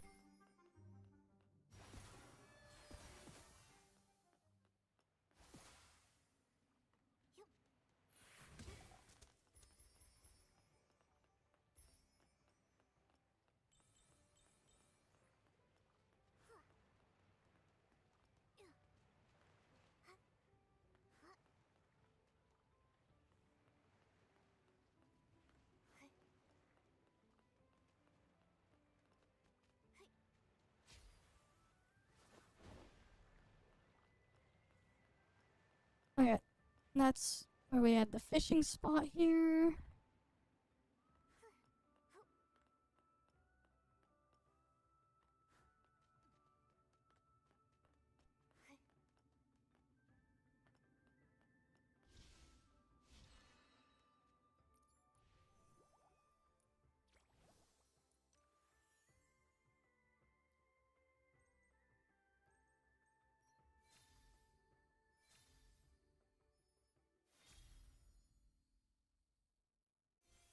Alright, I'm missing one more piece of that outfit.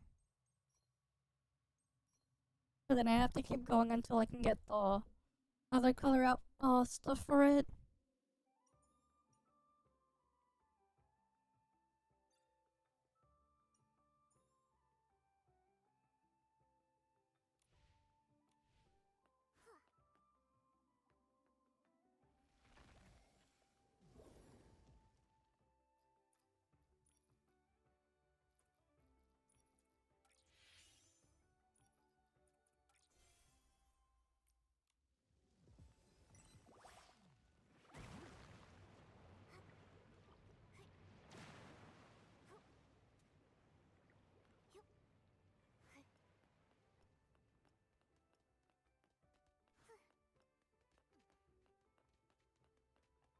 Okay, we just go to the exit then. Alright, let's go to the exit.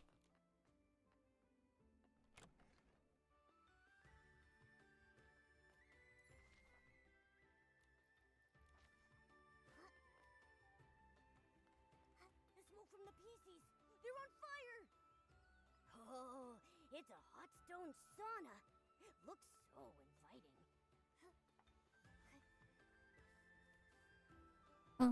It just spat me back out here. So I just went around in a circle. God damn.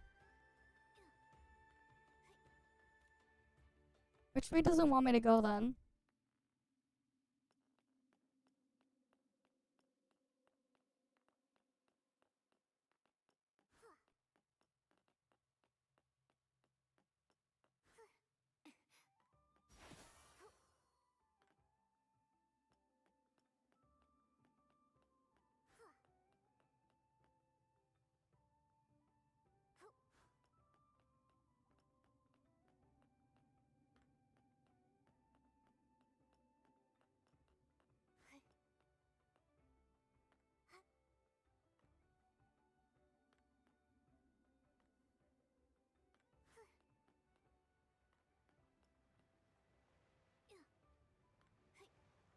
Right, I opened the thing, I got here.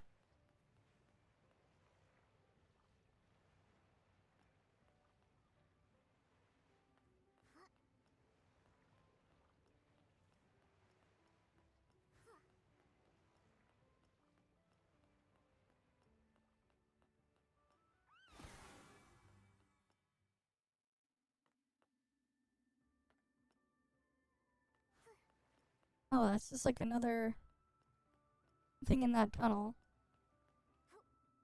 Okay.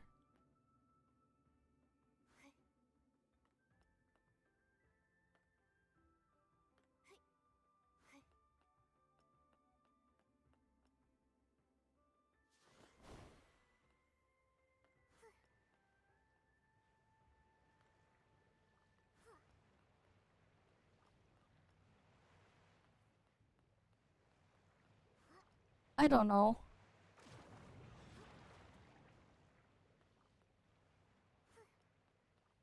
I'm lost.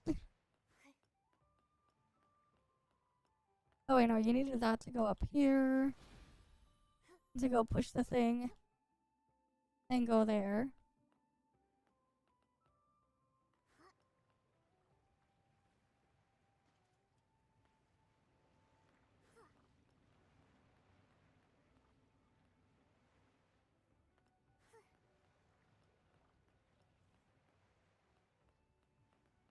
Is it this way?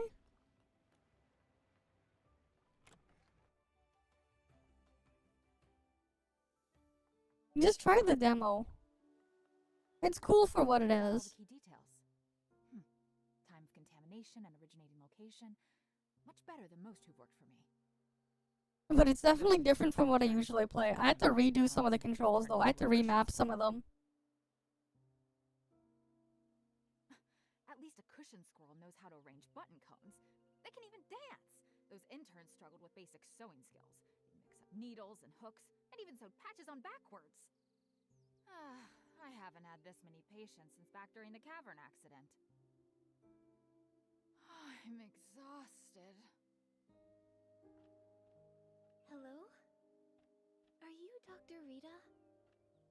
Okay. You know each other? It's not voiced. Oh, that's right. Alright, we'll just skip through it. Doesn't matter. If it mattered, they'd voice it.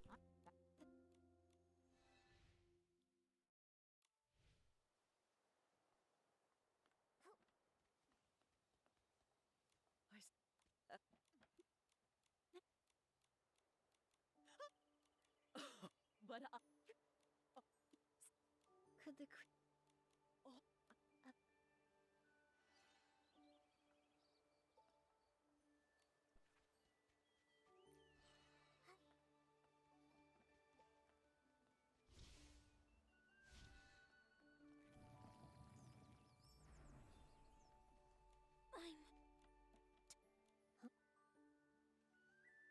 Well, Dr. Rita said this must be the dirty.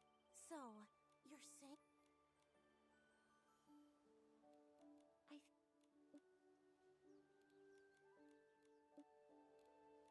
It's the crystal salt. Alright, let's just skip through that. According to the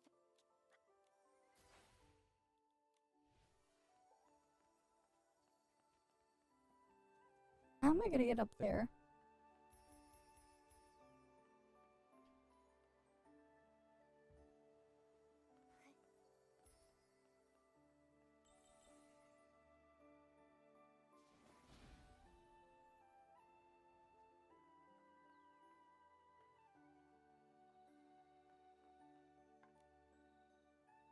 It's already nighttime. Nikki, let's hurry to the Steamville Market. Everyone, look over here! Genuine crystal salt! Guaranteed to be real or your money back! Uh-huh. Okay. That Shadow? But her goods seem like normal stuff. problematic goods wouldn't be displayed so openly. Just by looking at them, you can't tell what's really going on from the outside. Momo, it's time to test our acting skills. Hi there. How much do you sell it for? a human and a cat? Welcome. Feel free to take a look. For pricing, the high-quality ones are expensive. If you buy in bulk, they'll be cheaper, but we can negotiate. Okay.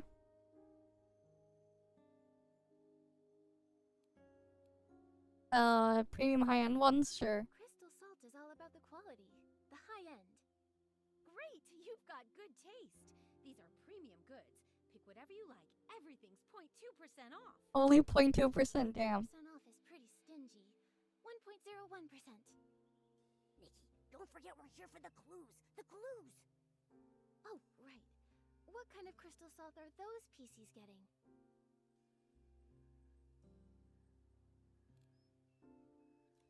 Anything on sale? Don't get me wrong, we have plenty of blings. We're just looking to buy wholesale. Please, don't mind me asking. I'm just curious. What do humans use crystal salt for? Do you also use it for baths? No, we use it for... Barbecue. Barbecue. Sure. Oh, yeah, right. It's for tasty barbecue. Humans and Momo love it so much. Bet you've never heard of that, huh? Oh, what an interesting way to use it. Well then, you must need this.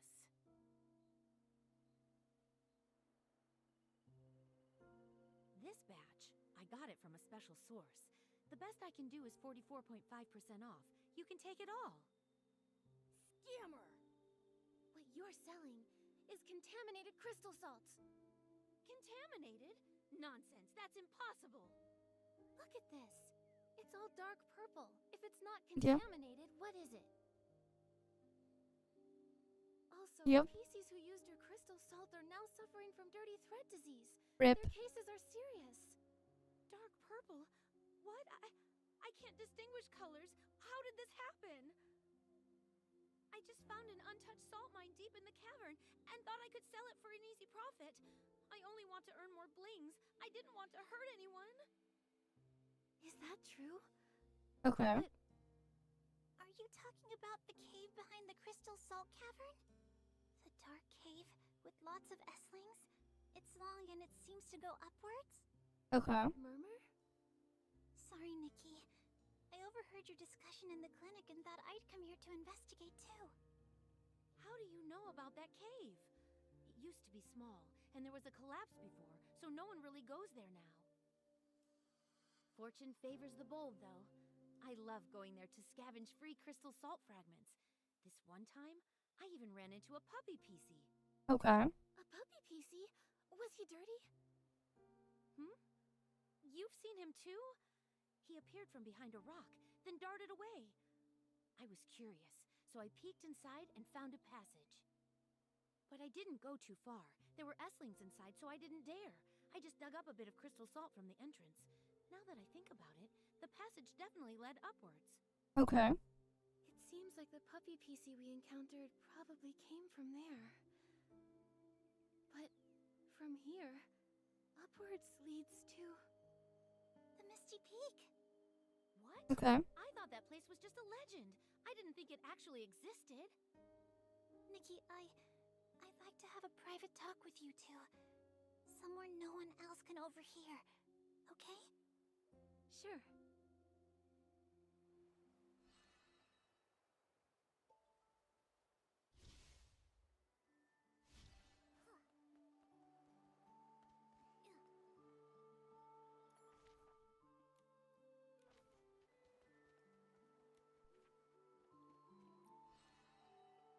Added another thing to compendium.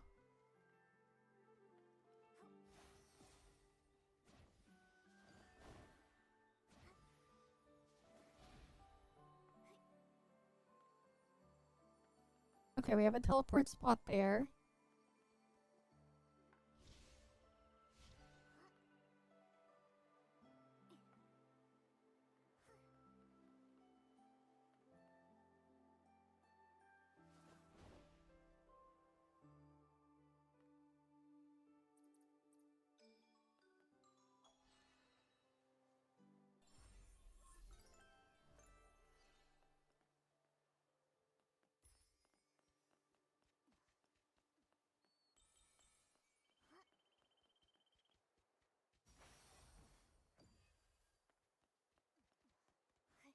Oh, what else is here?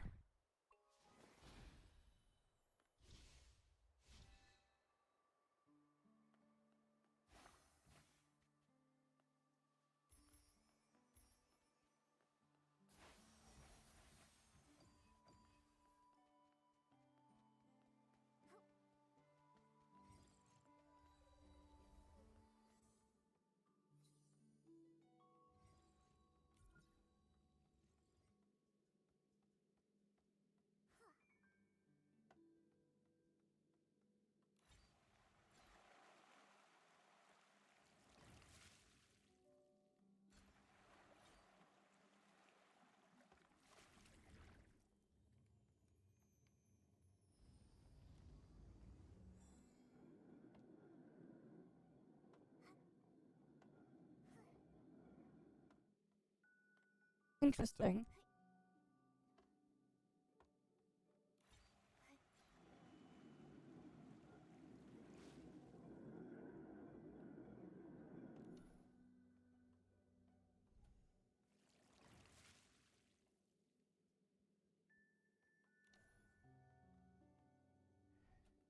Is there not another box?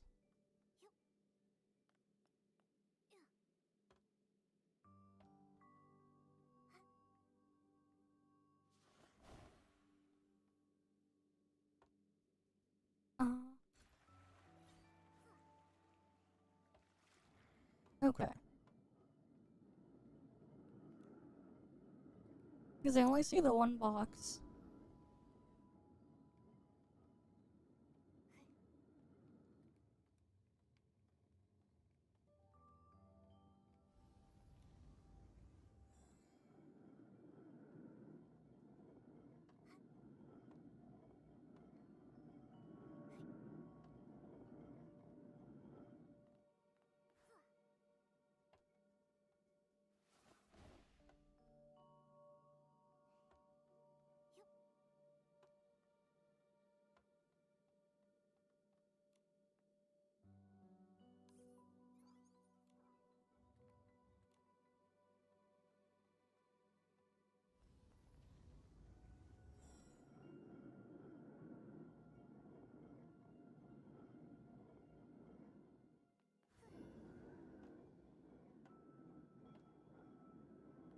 Okay, it's like that.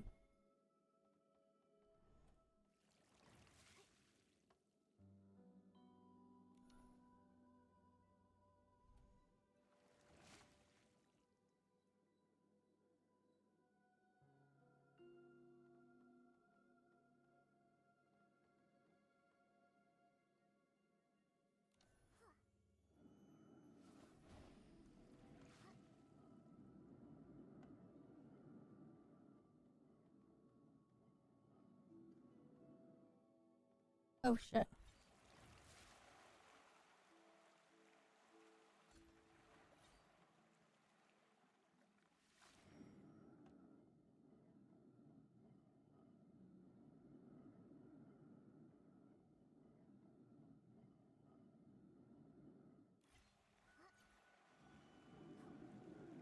There we go.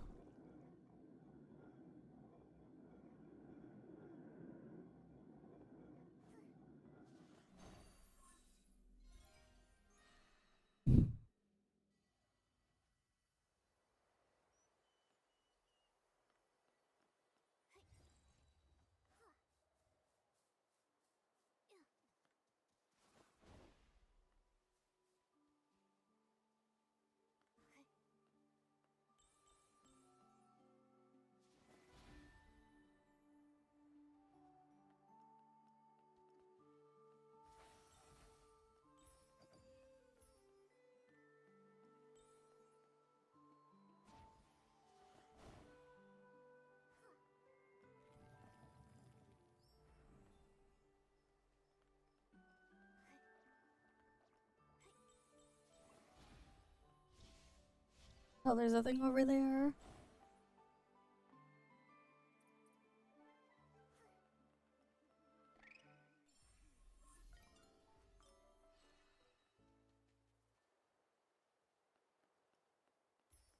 Alright, got that thing.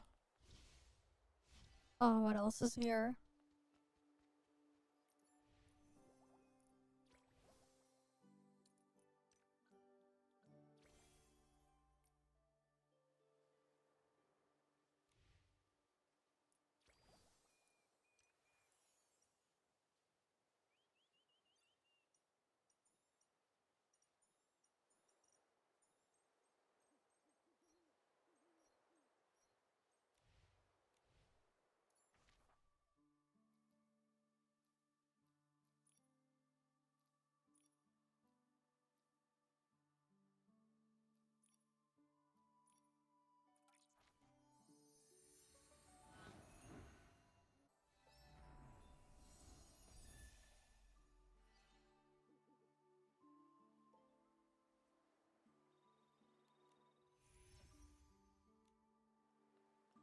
Alright, now we go down this way.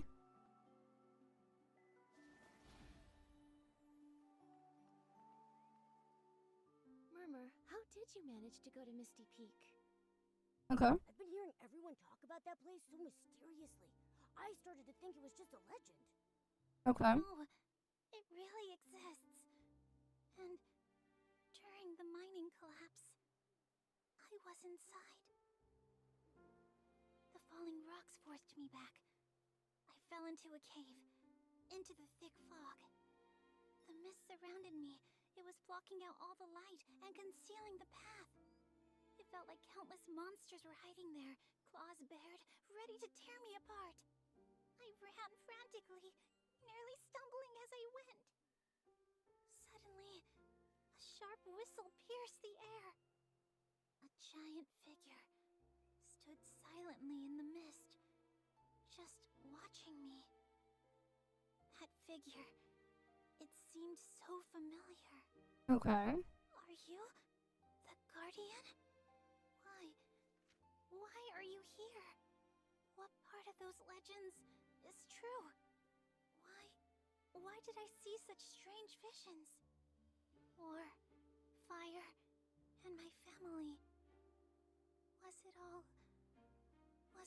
real? Guardian, why haven't you returned to us? Are you still searching for the way home? Oh, so that was what you went through. Okay. Back then, I thought about searching for the Guardian again. Those memories, they're so blurry, and they get tangled up with everything else from the past. Also, the cavern's been sealed off since the collapse. No one uses it anymore. Looks like deep within the cavern, there's probably a hidden passage leading to the Misty Peak. We have to find a way to take a look. Nikki, you believe me? Of course. Sure. Of course. I haven't really known you for long, but I can easily tell you're a kind-hearted, hard-working PC. You trusted me, sharing so much of your past, and I'm grateful. Whether it's to find the source of dirty thread disease or to help you uncover the truth, I want to go in and see for myself. Thank you. Thank you so much, Nikki. The forbidden Misty Peak.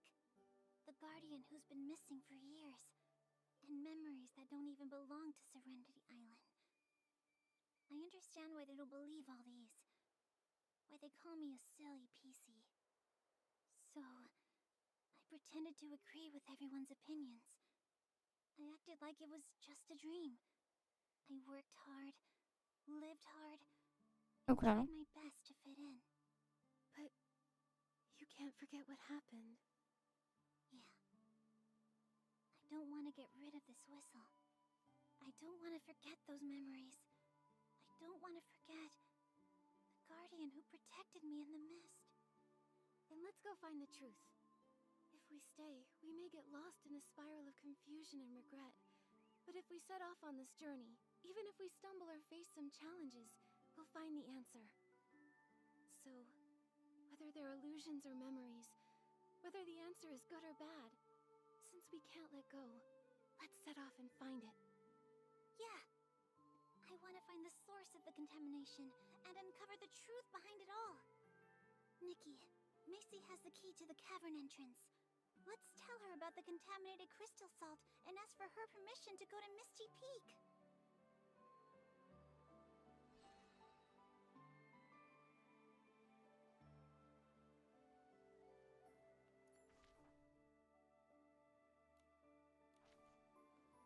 Okay, we need to go up there. How the hell am I gonna get up there, though?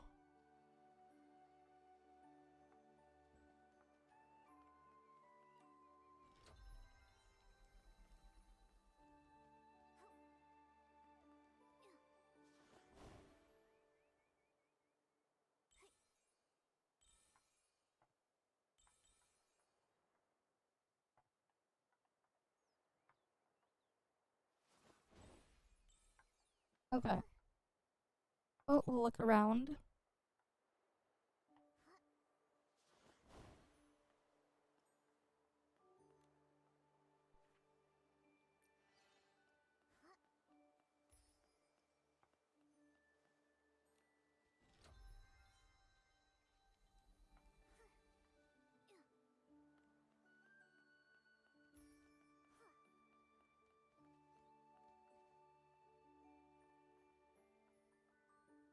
No, we need to get up there somehow.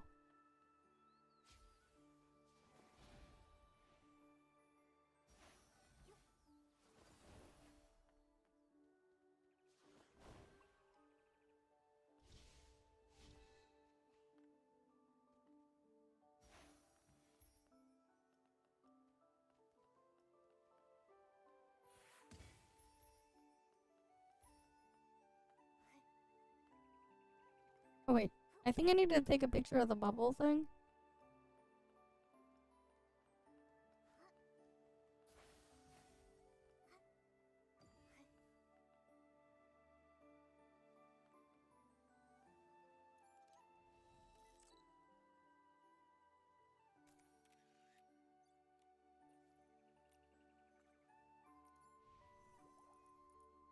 Nope, that didn't count.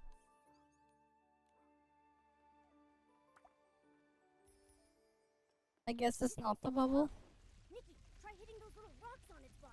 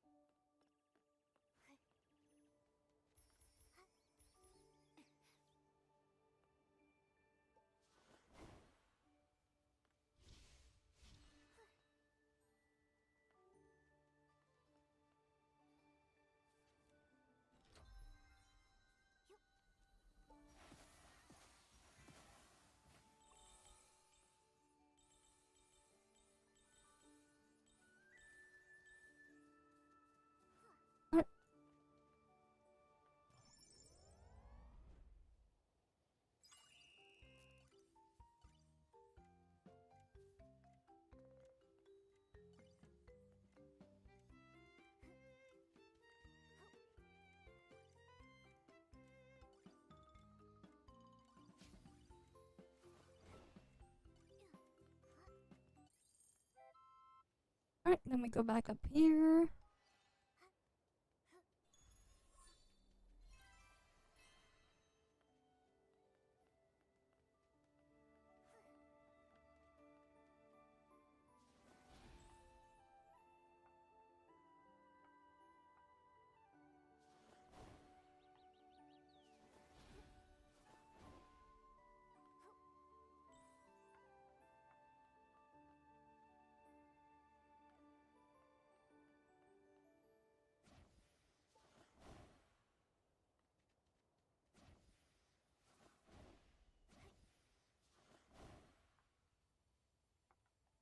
Alright, how am I gonna get up there?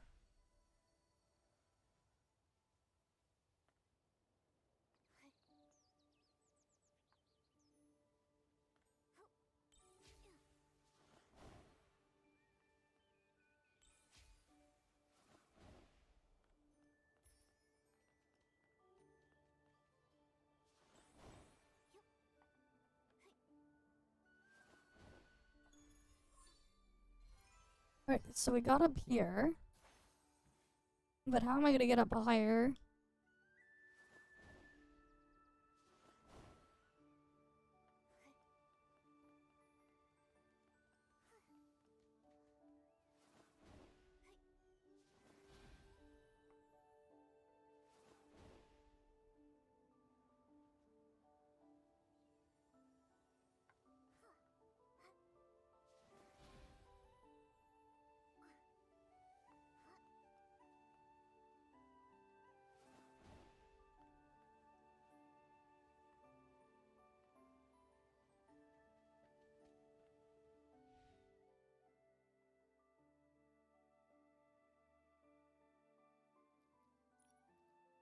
Right, how am I gonna get to the top?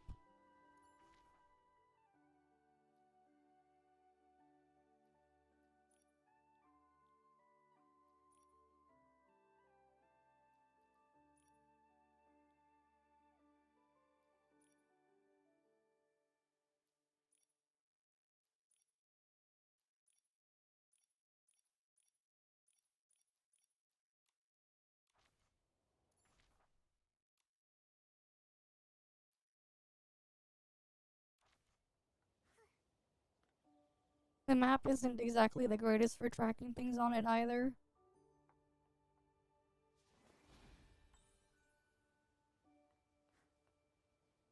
How do I get up there?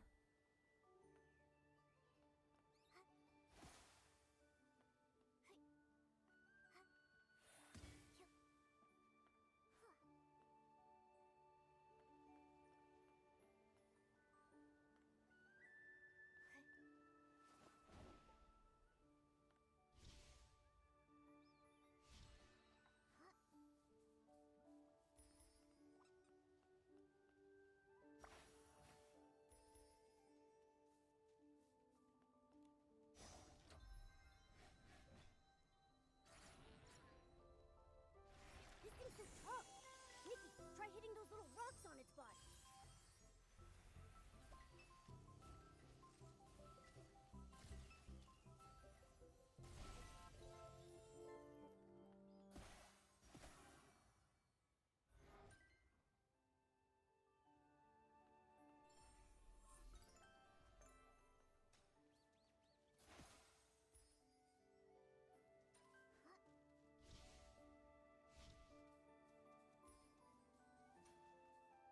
Alright, there's more up there.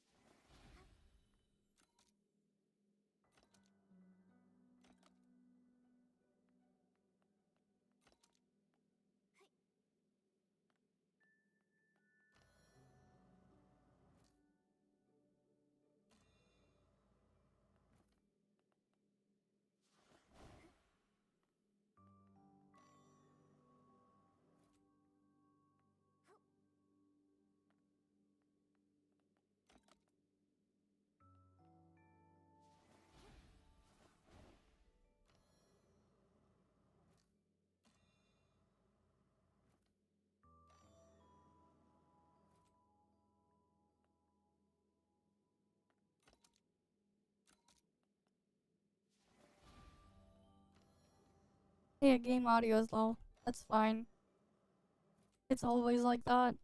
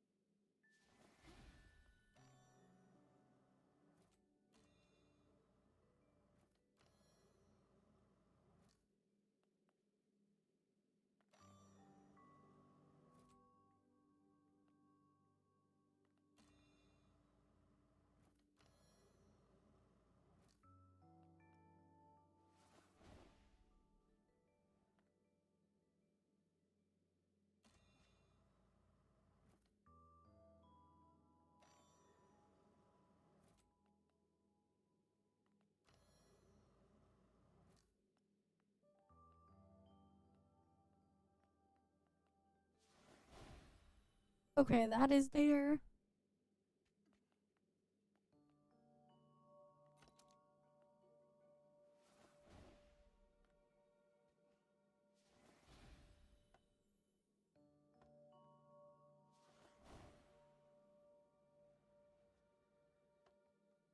No, I need to move it further.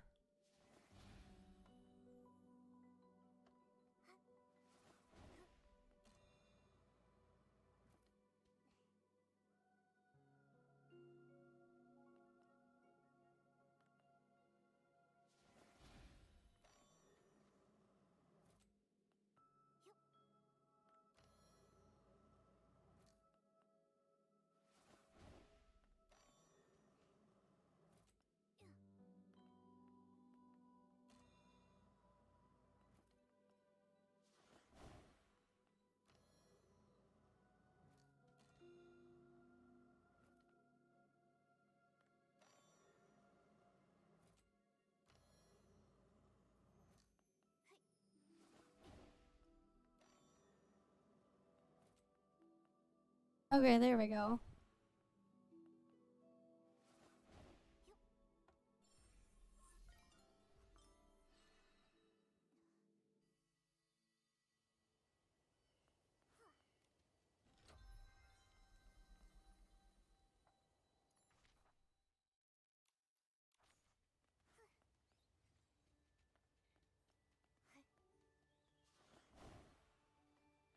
Yeah, I still need to figure out how the hell do I get up there. To the top. That part I still don't know.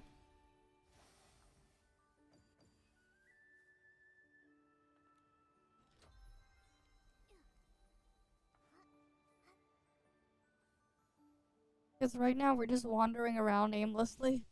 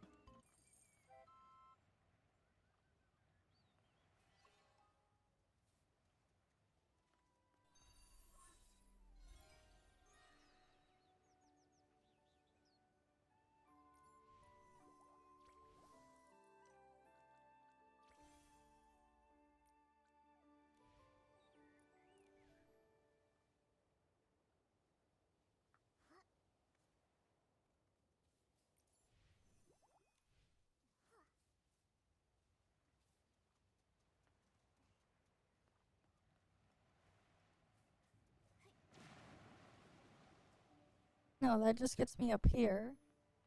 How do I get to the top of up there?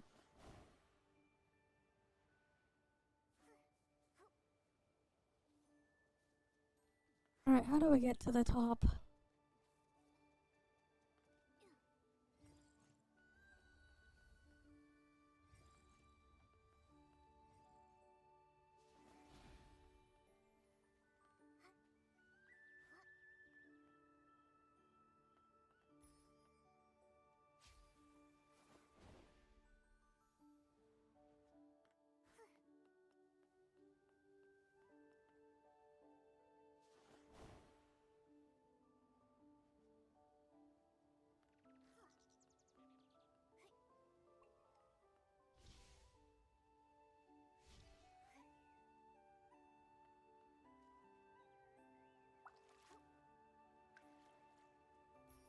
Oh, we can go fish this thing up, at least.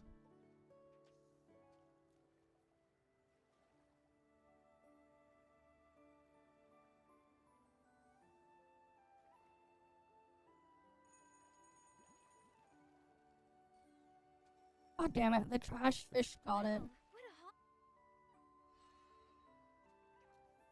I want the other fish. I don't want the crap one.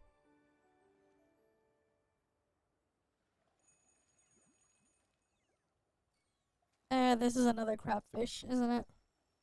Wow, what a haul! Give me the glowing one. I don't want the crap one, I want the glowing one.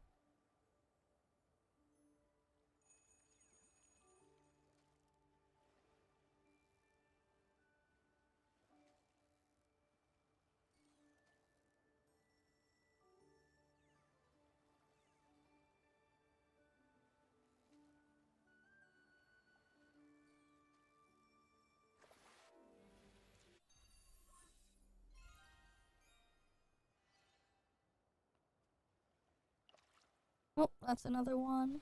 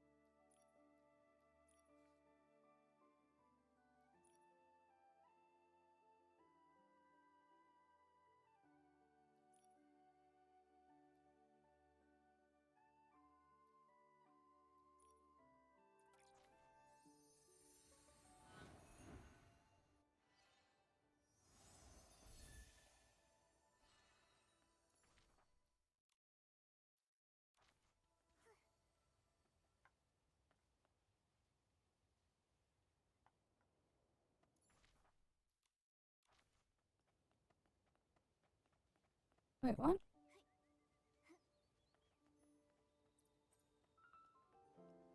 What's the thing on the map there?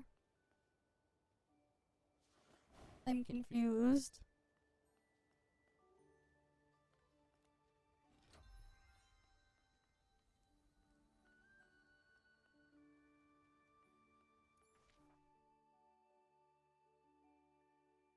Yeah, I have no idea what those things are.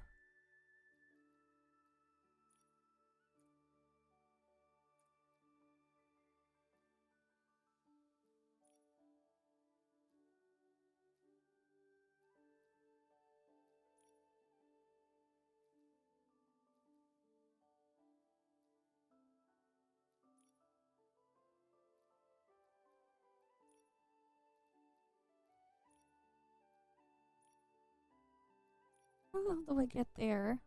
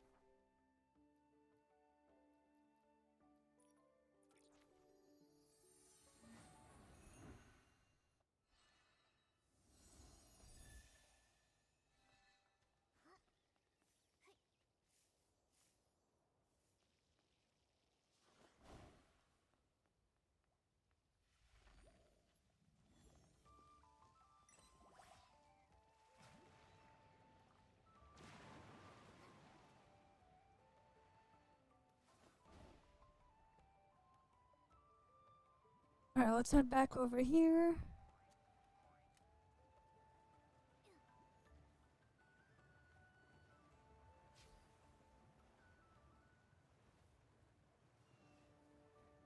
Alright, I'll see you around then, Dara.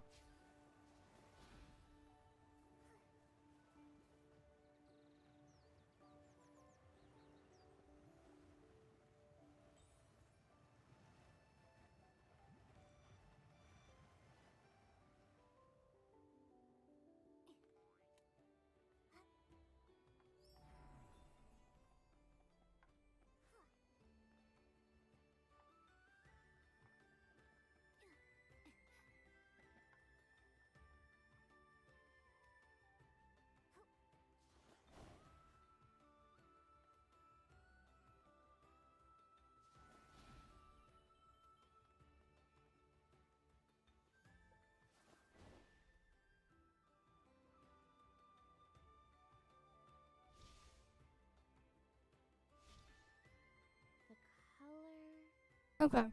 luster, and the smell. This batch of crystal salt seems fine to me. So where's the issue? Macy, we found the source of the contaminated crystal salt. It's Shadow. She dug up crystal salt from the sealed-off mine. The sealed-off cavern? But how? Well... Shadow, that fool ventured into the forbidden area. She's bold and lucky. Who knows how many S-lings are lurking in that passage? Okay. So, you know about this hidden passage too? The truth is, after the collapse, I had the cavern investigated thoroughly. We found the entrance to a hidden passage deep inside. There were too many S-lings inside, so we couldn't go very far.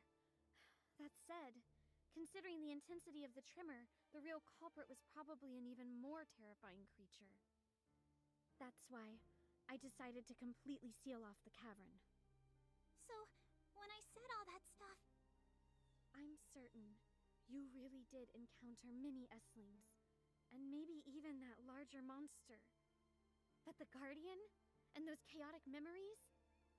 I'm sorry, I just can't bring myself to believe it. But I do owe you an apology, Murmur. Back then, for the sake of everyone's safety and to prevent further panic, I refused your request to go back to the cavern and told everyone there were no S-lings inside. Those denials probably had a deep impact on you. I'm sorry. I get it now. That's why now, we have to go deep into the cavern, Macy. All the clues pointing to the source of the contamination lead there. Yes. I thought if we just sealed off the S-lings, they wouldn't harm anyone. I never expected such severe contamination to get loose. Maybe we shouldn't have run away from it from the start. Nikki, you're an amazing stylist. As the head of Steamville, I hereby request your help in investigating the depths of the cavern. Truly, I don't know anyone else who could do this.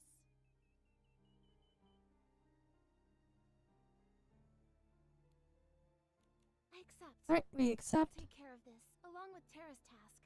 We'll head deep into the cavern to find the source of the contamination. Thank you, brave human. This is the key to the cavern entrance. I've kept it on me for centuries, and now I give it to you.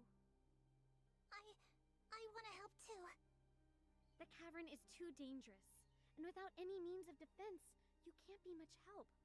But I'll let Terra know, and we'll bring some PCs along, ready to assist Nikki. Alright, let's go right now. Please, take care. We don't know what kind of dangers await us in the depths of the cavern.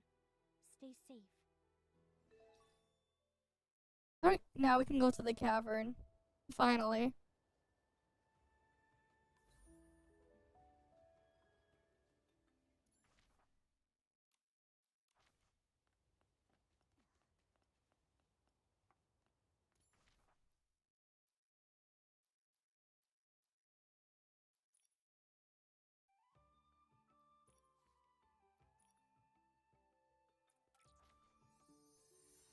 Now I need to find the entrance to the cavern.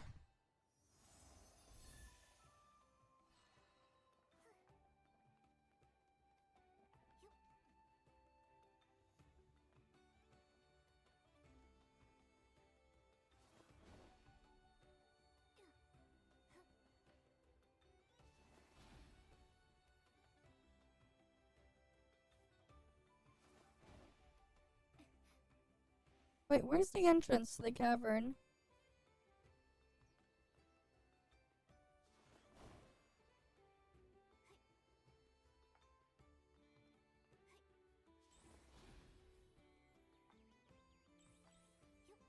Is it here?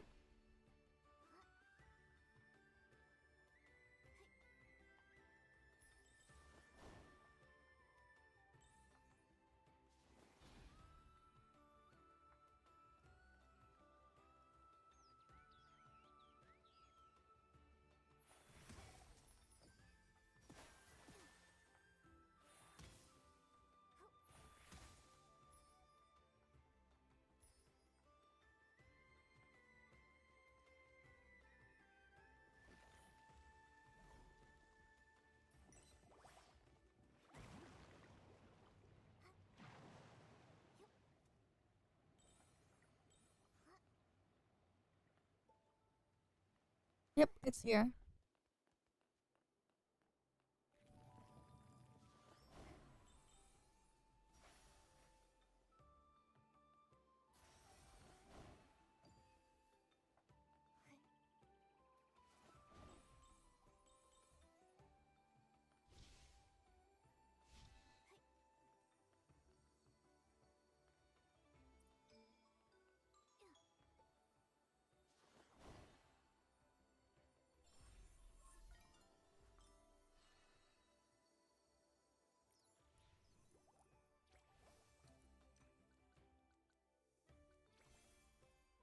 Got that one done. And there's still all these other events I need to get done.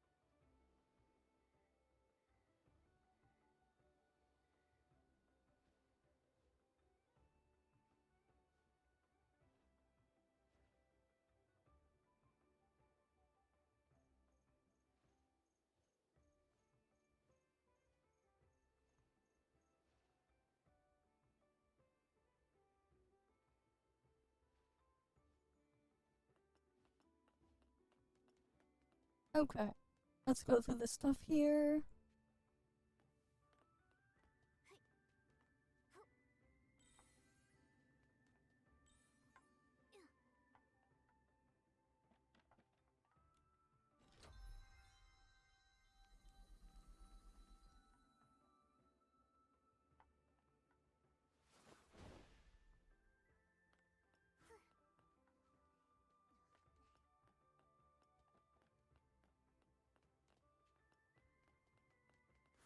Oh, there's stuff back this way.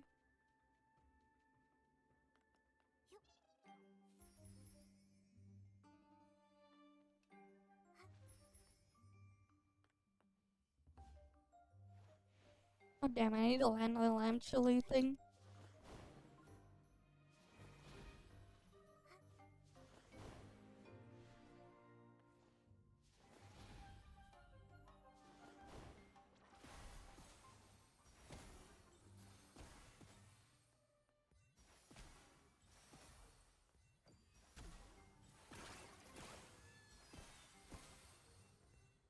Oh, I went the wrong way.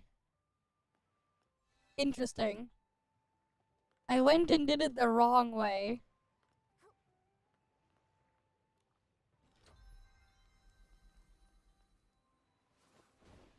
I went backwards.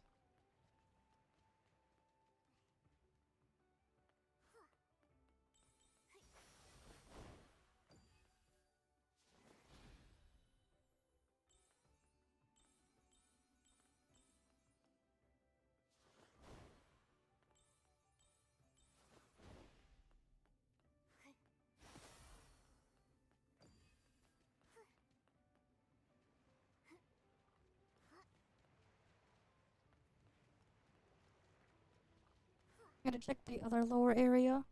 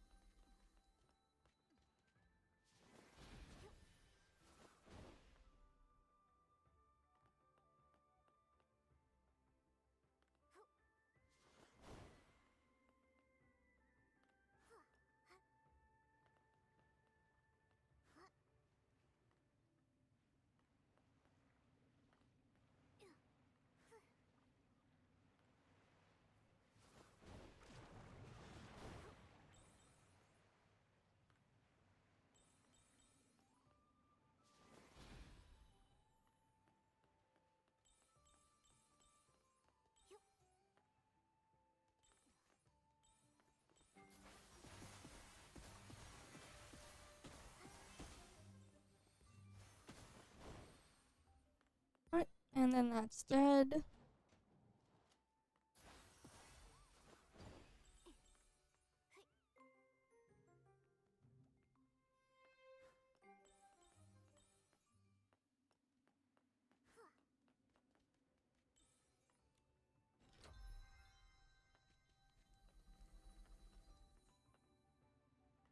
The crystal salt over there looks contaminated. Seems to be spreading from deeper inside. Nikki, look for any entrances behind those stone walls.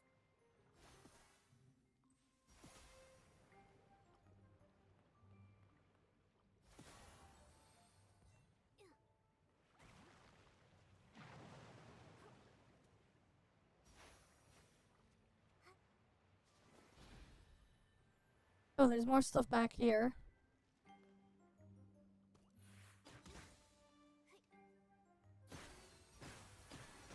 Tracking head-on isn't working. Try going for its back instead.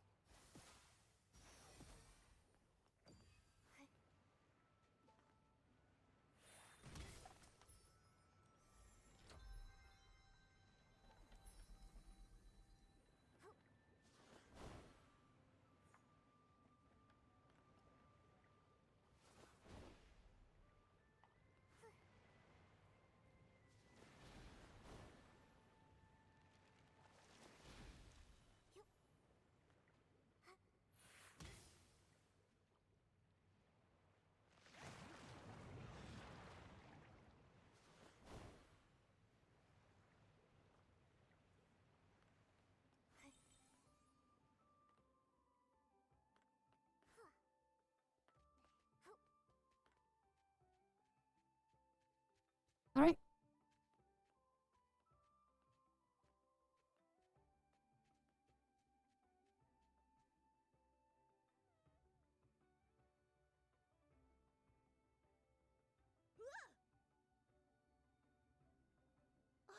Is that... That's the puppy PC. Are you... waiting for us? Here's your bell. I can finally return it. Why are you living here? It's such a dangerous place. Do you know the Guardian?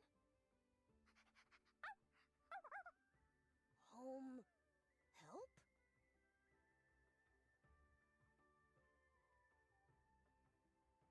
Wait, watch out! Momo, let's go after him. Okay.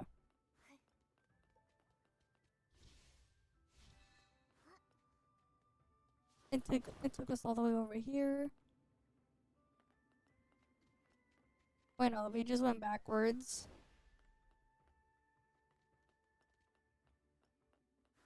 Nikki, the contamination ahead looks even worse. Don't worry, Momo. I'm here. Huh, me? I'm not afraid of a massive snake. Whoa, it's blowing its Korean. The purifier will bounce right off. Ugh. Let's hit it a few more times and see if it can still defend itself. You know, I'll just do this.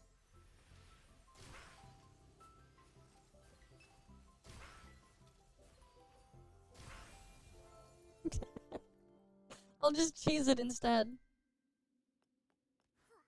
Because I have that. That outfit was definitely worth getting.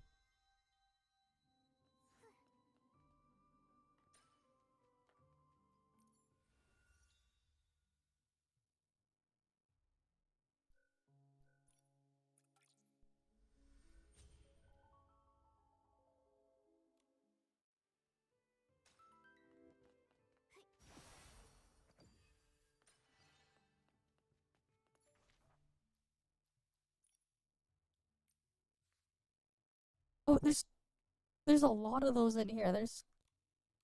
Damn.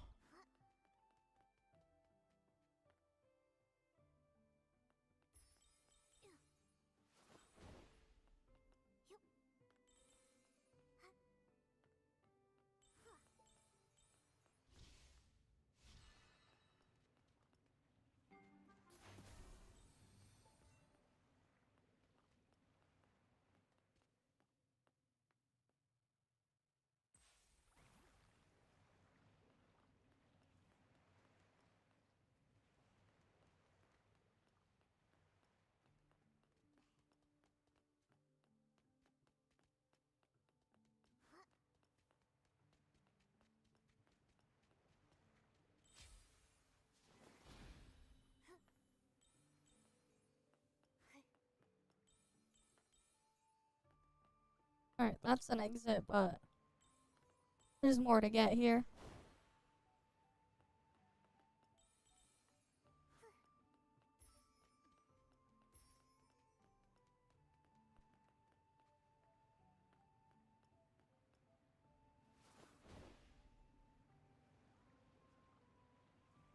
The fuck? How am I gonna hit that one?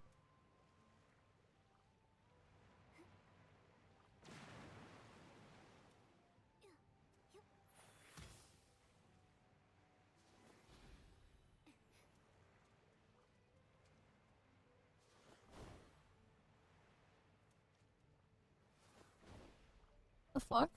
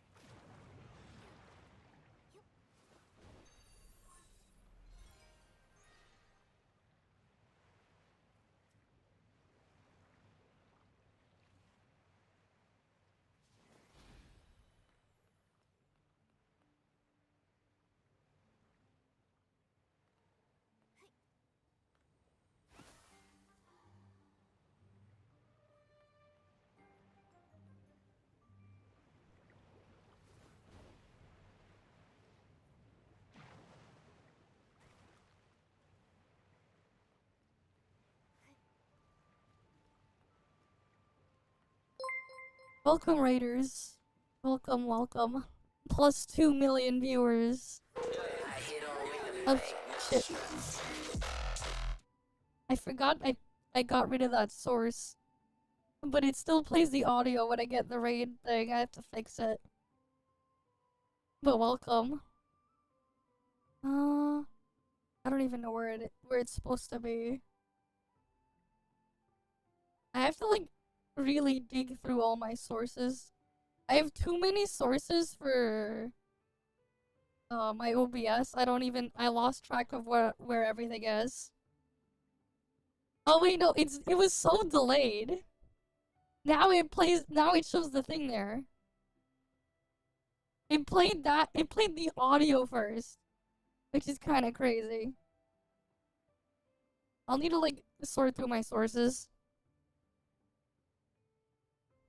at some point. Because like that is so weird.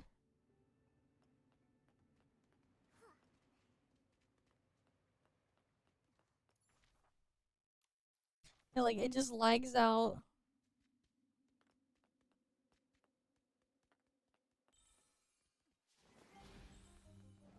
Okay.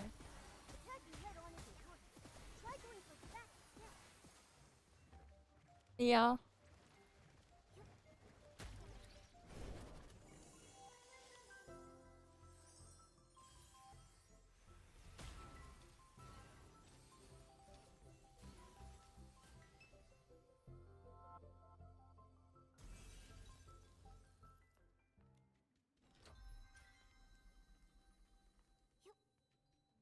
Well, I guess that works.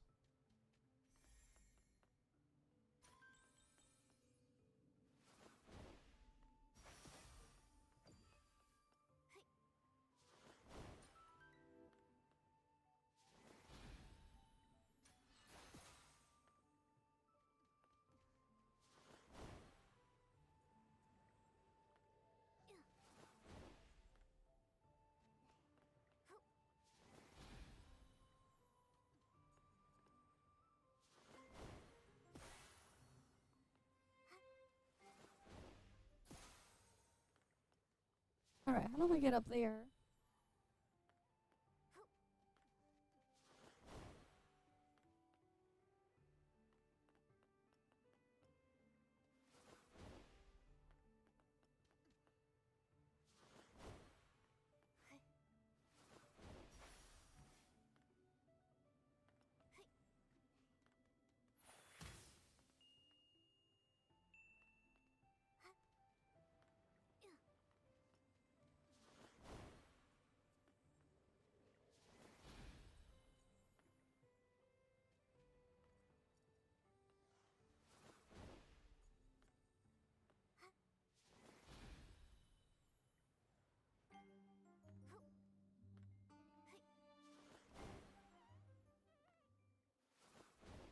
Are there any weird rocks I can just do this thing on? Nope. How the hell am I gonna get there?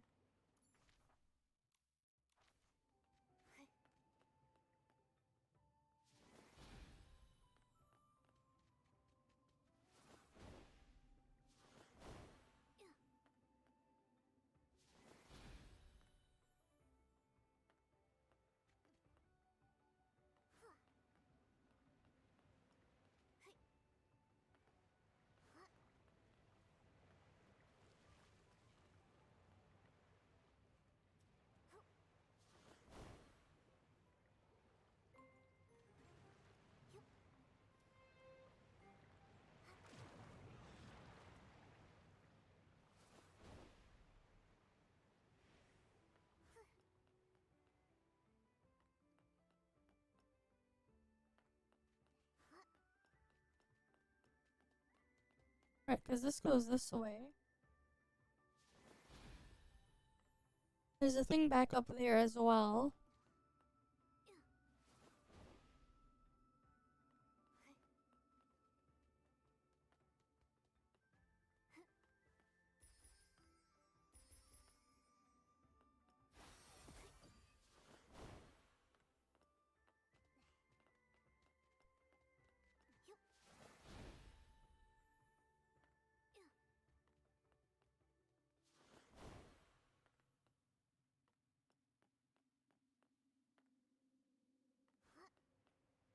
And that just takes me in a loop over there.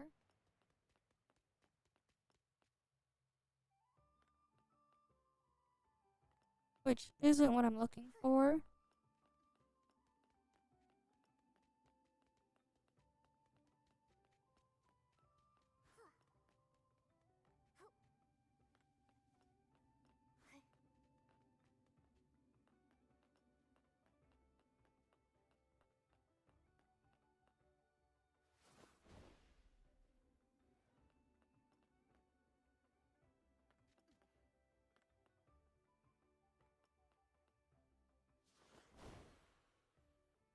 What the hell? How do I get up?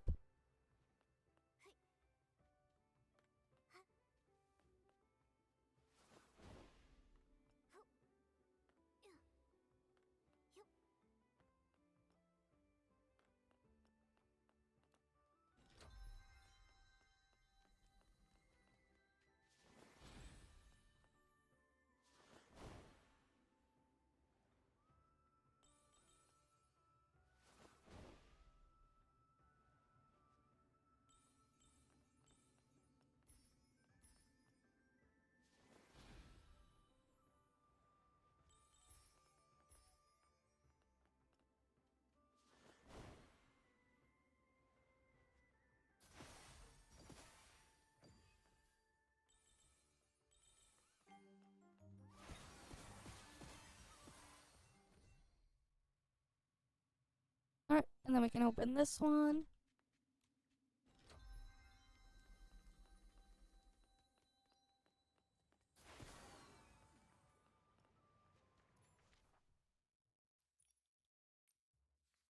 Okay, cool. We got everything in there.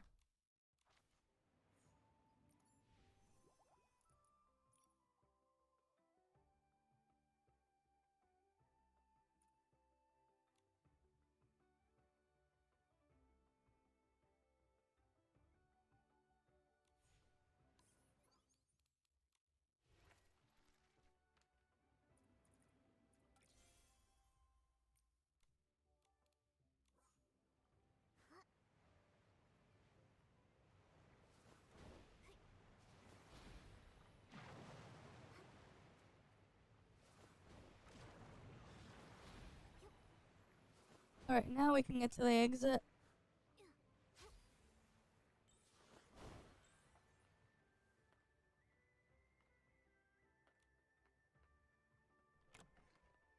So this is the legendary Misty Peak?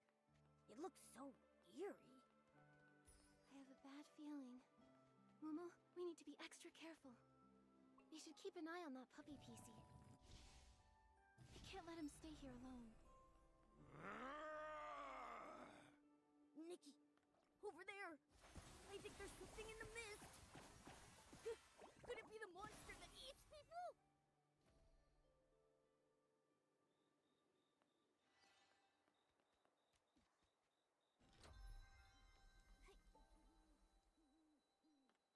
Alright, we need to get the thing up there.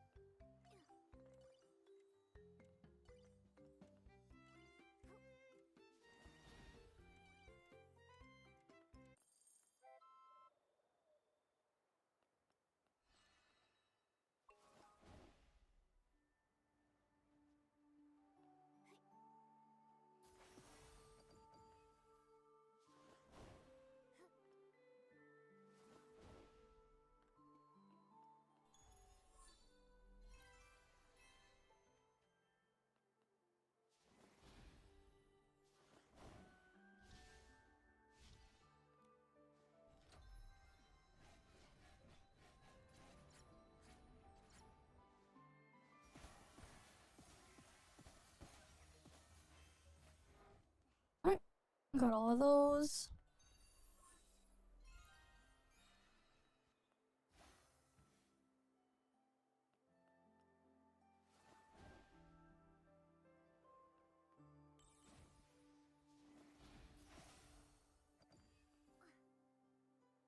Is the guardian this big bird, I guess?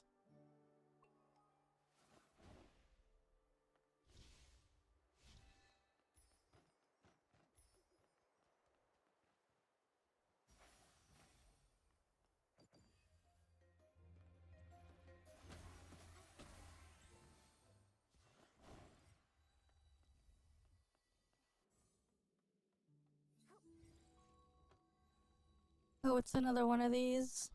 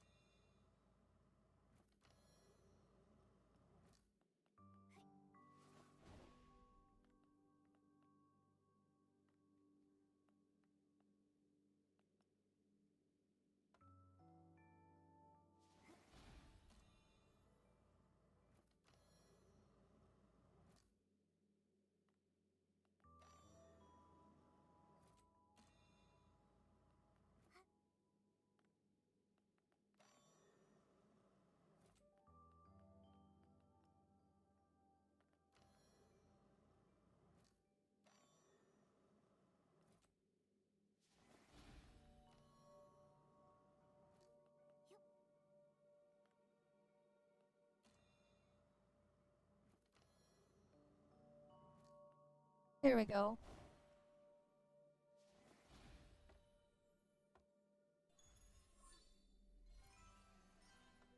Alright. Got that one.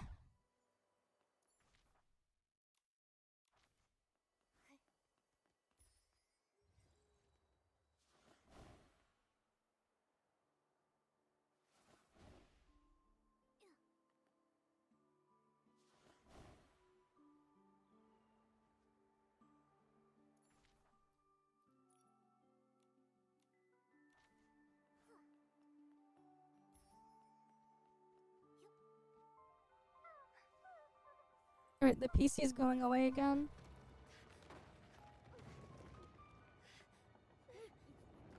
Nikki! Oh, is this the boss? The boss that people were talking about?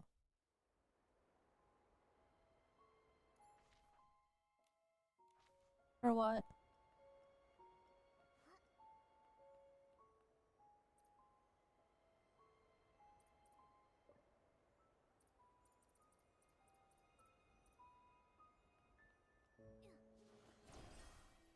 Wait, it doesn't let me use my own customization? It didn't let me use my own customization of the outfit. It's that puppy PC. Let's follow him. I customized my floral gliding outfit, but it's scripted to use the other one.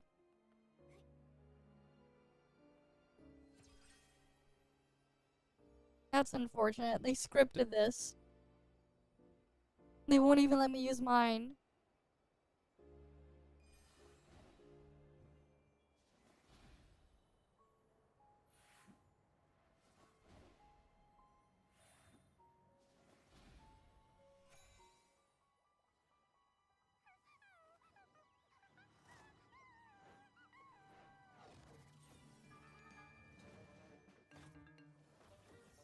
Okay. It transformed. Thing in the mist. Oh no, they're charging at us. Dodge quickly.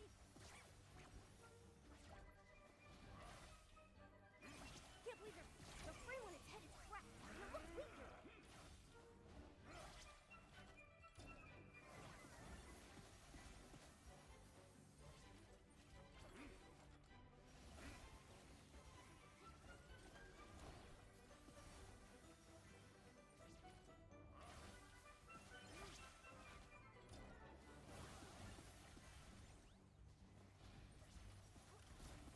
Darn it! Direct attacks don't seem effective. Do we need to defeat 3 puppy pieces first?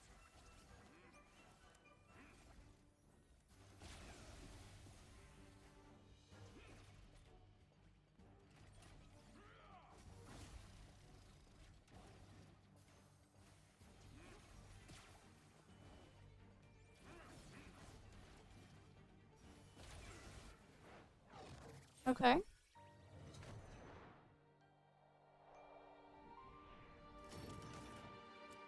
The sky's getting dark. So spooky. Oh, I can't destroy the things there?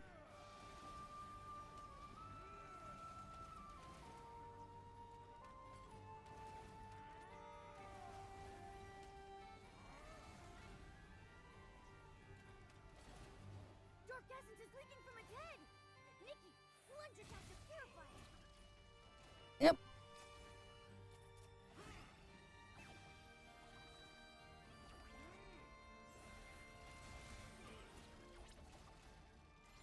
It got even stronger. Hang in there, Nikki.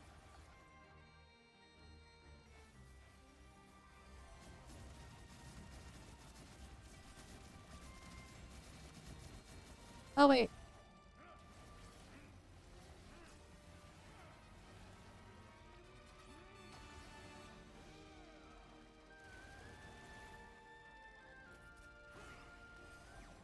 Oh, god damn it. It puts you in the gliding outfit. Okay. So spooky.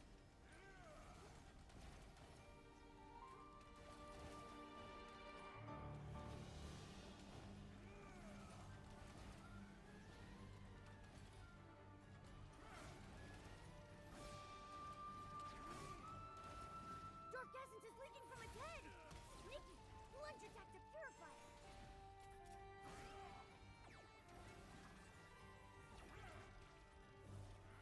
Stay calm. Time your movements and slip through the gaps. God damn it.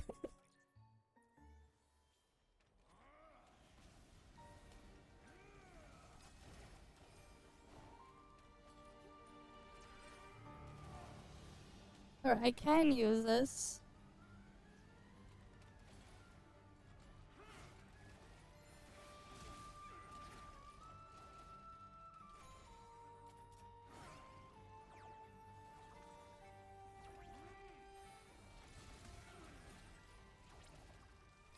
It got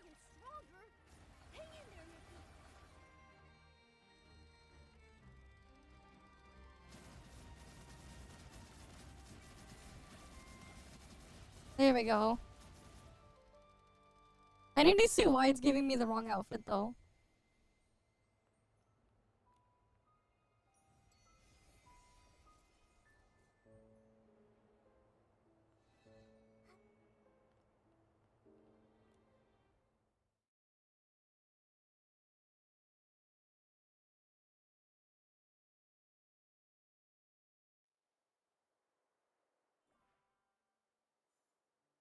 What the? Hey! Eat my fabric tempest strike!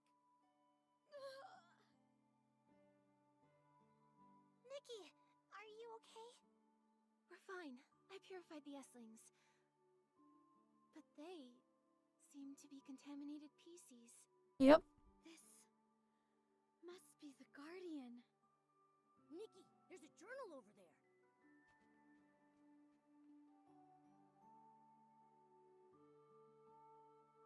Marshall's journal. Nikki, read it. What does it say? The battle isn't over. I thought after fixing everything, a new beginning would await us. But that massive S-ling still runs rampant, its dark essence spreading everywhere, and the dirty thread disease continues to wreak havoc. Fixing things is futile. Perhaps only one solution remains. Using my body as a strong cage, I will suppress the S-ling. If I absorb all the thick fog and filth, can I restore peace to Serenity Island? I can't be certain, but I must try. Persistent erosion by contamination. This is the price. But the dark essence will no longer spread, confined to Misty Peak. Thankfully, I left behind a warning. Never set foot upon the Misty Peak. Okay. Let the source of the rainbow cleanse the contamination and pain. Leave sorrow behind. Be carefree, without worry or longing. The battle isn't over. My body grows heavier.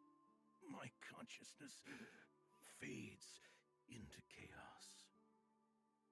A momentary lapse of focus causes a massive tremor. Was this child affected by my actions? Leave now. Leave now. My contaminated and horrifying form has become the same as that of a monster. Allow the sound of this whistle to guide you toward the light. Leave the thick mist. Return to your home. My consciousness is waning. Before I forget everything completely, let me remember. How? How the hell is your Levo A6 barely stronger? Blooms blooming. The fuck? Distant calls carried on the evening breeze. How? Marshall. What the hell are you doing that it's weaker? Or not weaker, barely stronger. Marshall. When are we going home? the journal. It ends there. So, Rainbow Spring Therapy was a lie all along. The Guardian suppressed the massive S-Lane with his own body, allowing us to survive Yeah, I don't know the then. thread disease outbreak. But now, he can't contain the contamination anymore. The disease has returned. But the S-Lings have been completely purified by Nikki. So, does that mean Marshall and the puppies are okay now? But they've been severely hurt. This level of contamination, in all my years of scrubbing, it's unparalleled. After coexisting with the S-Ling for centuries, the contamination has deeply penetrated their fabric. I'm afraid that... You're using Void Piercer on field, right? Contamination this deeply rooted. I'm sorry. I'll find the Serenity Spring. The Silver Gale's gift, the source of the rainbow. Serenity Spring cleanses all contaminants. As the source of the Rainbow Spring, it may be able to awaken the Guardian. You silly PC. Don't you get what the journal was saying? All the wisdoms were just lies meant to comfort us. And as for this so-called Serenity Spring, no one even knows where it is. Where are you going to find it? I know, Terra. But this is our only hope. That's right. We already saved Marshall from the Essling and eradicated the dirty thread disease threat. We can't just stop here. Yeah. Back then, I gave up searching for the Guardian because no one would help me. I was afraid of being an outcast. But he really does exist. He fought the Essling for centuries. All for us. If only I tried harder. If I had been as brave as Nikki, maybe I could have found him sooner. I could have helped. Okay. Murmur. It's not your fault. It was we who kept hiding from the truth. But this time, it's not too late to save the Guardian. I know the Serenity Spring might be a lie. Searching for a false miracle might seem foolish. But I'm no longer scared of being a little foolish PC. I want to try. As long as there's even the slightest possibility, I'll keep searching. Murmur, we're with you. Even if the Serenity Spring doesn't work, there will be other solutions. As long as we keep searching, we'll surely find a miracle and wake up Marshall. Nikki, thank you. Thank you for reminding me that only by starting something can we find the answers we seek. I think I'm ready to set off now. I'll search for clues to the Serenity Spring. When I find something, we'll meet up under the Guardian statue. For the Guardian, I'll definitely find the miracle of the Serenity Spring. Okay. Grown up, little girl. For us old PCs, it's time to work hard and accept our responsibilities. Take Marshall and the puppies to my place. Although I can't cure the dirty thread disease, I can still ease their suffering.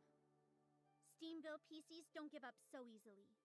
I'll lead the investigation to Misty Peak and check for any dangers while looking for clues. Thank you, Nikki. You and the Guardian are the heroes of Serenity Island. We will forever remember your help. I'm glad I could help. Serenity Island is so beautiful, and everyone is so lovely. I just hope that such beauty can always exist. I'll wait for word from Murmur. Then we'll find the Serenity Spring together.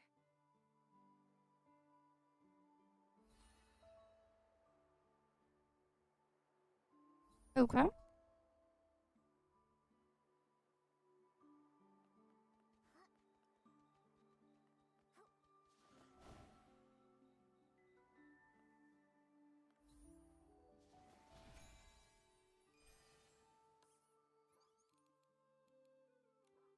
wonder what... Oh, it reset my gliding setup. Is that why?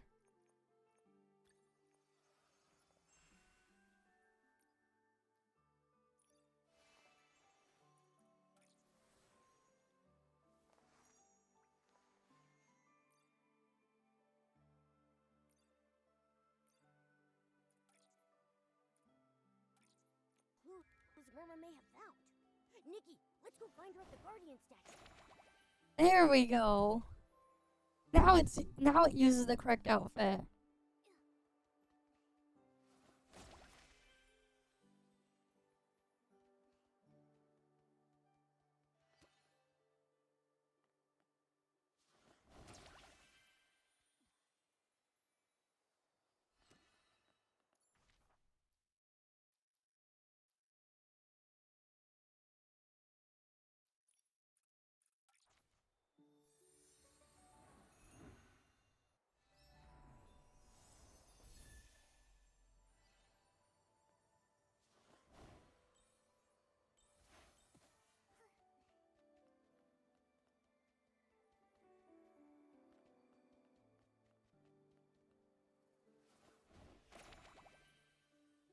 Oh, and I can use that here too.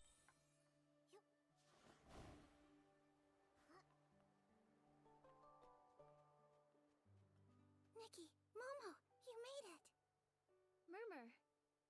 look happy. Have some good news? Yeah. Dr. Rita told me that the Guardian and the puppies are stable. They haven't woken up yet, but they're out of danger now. Also, I found some clues about the location of the Serenity Spring in an old book a human left behind. That's great. Where is it? Well, it seems like an ancient song. It's a little tough to understand, but it goes like this. The goldfinch descends from the light, reflecting back a twisted bliss. The nightingale nibbles at its plume, as moonlight dances in the abyss. But a goldfinch and a nightingale... I've never seen these things anywhere on Serenity Island. I think each line of the song might be a clue. Then, what could the goldfinch descends from the light mean?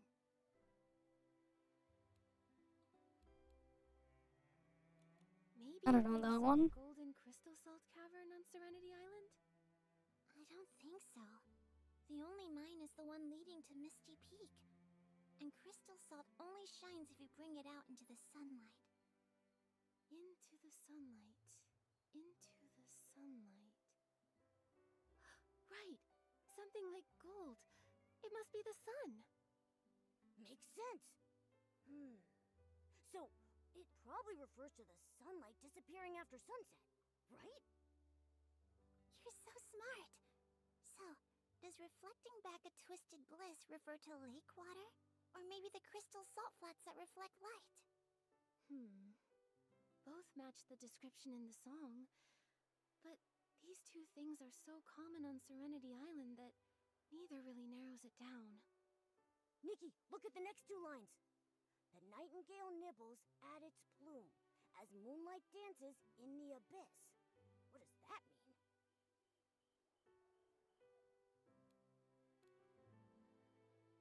I don't know that one. It must mean the Silvergale. Murmur, is there anywhere on Serenity Island related to the Silvergale? I think the Silvergale is only mentioned in the Guardian's wisdom, which says that the Silvergale that protects us lives high up on Misty Peak. But only Marshall and the Esslings were up there. I've got it! Macy has been clearing Misty Peak with some other PCs recently. In addition to a few Esslings, they also found a Silvergale statue. When we were up there, I think I saw it. Also, no PCs have ever lived on Misty Peak. So after the sun sets, there's only... moonlight! Although we don't know everything from the song yet, based on our current clues, we should visit the Silvergale statue at midnight. I think maybe that's where we'll find the Serenity Spring. Okay. Alright, then at midnight, we'll meet up at Misty Peak.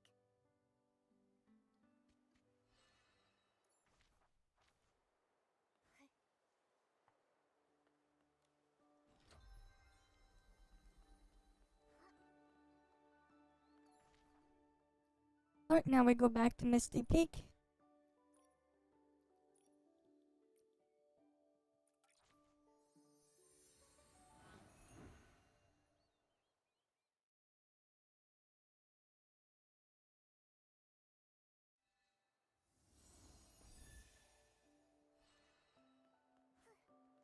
The song says to search...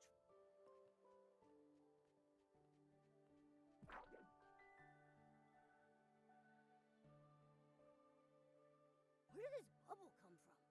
Hey, I look so slim on top of the bubble. Momo, you look like a real catsicle, but you're upside down.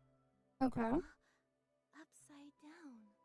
That line from the song, reflecting back a twisted bliss. It's a bubble. Everything on the bubble is reversed. Maybe it's what reflecting back a twisted bliss is pointing to. Got it. Let's follow the bubble and see where it leads.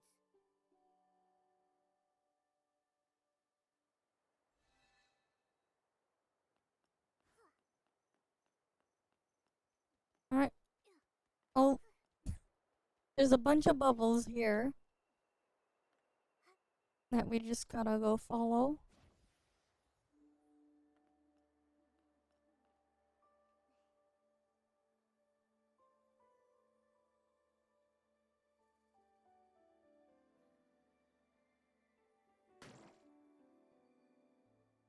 There's no sign of the Serenity Spring here. Only this grayish crystal salt. Don't lose heart. We were guided here by the bubble, so this can't just be a coincidence. Maybe the answer is right in front of us. This statue. How long ago was it made? It's so badly damaged. Yep. No one from Serenity Island has ever been to Misty Peak. Maybe this statue was built by humans a long, long time ago. Although it's shaped like the silver gale, how is it linked to the line, "The nightingale nibbles at its plume," from the song? The nightingale nibbles at its plume. That should be... Grooming its feathers. Grooming its feathers, tidying its appearance. So the silver gale can do styling too. I've got it. We should restore the silver gale statue to its original form. That makes sense. But we don't know what type of material this statue is made of. Maybe we can repair it with some hard crystal salt. Alright, let's search the area for suitable pieces of crystal salt, then try fixing the statue. With so much crystal salt nearby, finding something suitable to fix it should be easy. Let's look.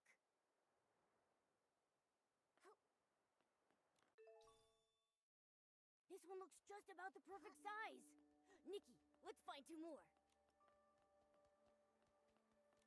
Great job. Let's hurry back and fix the statue.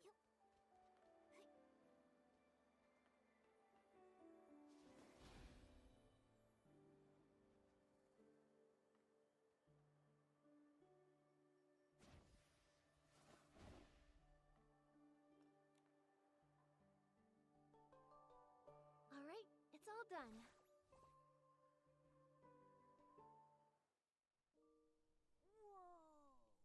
So beautiful. Okay.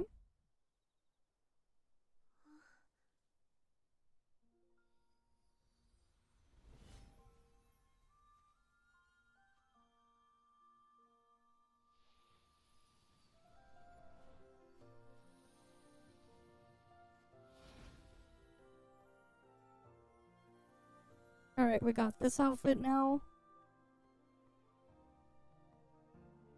I don't know what the hell you're doing, man.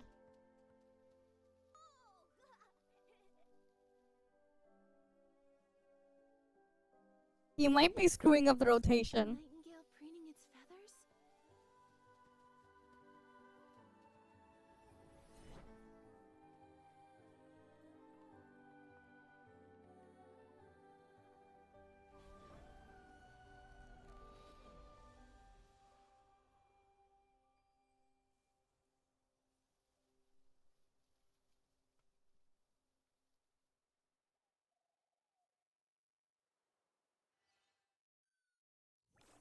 Oh yeah, daily reset. You're the best.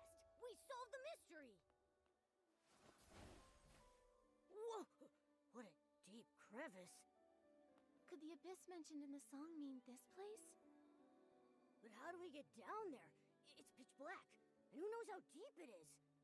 What if there's something scary down there? Don't worry, I can... Murmur!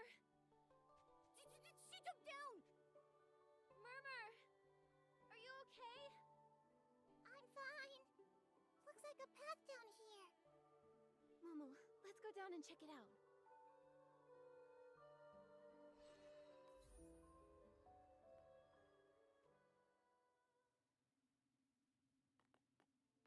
Okay, we're down here now.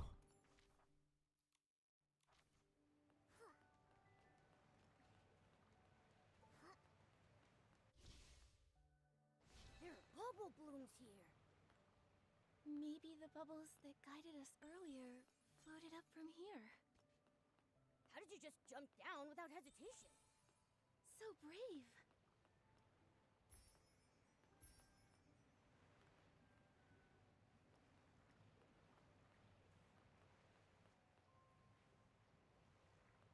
Yeah, I don't know. How the hell they messing it up for that to be the case? And we'll regroup.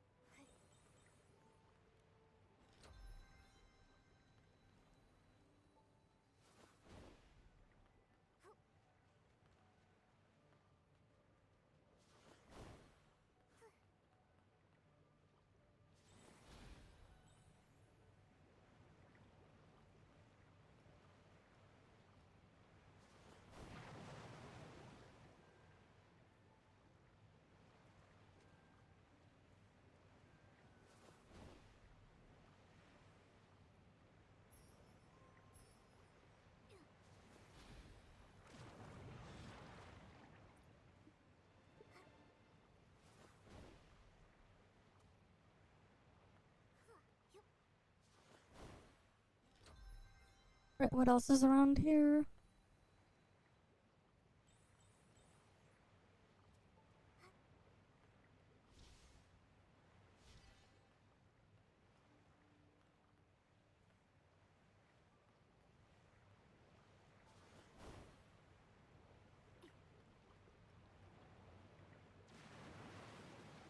Oh, so basically I took a shortcut and then I went backwards around.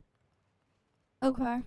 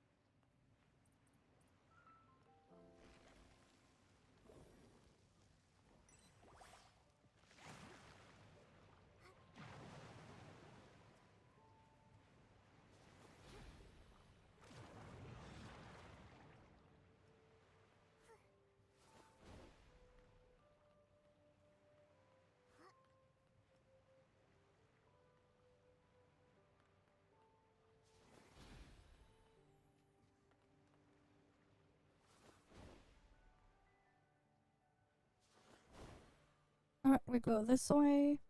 Nikki, look! The path ahead is getting brighter!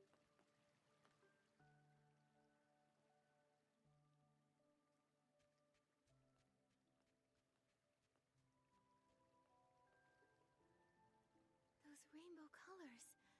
It really must be the source of the Rainbow Spring. We found it!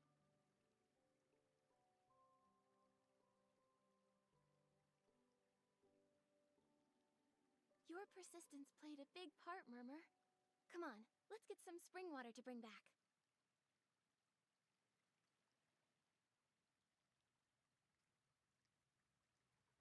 It's okay. We can go back and get one in time. And this is not voiced again. You're really attached to the...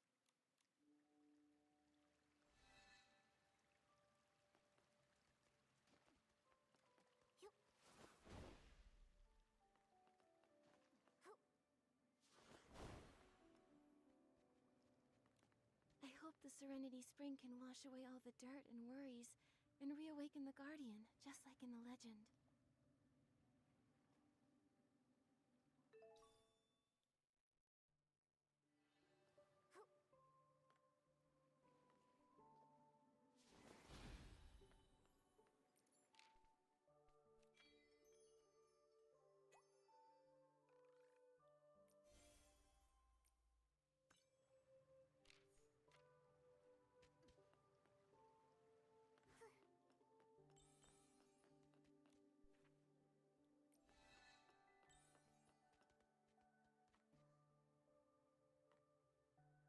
Alright, where do I go from here?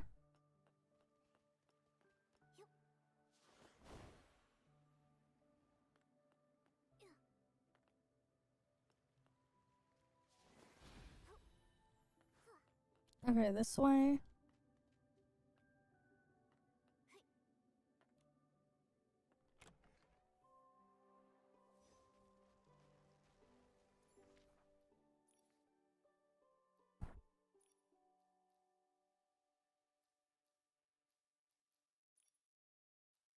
Alright, there's still some that I was missing in that cavern.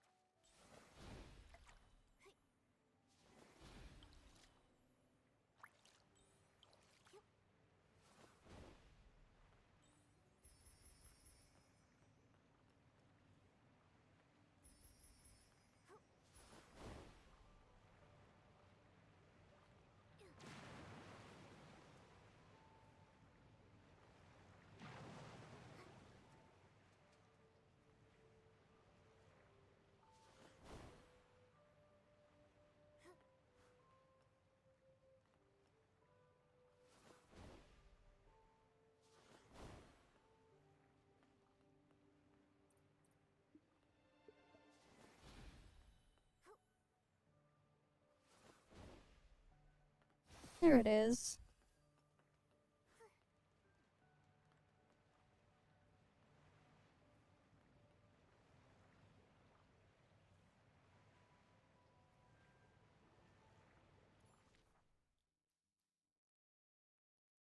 I don't know, man.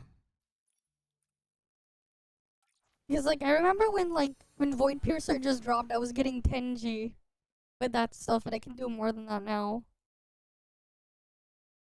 And it was, like, making it work. And I was getting, like, barely over 8G with Zeke A6. But yeah.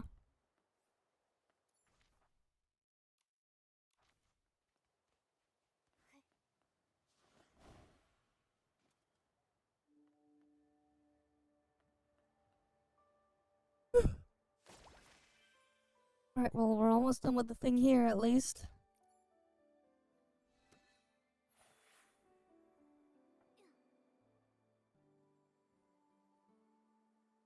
Almost done, then we can end off.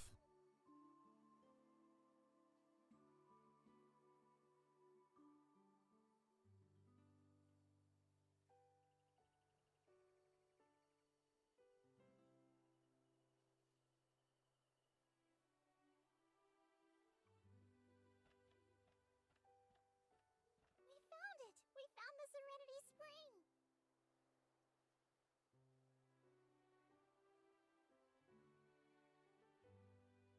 Murmur, you really found the source of the Rainbow Spring? Hurry! Let's go see it! Thanks to Nikki's help, we've got some of the water right here.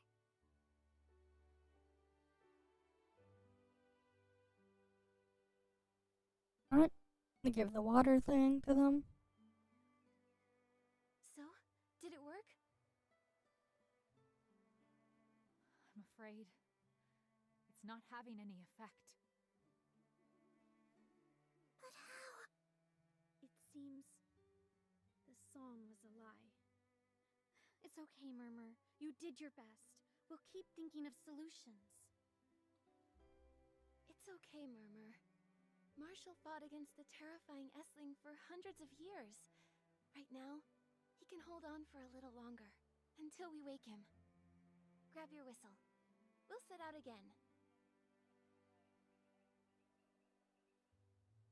Set out again? I get it now. I won't give up!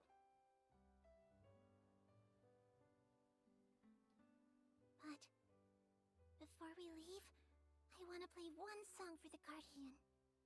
If he has to wait in the darkness for much longer, then I hope this melody can offer him some light. Just like how he saved me before. Huh? But the whistle's waterlogged. Yeah, something special, just normal attack chains. I can help. Yep. Just a few taps to fix its shape, and I guarantee it'll sound loud and clear. I'll pitch in too. soaked. Let me scrub it a bit, and it'll be fresh and dry as a PC straight out of the bathhouse. Whoa, you're all fired up! Huh? It looks good as new. Don't underestimate us. Murmur, try it out. This is for you. Okay. For our special guardian.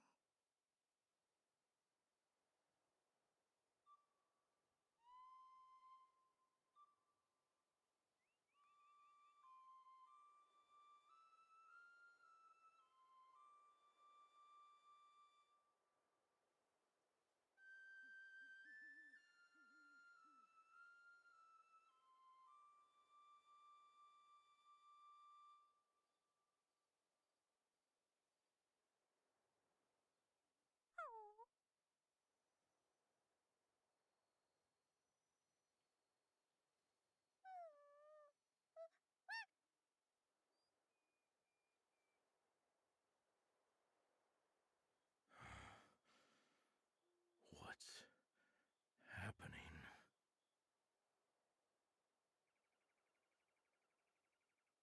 He's awake! The Guardian. It's a miracle.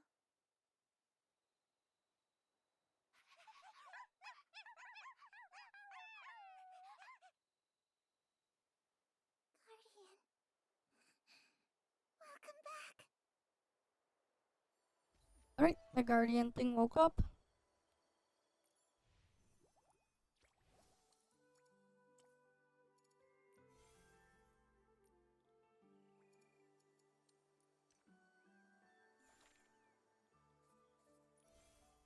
I have to figure out how to do the other things here.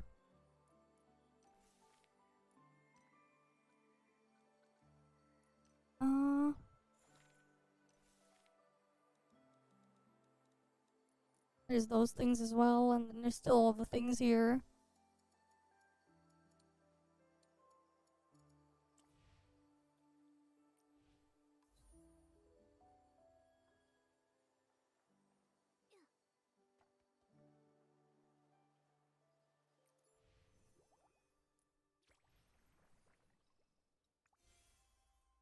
Wait, there's still a chapter 3? Okay. That's probably just the ending, right? So much time has passed.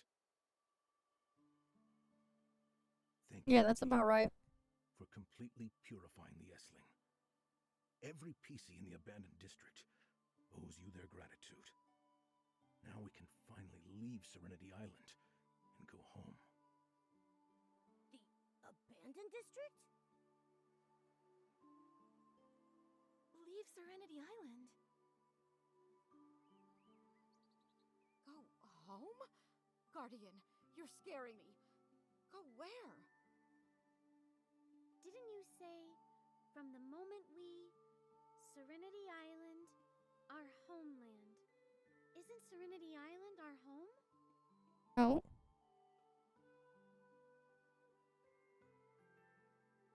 I'm sorry. Everyone has forgotten so much after losing pieces of their fabric. Let me start from the very beginning. Okay. Once, we lived in the Stonewoods Abandoned District. We were born from the leftover garments of Prosperville residents, dwelling peacefully on our old land and guarding our bountiful home. Then one day, a group of humans, calling themselves the Rogues, entered our land. They claimed they were trading goods at the border and referred to each other as a tight-knit family. We took them in and allowed them to settle in Prosperville. Day after day, life seemed peaceful and unchanging. Until that day, roaring flames, the terrifying Essling, and the iron hooves of the Order of Dawn trampled our lands. Okay. They were searching for something that belonged to the Rogues. Something they were willing to turn the entire land upside down to find. The Rogues resisted to the death. And we... how could we stand by and watch as our homes were destroyed and the golden fields of wheat burned to ash? Farmers grabbed their hoes. Masons raised their picks. And we lured the Essling into the open stone tree cluster, desperate to reclaim peace. But the Essling was too powerful. Only one solution remained. The Silver Gale's feather. Our only hope. One by one, we sacrificed ourselves, using our bodies to summon divine power. One PC, then another. This was all we had left. The very bodies the Silver Gale had granted us. Then, a rainbow-colored glow enveloped everything. In a daze, bubbles carried us into the skies. Okay. When we woke again, we were on Serenity Island, with torn bodies and broken memories. We had forgotten the past and awoke in this land of serenity.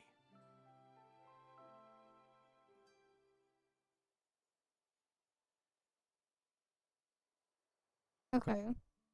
So they didn't know who they were, okay. So then why, after all these years, has no PC gone back? Is it because they forgot?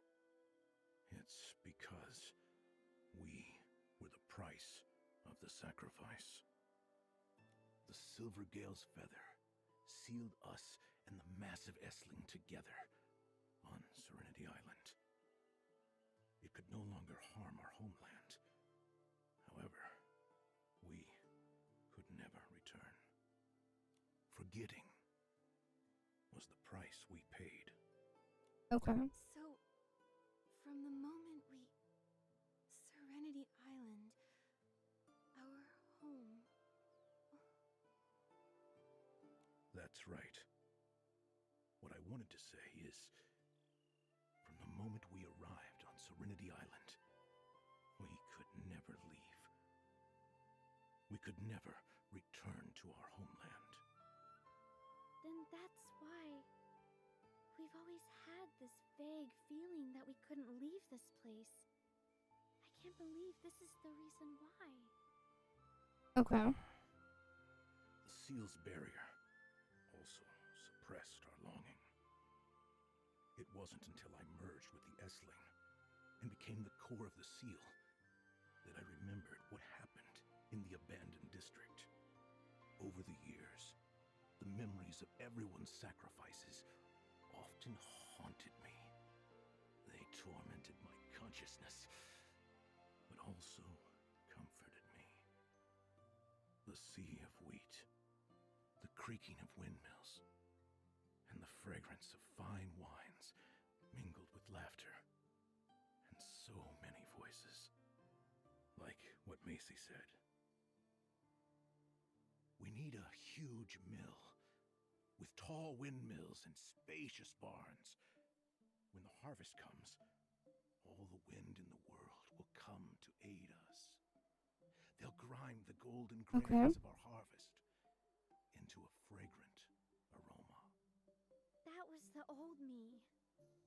Murmur once said, I will no longer wonder, no longer exchange care and smiles with endless giving. I have a family now, a family who will always smile at me.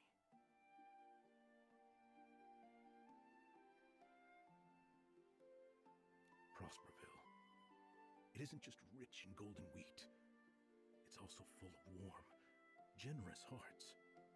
Those hearts protected the village. Okay. Protected our family. Protected those like Murmur, who were searching for their home. And also protected me. It's these memories that sustained me until today. Even in a foreign land, the tastes, the sounds, the lights, all of it combines and gives us strength from afar. That's the power of a homeland. For the sake of their homeland, everyone on Serenity Island has sacrificed so much. You're all incredible guardians. you're also our guardian. Without you, the seal on Serenity Island could never have been broken. And we'd never have found our way back home. Thank you, Nikki. Thank you, Nikki.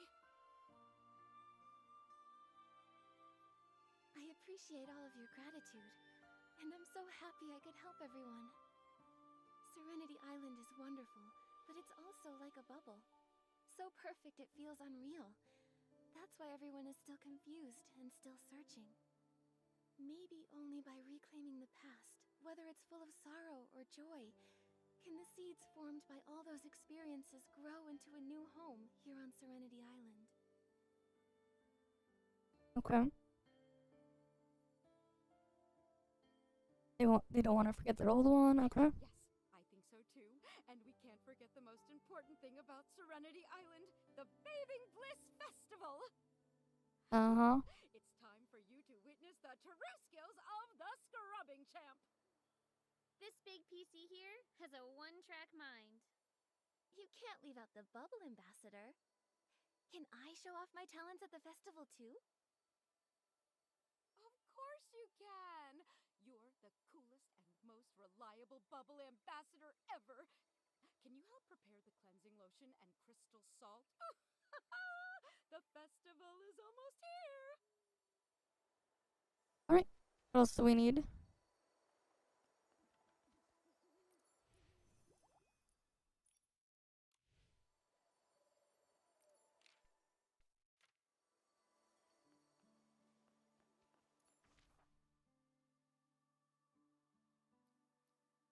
First thing's there.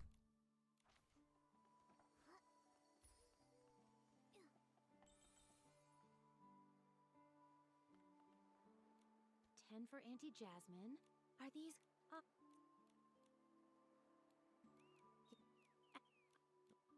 Alright. They're getting gifts.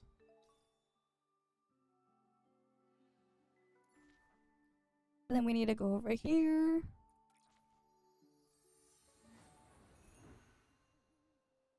And get the thing over there sorted.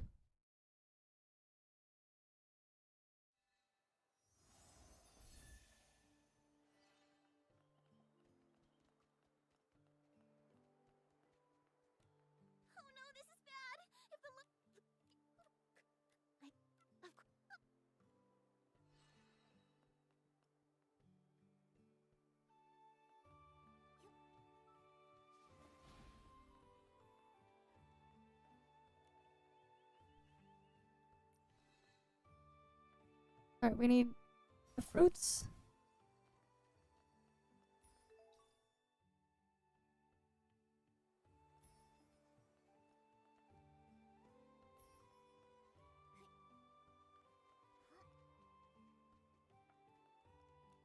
Lulu.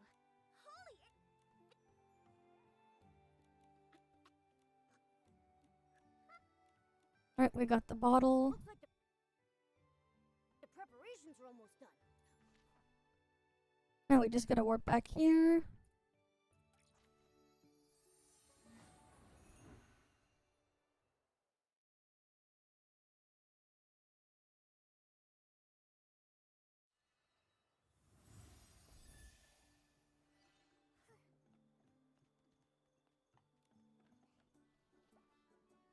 Alright, there we go.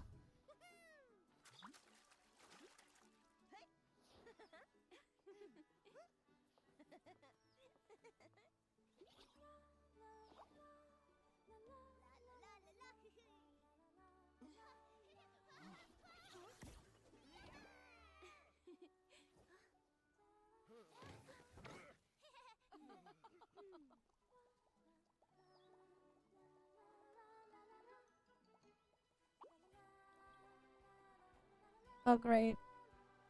It's causing issues. The cutscene. The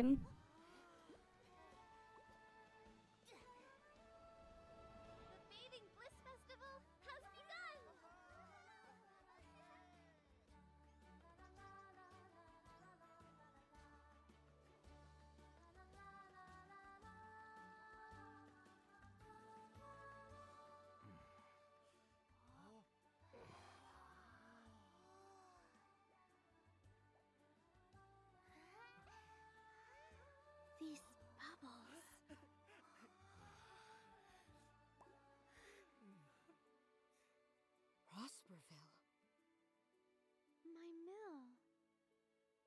Okay. There are lost memories. Nikki, thank you. You helped us rediscover our homeland.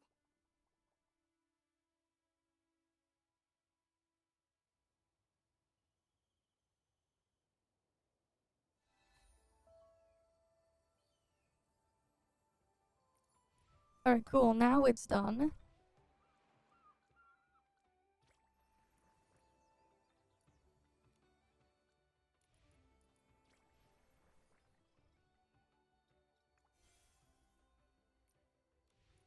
Right, that one's done now. Yeah, there's stuff gotta slowly work through though.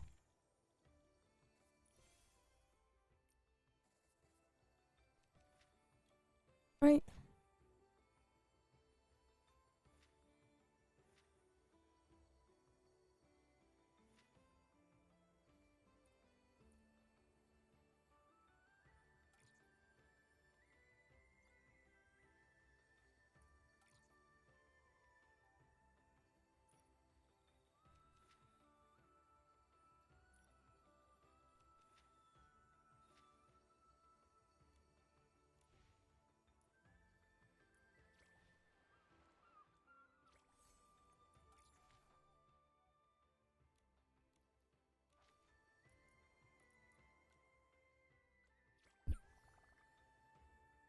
Right, diddle a bubble hopper. And then we have all the things here. Okay.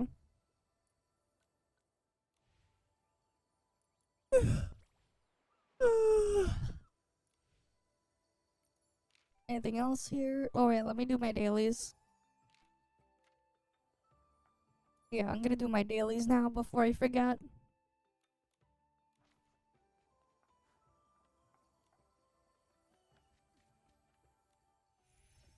And then we'll end off. Wait, it doesn't get added as a weekly boss? That boss fight? Oh, that's unfortunate. It doesn't get added there. That's kind of sad. It doesn't get added.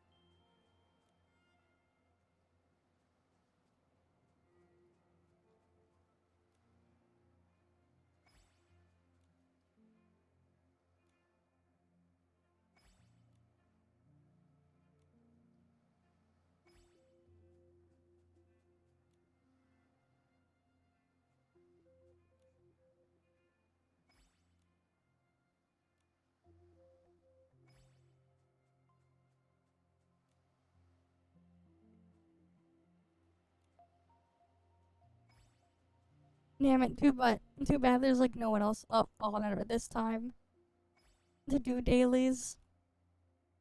That way I could like get this done sooner.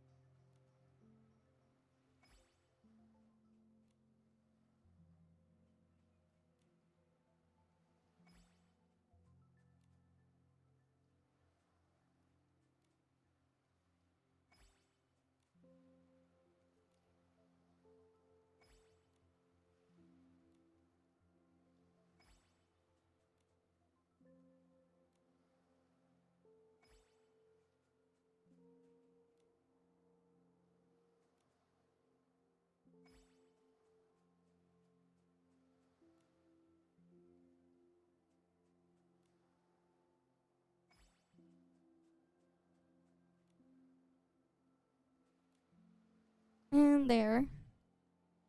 That one's completed.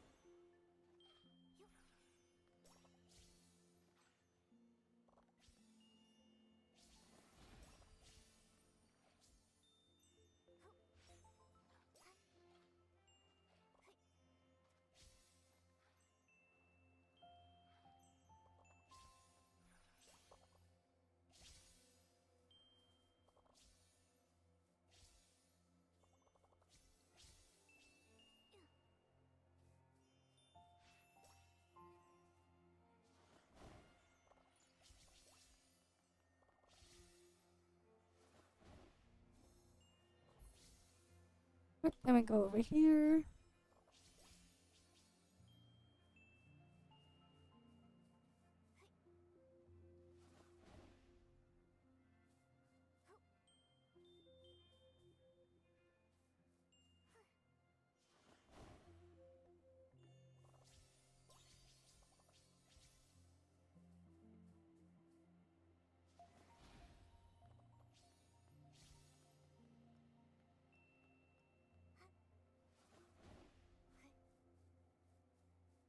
Anything up this way? Nope.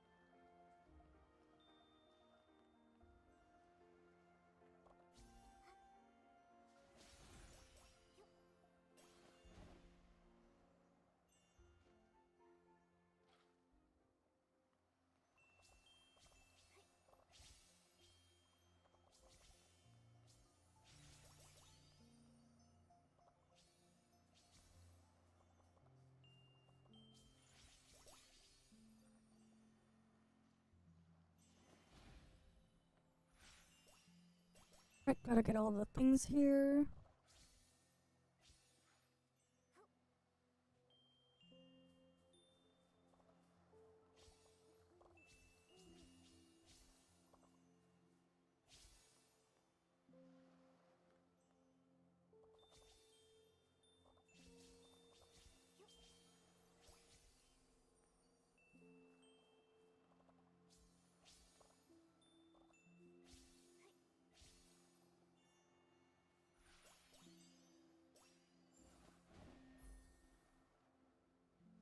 And I got the star thing there. Cool.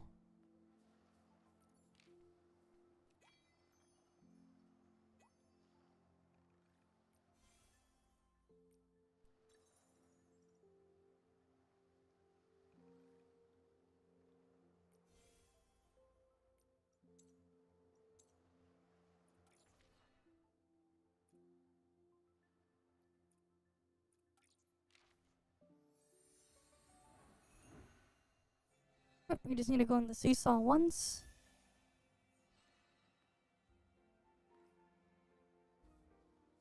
Where was the seesaw again?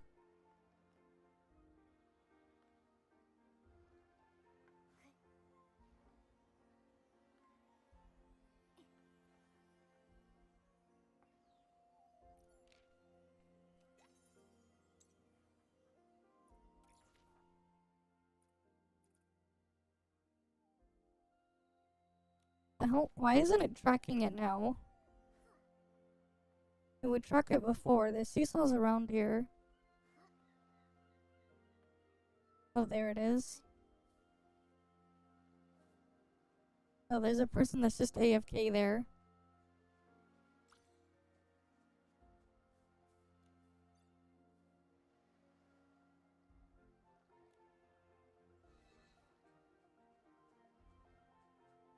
They're AFK T-posing there. Or not really T-posing, but whatever.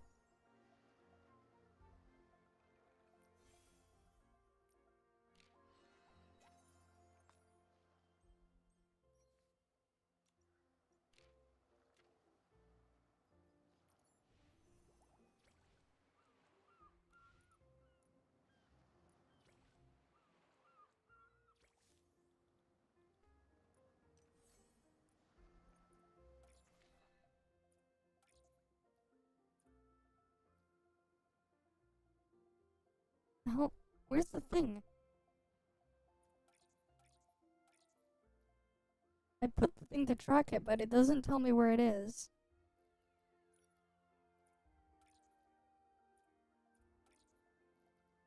That is so weird.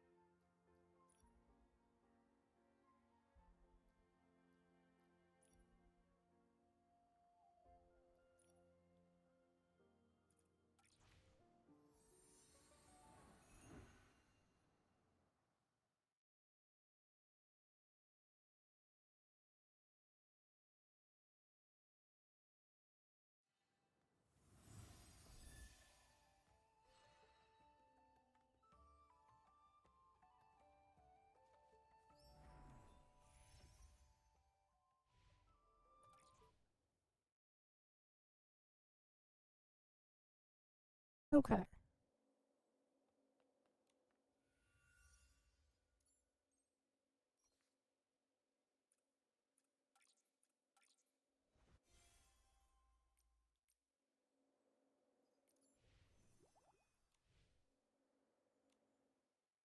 Alright then. This is just where for now. At least I made some progress here. I finished that story thing. I still have like side quests and whatever. I'll probably do them off stream at some point. Right, at least almost fully caught up with the stuff here again. But yeah, as usual though guys, thank you all for stopping by. Hopefully I can see you guys again next time. You guys have a good day or night or whatever. I'm gonna go get some sleep. It's already like 7:45 in the morning. Alright then, see you guys. See ya.